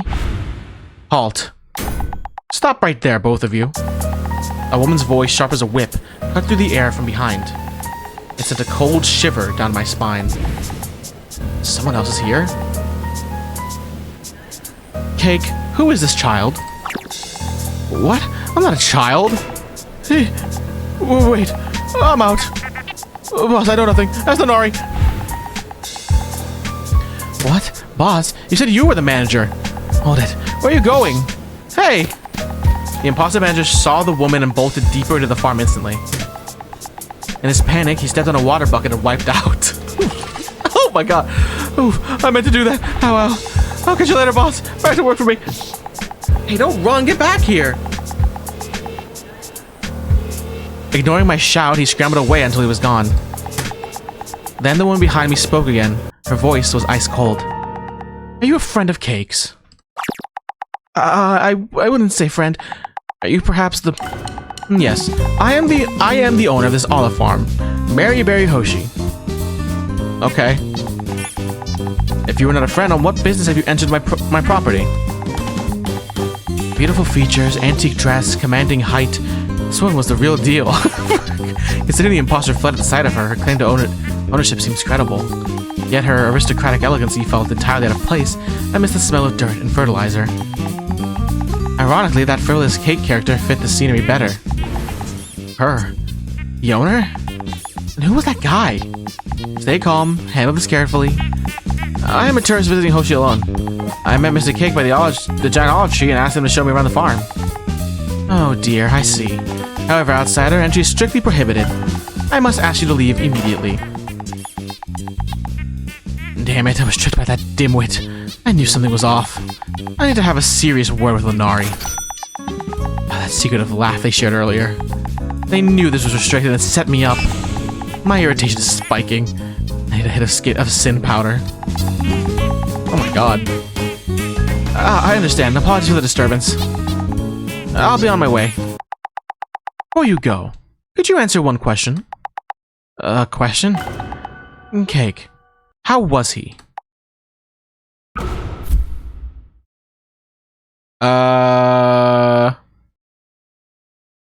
Yeah, I suppose his clumsiness was somewhat cute, I guess. He did look incredibly stupid. Sure, I don't know. I suppose this was somewhat cute? Not my style personally, but I guess. Right. Isn't he? Pardon? The frost in her eyes melted instantly. He's the olive cultivation specialist I hired. Okay. I own the land, but Cake handles every aspect of the operation. Watching him work so hard all by himself, it really makes me... Really? What? Really? Oh, Cake, that boy is just... I wonder how anyone can be so adorable while they work. Her face lit up like a blooming flower. I'm sorry. What? Anyway, he is precious and kind-hearted. Please treat him well while you are here. Okay, I must be going now. I have business to attend to. I only stopped by briefly to give Cake something. Let me reiterate. The olive farm is off limits to outsiders. Understood. I'll act accordingly. I left the farm, practically chased out by the owner. I headed straight back to the central square where Linari was waiting. Oh, boss man, over here. You're back super early. That individual Cake. Did you know he wasn't the owner? Ah, busted. Did you run into Miss Hosey, perhaps? What exactly did you discuss with him back there? I ended up in a compromised position. The farm is a restricted area. You should have disclosed that from the start. But Miss Hoshi rarely visits the farm, so it should have been fine. Still, you saw the farm, right? I call that a success. I hate illegal activities. Laws are meant to be followed. Breaking the law is what heretics do. Do you understand? Yes. Rules exist for a reason. They have to be followed. Why are there so many uncontrollable variables in this place? Okay, enough lecturing. Where to next, boss man? Man, I don't know. I guess the police station. I know we're going long. It's fine. The same police would have the best read on the village's security situation. I should probe them gently, see if there's been any unusual activity lately. Come to think of it, I don't see a Saint police station anywhere. Is it tucked away on the outskirts? Linari, a question if you don't mind. Sure thing, boss man. Looking for answers? I got him.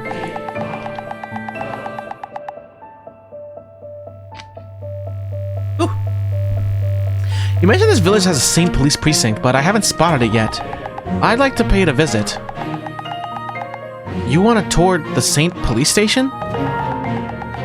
Who goes sightseeing at a cop shop? Ah, right, slip of the mind. I'm practically a civilian right now.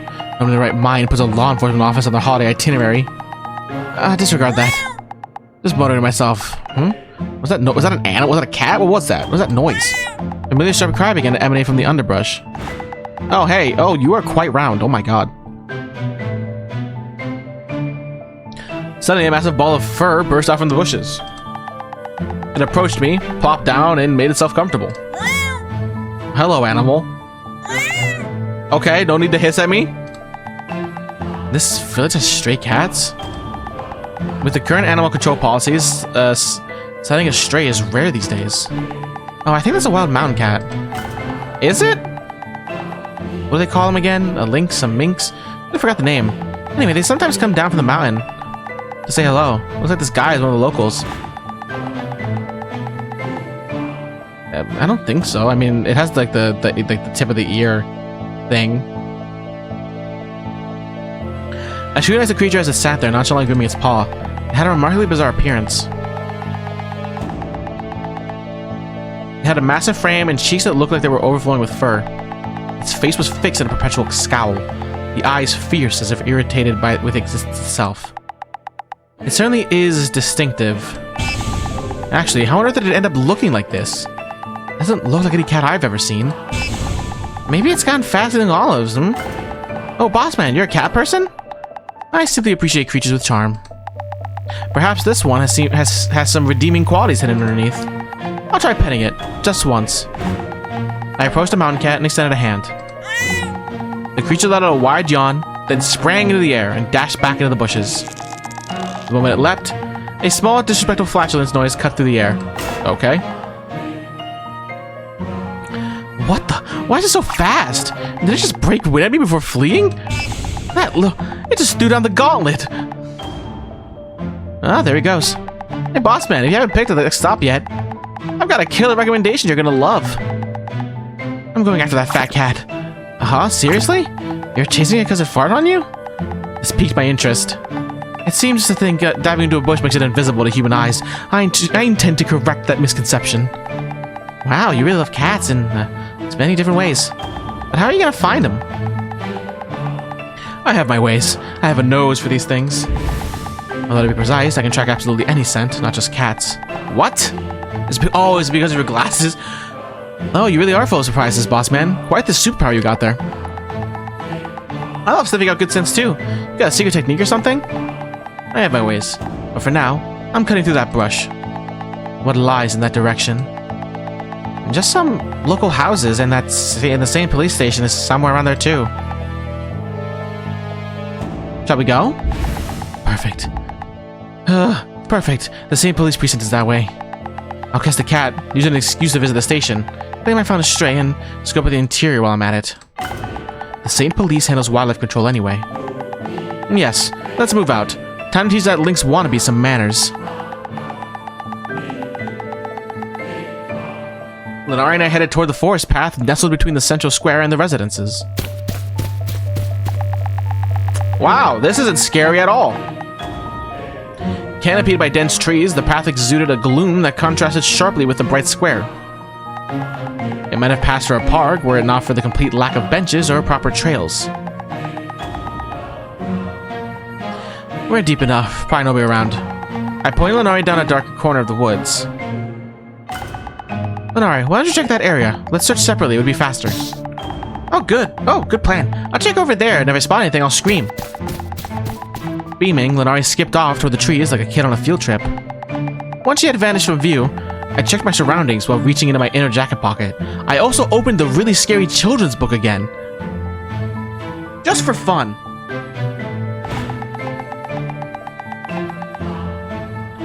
Coast is clear. I need to be discreet. Can't pull my cover over a cat chase. Time to use magenta. A presence stirred in the bushes. Scratch that. No need for magenta. It's closed. What the fuck is magenta? Only place to hide around here is that tree. Duck. The duck is the villain. The duck is the heretic. Where should I start looking?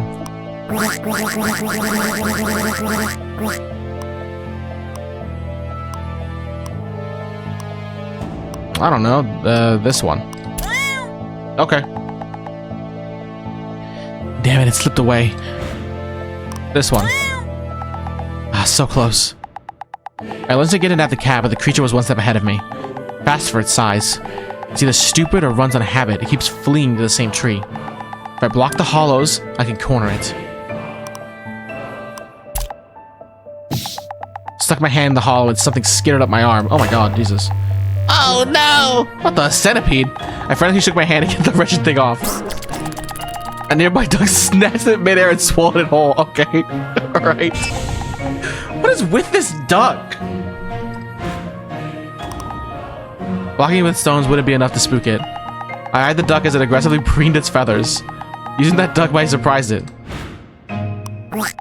I tried to pick the duck up, but it snapped its beak and thrashed violently, forcing me to back off. This duck's got a nasty temper. Maybe I can bribe it with something. I tried to pick the duck up. Is it aggressive, frantic? Is it hungry or just agitated? Yeah, but it slipped away. Empty. I stuck my hand in the hollow and something skidded up my arm. I suspected there are more centipedes. I snatched a centipede and shoved it into my pocket. Might come in handy later. I tried to pick the duck up, I pulled the centipede from my pocket and dangled it in front of the duck as it pecked its own tail.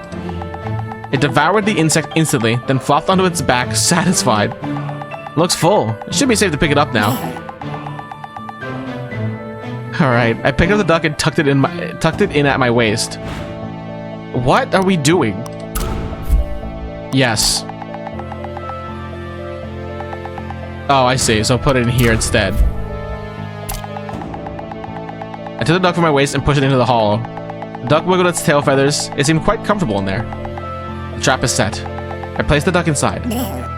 Oh, come on. I mean, if it's comfortable, cool. Nowhere left to hide. Come here. The cat leaped for the other hollow, only to spot the wiggling duck butt. It panicked and veered off midair. The beast barely dodged my snatching hand before vanishing into the brush. Huh? What is that? Scanning the area, I spotted a white mass squirming in the distance amongst the weeds. The foliage obscured its true shape, but the color matched the cat from before. Gotcha. Suppressing my footsteps, I crept toward the target. Okay. The white blob remained motionless as I closed the distance. Once within range, I thrust my hands into the bush and shouted, "Gotcha, Tubby! Thought you could just toot and scoot it on my watch." I pushed back the leaves and found something that was definitely not a large white cat. It was a human figure, squatting down specifically to be invisible. Slowly the figure rose. It was a young man, significantly taller than me. At his feet, the mountain cat I had been chasing was happily munching on food. The man turned, looked down at me, and spoke in a monotone voice. "I have never passed gas in your presence. I do not exhibit such disgraceful behavior in front of civilians." The man, whose voice was a sharp baritone, was decked out in the uniform of the Saint Police.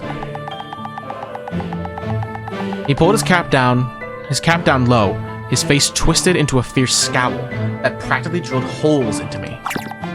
"Ah, my mistake. Apologies. I was actually looking for that ugly mountain cat. Hey, do you want a scary children's book? Are you the owner by any chance?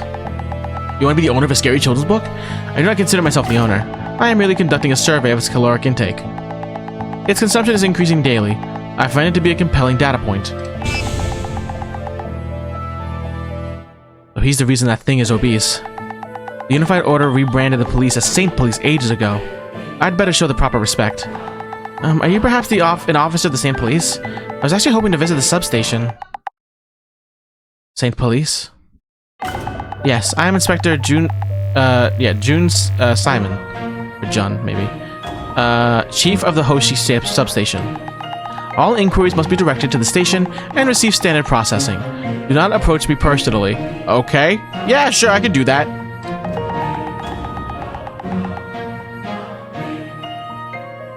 His expression soured, an aura of icy annoyance radiating from him. That's the station chief.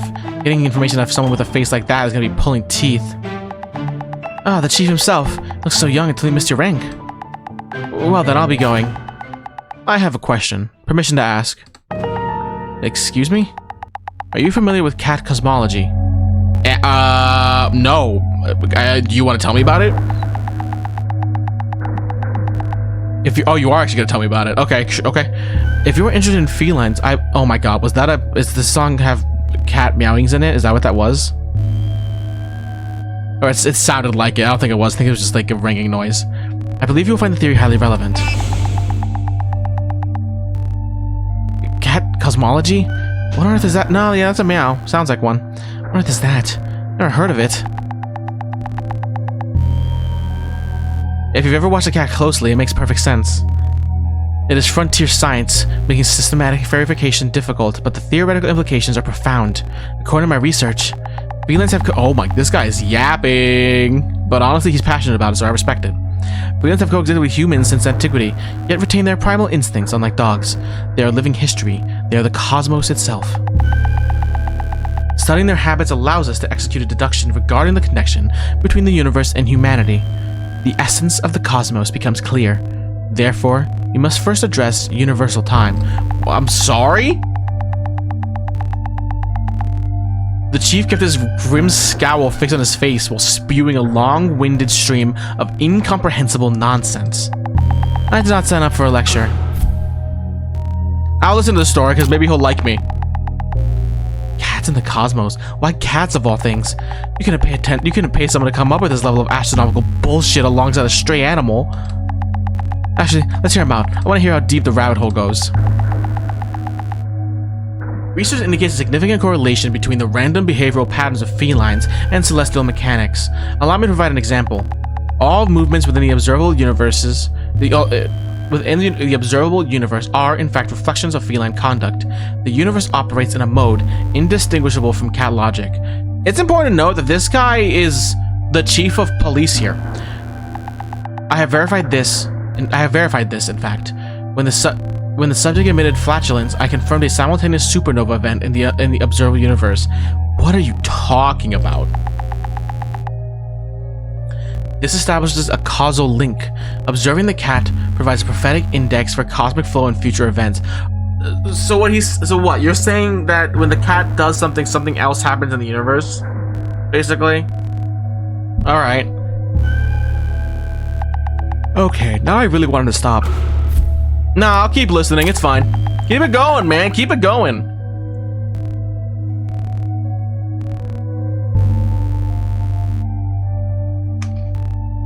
Keep it going. I smelled a fart, I can see the stars. Yeah, that's basically what happened to him. Curiosity is a vice, but I admit I'm intrigued. Recently, an anomaly has been detected. The subject's flatulence frequency has increased. This suggests an increase in supernova activity. Hypothesis: if I intentionally induce greater flatulence in the feline, the resulting intensification of gastric distress may trigger a chain reaction of stellar explosions observable from here. Are you registering this data? I'm trying, man. I'm trying. Affirmative. You sure? Stare at his filter and fast travel away in your mind. Yeah, okay. I tuned him out and let my mind wander. Oh, it is the universe.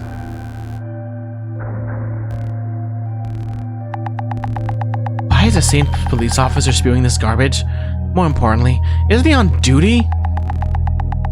Why are they really this idle? With crime protecting us, standing crime is virtually non-existent.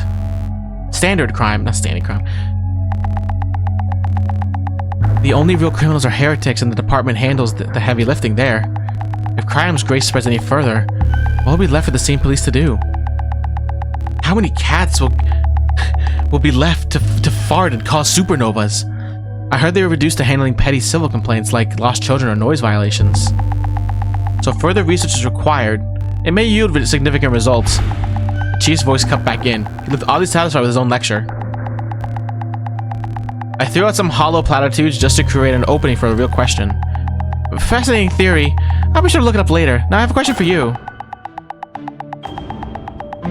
The moment I pivoted, the chief's brow furrowed again. He tugged his cap down and glared at the surrounding woods. All inquiries must be directed to the station and receive standard processing. Do not approach me personally. I do not appreciate repeating myself. It implies you naturally disregarded my first response. Okay, man, see ya. Without waiting for a reply, the chief turned on his heel and marched out of the forest. All that remained was the mountain cat and its empty food bowl. Quite authoritative. Guess that means don't bug the same police with every trivial nonsense. Moving on. You're trapped now, you little minx wannabe. Where'd the duck go? The duck knows how to teleport. That's scary. Alright. The cat belched, ripped another distinct fart, and bolted. You little... Again? Let's move on. So it seems domesticated enough. We should treat life with respect, even if it is gassy. I felt the woods and made my way back to the central square. Okay.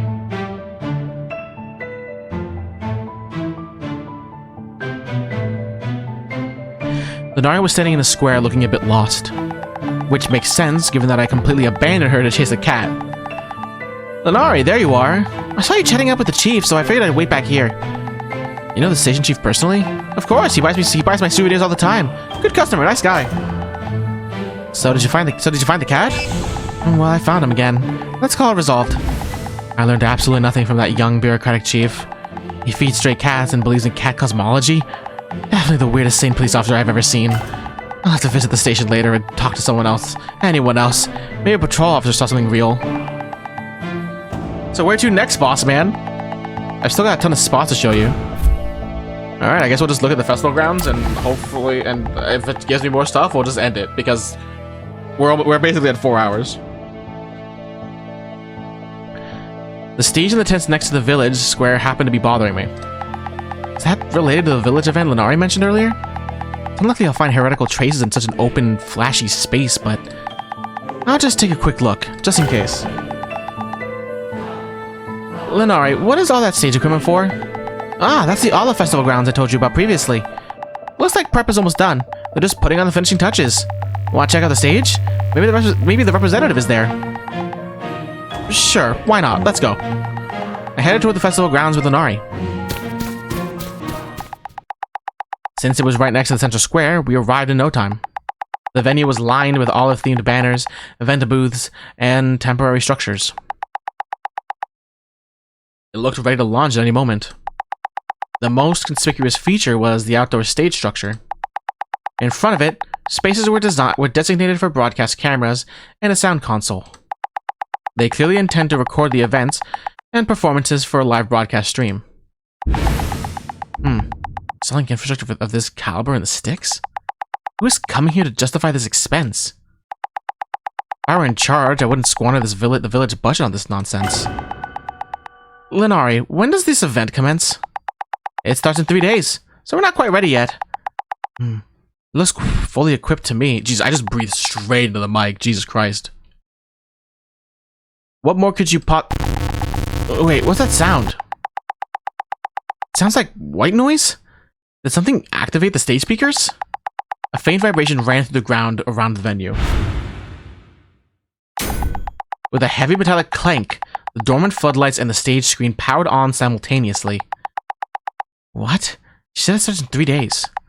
Blinding lights, archaic staging. What is the point of this theatrical display?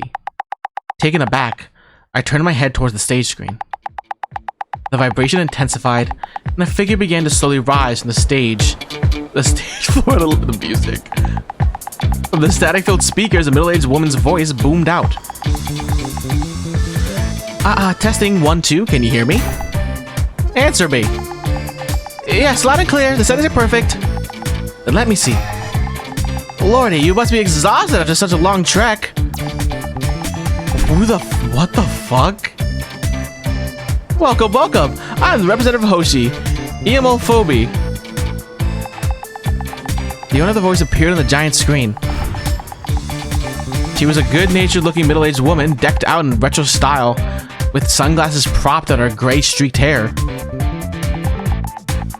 Strangely, she had a prosthetic right eye and a gold tooth that flashed every time she moved or smiled. That's the village representative. I've never seen anyone with so many visible injuries. Priam's grace prevents injuries. What happened to her? Maintaining an overly intense gaze, she hopped off the stage and sprinted toward me at incredible speed. Since she announced herself as the representative, I awkwardly attempted a greeting. Yes, hello. I am a tourist who arrived just a short while ago. It is an honor to meet the village representative. Oh, stop it with the honor rubbish. Look at you, such a dashing gentleman. Lenari, great work. You finally brought one. Let's get filming. Representative, wait. Can we have a quick word? Boss man, just wait here a sec, okay? Lenari read to the representative and whispered urgently, glancing back at me. I couldn't make out the words. Lenari seemed to be blushing deeply. Shortly after, Lenari returned to my side, and the representative laughed loudly.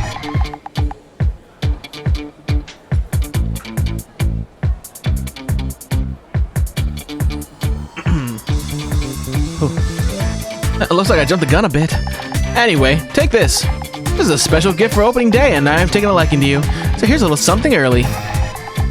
You know how it is. Don't be shy. Well, thank you. She whipped something out of her pocket and hurled it at me with terrifying speed. I instantly threw my hands up to cover my face, just as something slammed into my palm. Oh yeah, she is an old lady. Okay. she is like a middle-aged lady, yeah. My hand stuck from the impact. I was holding an olive candy pack. She just keeps those in her pocket, I guess. If I hadn't blocked that, I'd have gotten hurt. She has quite the aggressive streak. So, what brings you to our humble village? So, youngsters usually hate these rural parts, you know? Well, an acquaintance recommended it. I hired Lenari as a guide, and she mentioned an event taking place here. That's right. My young folks are so articulate. The Hoshi Olive Festival opens in exactly 3 days. Huge events, special prizes, entertainment, and romantic date courses. What? I plan it all myself. Sounds fun, doesn't it? Ah, I see. Just my timing was off. Given there's no lodging in this village, waiting 3 days is impossible. What a shame. Huge relief. Not my scene at all. 3 days pass in a blink. Why not stay a little longer? I have a favor to ask, and since you're such a sharp, handsome young man, you're perfect for it. A favor? Don't you think our Lenari is pretty? Oh, hold on, I have to check something. Oh, I don't care, that's fine. Lenari says she likes you. Well, Lenari is... What the fuck is this? Wait, what are you implying? What? Startled by the abrupt question, I snapped my head around. Lenari's face was beet red. The representative steamrolled on, ignoring my bewilderment completely. Fucking sunglasses. Meaning here's fate, isn't it? Why don't you two young things try a casual fling? That's close to reality, right? Representative, boss man's gonna get the wrong idea.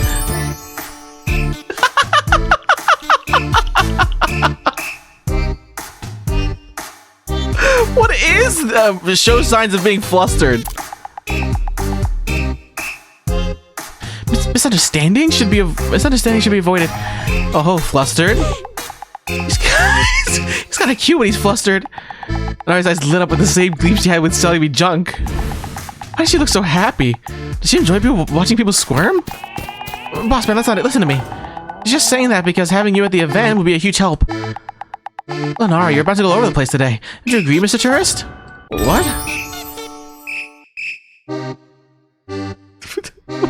Should I tease her back, pretend not to care, and move on? I don't even know. Pretend not to care and move on.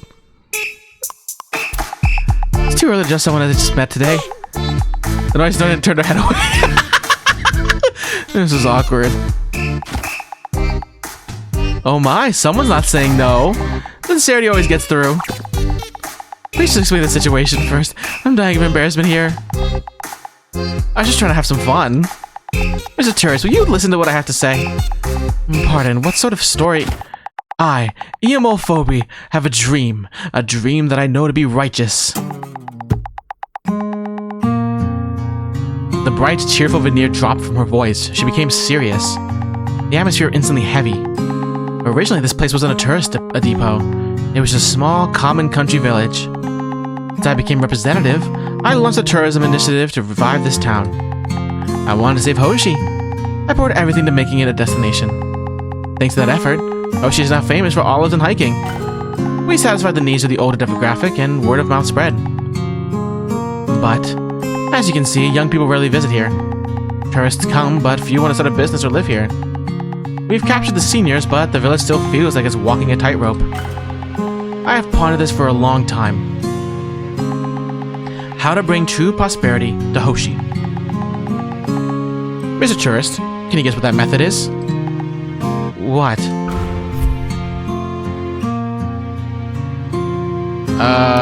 Cool sights and famous local food? Usually decent attractions and local food are enough to activate a festival.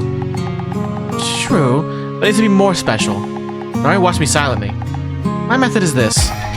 For this village to survive, it must become a premier dating hotspot for the youthful. For the youth. A dating hotspot? Are you serious? That's it, a date spot. Hey, you young kids these days, huh? No matter how far or boring it is, no matter how expensive or tasteless the food is, if it's rumored to be a date spot, they will come at least once. Once is enough.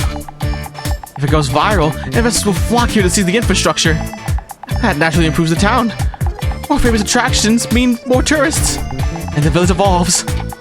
Well, I don't know if it's that simple, but what does this have to do with me? Our Olive Festival does one thing really well, and that is our live broadcast. It's mostly watched by people who couldn't care less about Hoshi per se, but still, that's in the live stream of the Olive Festival 3 days from now. We broadcast a sweet romantic scene between you and Lenari. We show them that Hoshi is hip enough for young couples to date. And then Hoshi finally goes viral among the youth, right? Wait, if that's the goal, just hire actors. Why me? The audience recognizes sincerity. Actors won't cut it. It has to be real love. You like Lenari anyway, don't you? No need to hide it. I see everything. This was never explained to me. What? Also, I don't even know what this is. I think it's a book. No, absolutely. Why would I ever with her? What? Lenari? Is she pretty? I don't know. We met today. And I'm still this guy. This is a professional relationship. So, just stay in the village for a few days and get along, yeah? Help us out if you got nothing better to do. Stammering confused is the right reaction. I don't know what's happening in this game anymore. Just make something up. Why am I hesitating? If I pretend to date Lenari, what do I tell Chief Rand? Sorry, Chief. I got a girlfriend on the job. Get a grip. That's insane. Well, seeing the rest of this place. Oh, changing the subject. When I locked eyes with Lenari, she gave a panicked, awkward smile. I'll just string them along. Why overthink it? I unwrapped the candy the representative threw at me, shoved it into my mouth inside. Very well, I'll cooperate if my schedule permits. Usually I'd reject such nonsense immediately, but something about that representative, she's intense. I feel like rejecting her would trigger something catastrophic. This candy actually tastes like olives. Olive flavored candy, is this combination actually meant to be eaten? I'm gonna tweak the stage a bit more. I'll come find you later, so don't run away, okay? Honestly, you two can start dating right now. What a waste. Representative! I'll go see the other sites now, excuse me. I hurried out of the venue without looking back. Lenari trailed behind me silently. Come to think of it, I failed to investigate the venue for suspicious activity completely. I'll have to circle search when the representative isn't around. We stood in the central square, shrouded in an awkward silence. Eventually, Lenari broke it. So, wasn't the venue tour fun? The festival's gonna be a blast too. Yes, well, focus, I am on the clock. That was a minor disruption, reorient objectives. The tour isn't over yet. Boss man, where'd you next? Just a moment. My smartphone vibrated in my pocket. I pulled the phone out and answered right away.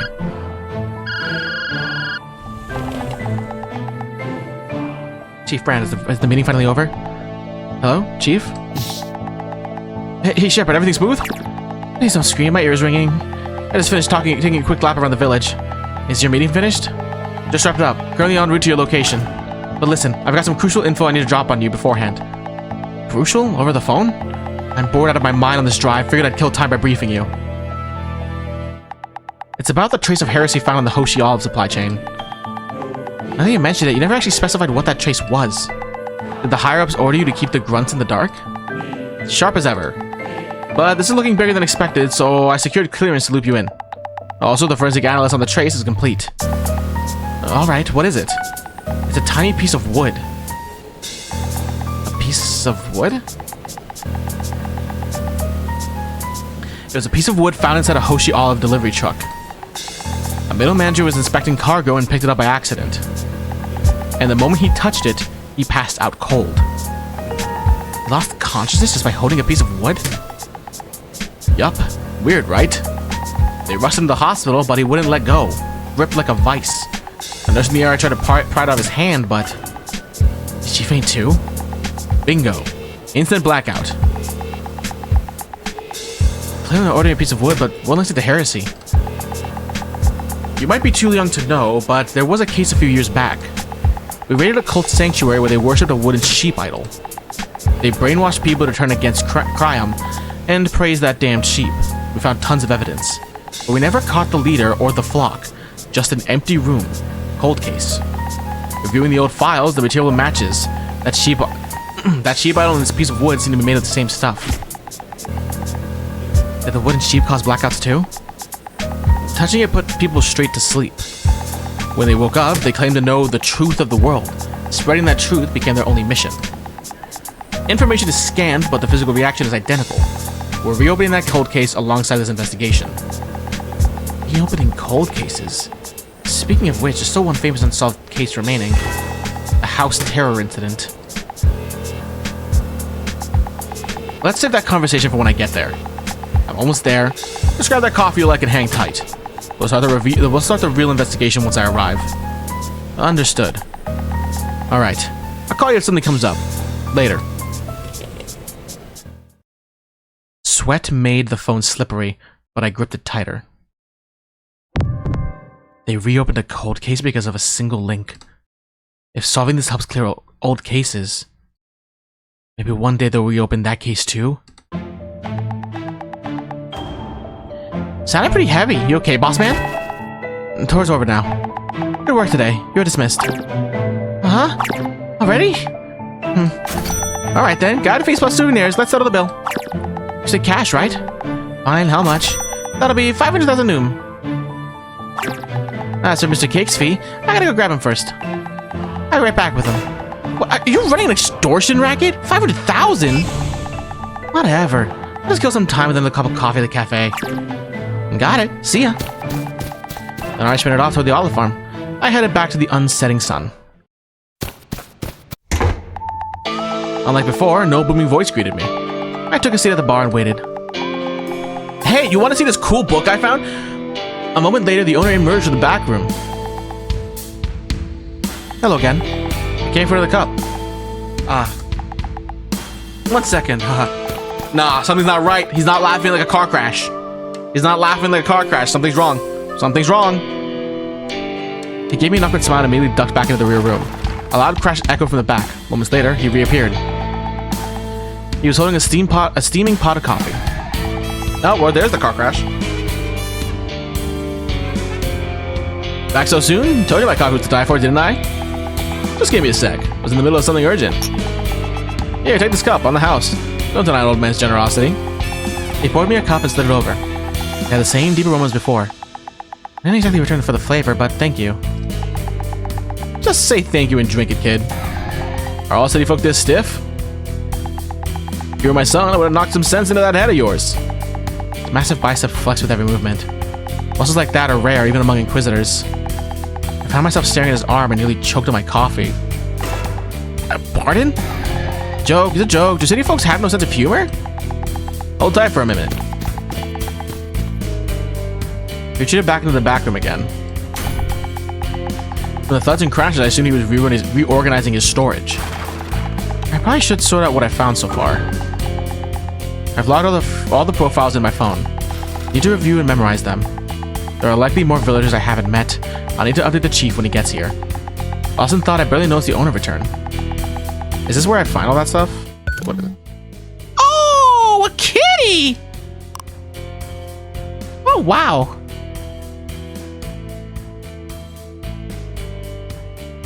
Quite the animal. Oh, I guess this is the map from last time. Okay, cool. I didn't realize that. And then evidence. Jesus. No manufacturer is locally produced. I plan to dump this on Chief Brand later.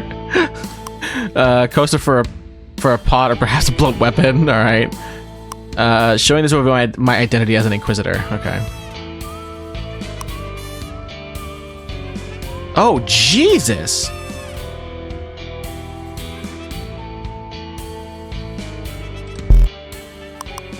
Cool. I wonder if, I mean, these are probably just the same case, but I don't know. Well, it says case, well, I don't know. And then profiles on everyone. There's only a few people left. 6 people left, it looks like. Hold on, let me check something real quick. Hold on, I'm gonna mute desktop audio for 1 second while I check something.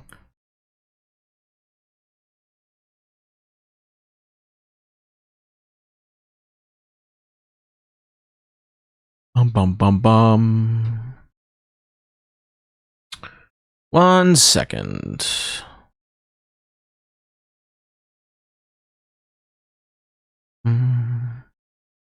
Ba-ba.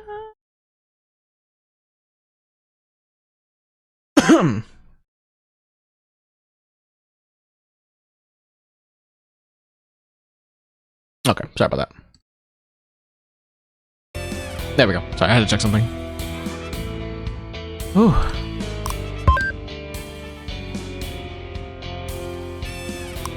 Yeah, so these are just all the people, and just as you learn stuff about them. Okay, cool. I think we'll probably just stop here because I don't think we're definitely not going to be able to finish it.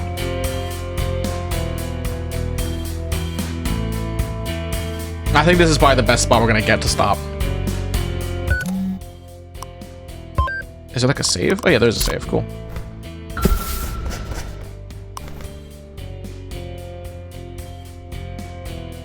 Okay. Because we've been going for almost like 4 hours and a half. So I think that's the best spot I'm gonna get to stop. Okay, we're gonna stop there. That's all the next Fest demos. We didn't get through Inquisitor Shepherd, but still, we got through a decent chunk of it. A very strange game so far.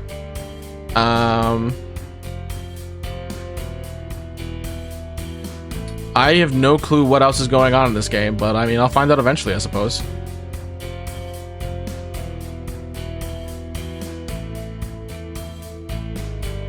Yeah, really cool. All these games have been great. I mean, Cicada Mata is really cool. Really good movement, really good music. Also, you play as a robot lady. Cool. What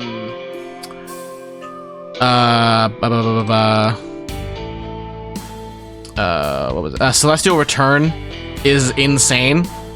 Really cool art, really pretty, really cool dialogue, mechanics and stuff like that. Lots and lots of fun. I look forward to seeing more about that game. Replaced is also really cool. The combat is, I mean, it's Arkham, like the Arkham game combat. It even has the same, like, it almost looks like it has the same icons for it. And the story seems interesting. And then this game is just weird, but really interesting.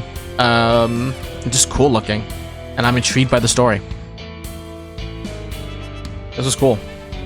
And I mean, even the demos we played last week were really good too. Or not last week, but like, it was on Sunday, right? Like a few days ago. Were also really good too. These are great. These were great. But yeah, that's gonna be it for tonight.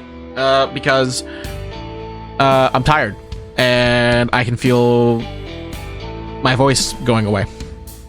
Not going away, it just hurts a little bit, so I need to rest. But yeah, I don't know if there'll be a stream tomorrow. I think on the schedule it says not sure. If I find something I want to stream, or if the vibes are right, I'll stream. If not, then I'll see you on Friday for Look Outside, I believe. And then Saturday is more Danganronpa 2 with Wes. And then Sunday we are starting Professor Layton and the Diabolical Box, I believe, is what it's called. Yeah. And that's pretty much it. Thank you very much for watching. I really do appreciate it. This will get uploaded tomorrow on the VOD channel at 3 p.m. Eastern. Other than that, stay safe, stay healthy, and I will see you maybe tomorrow, but for sure on Friday. Okay. Goodbye. Bye-bye. Bye-bye.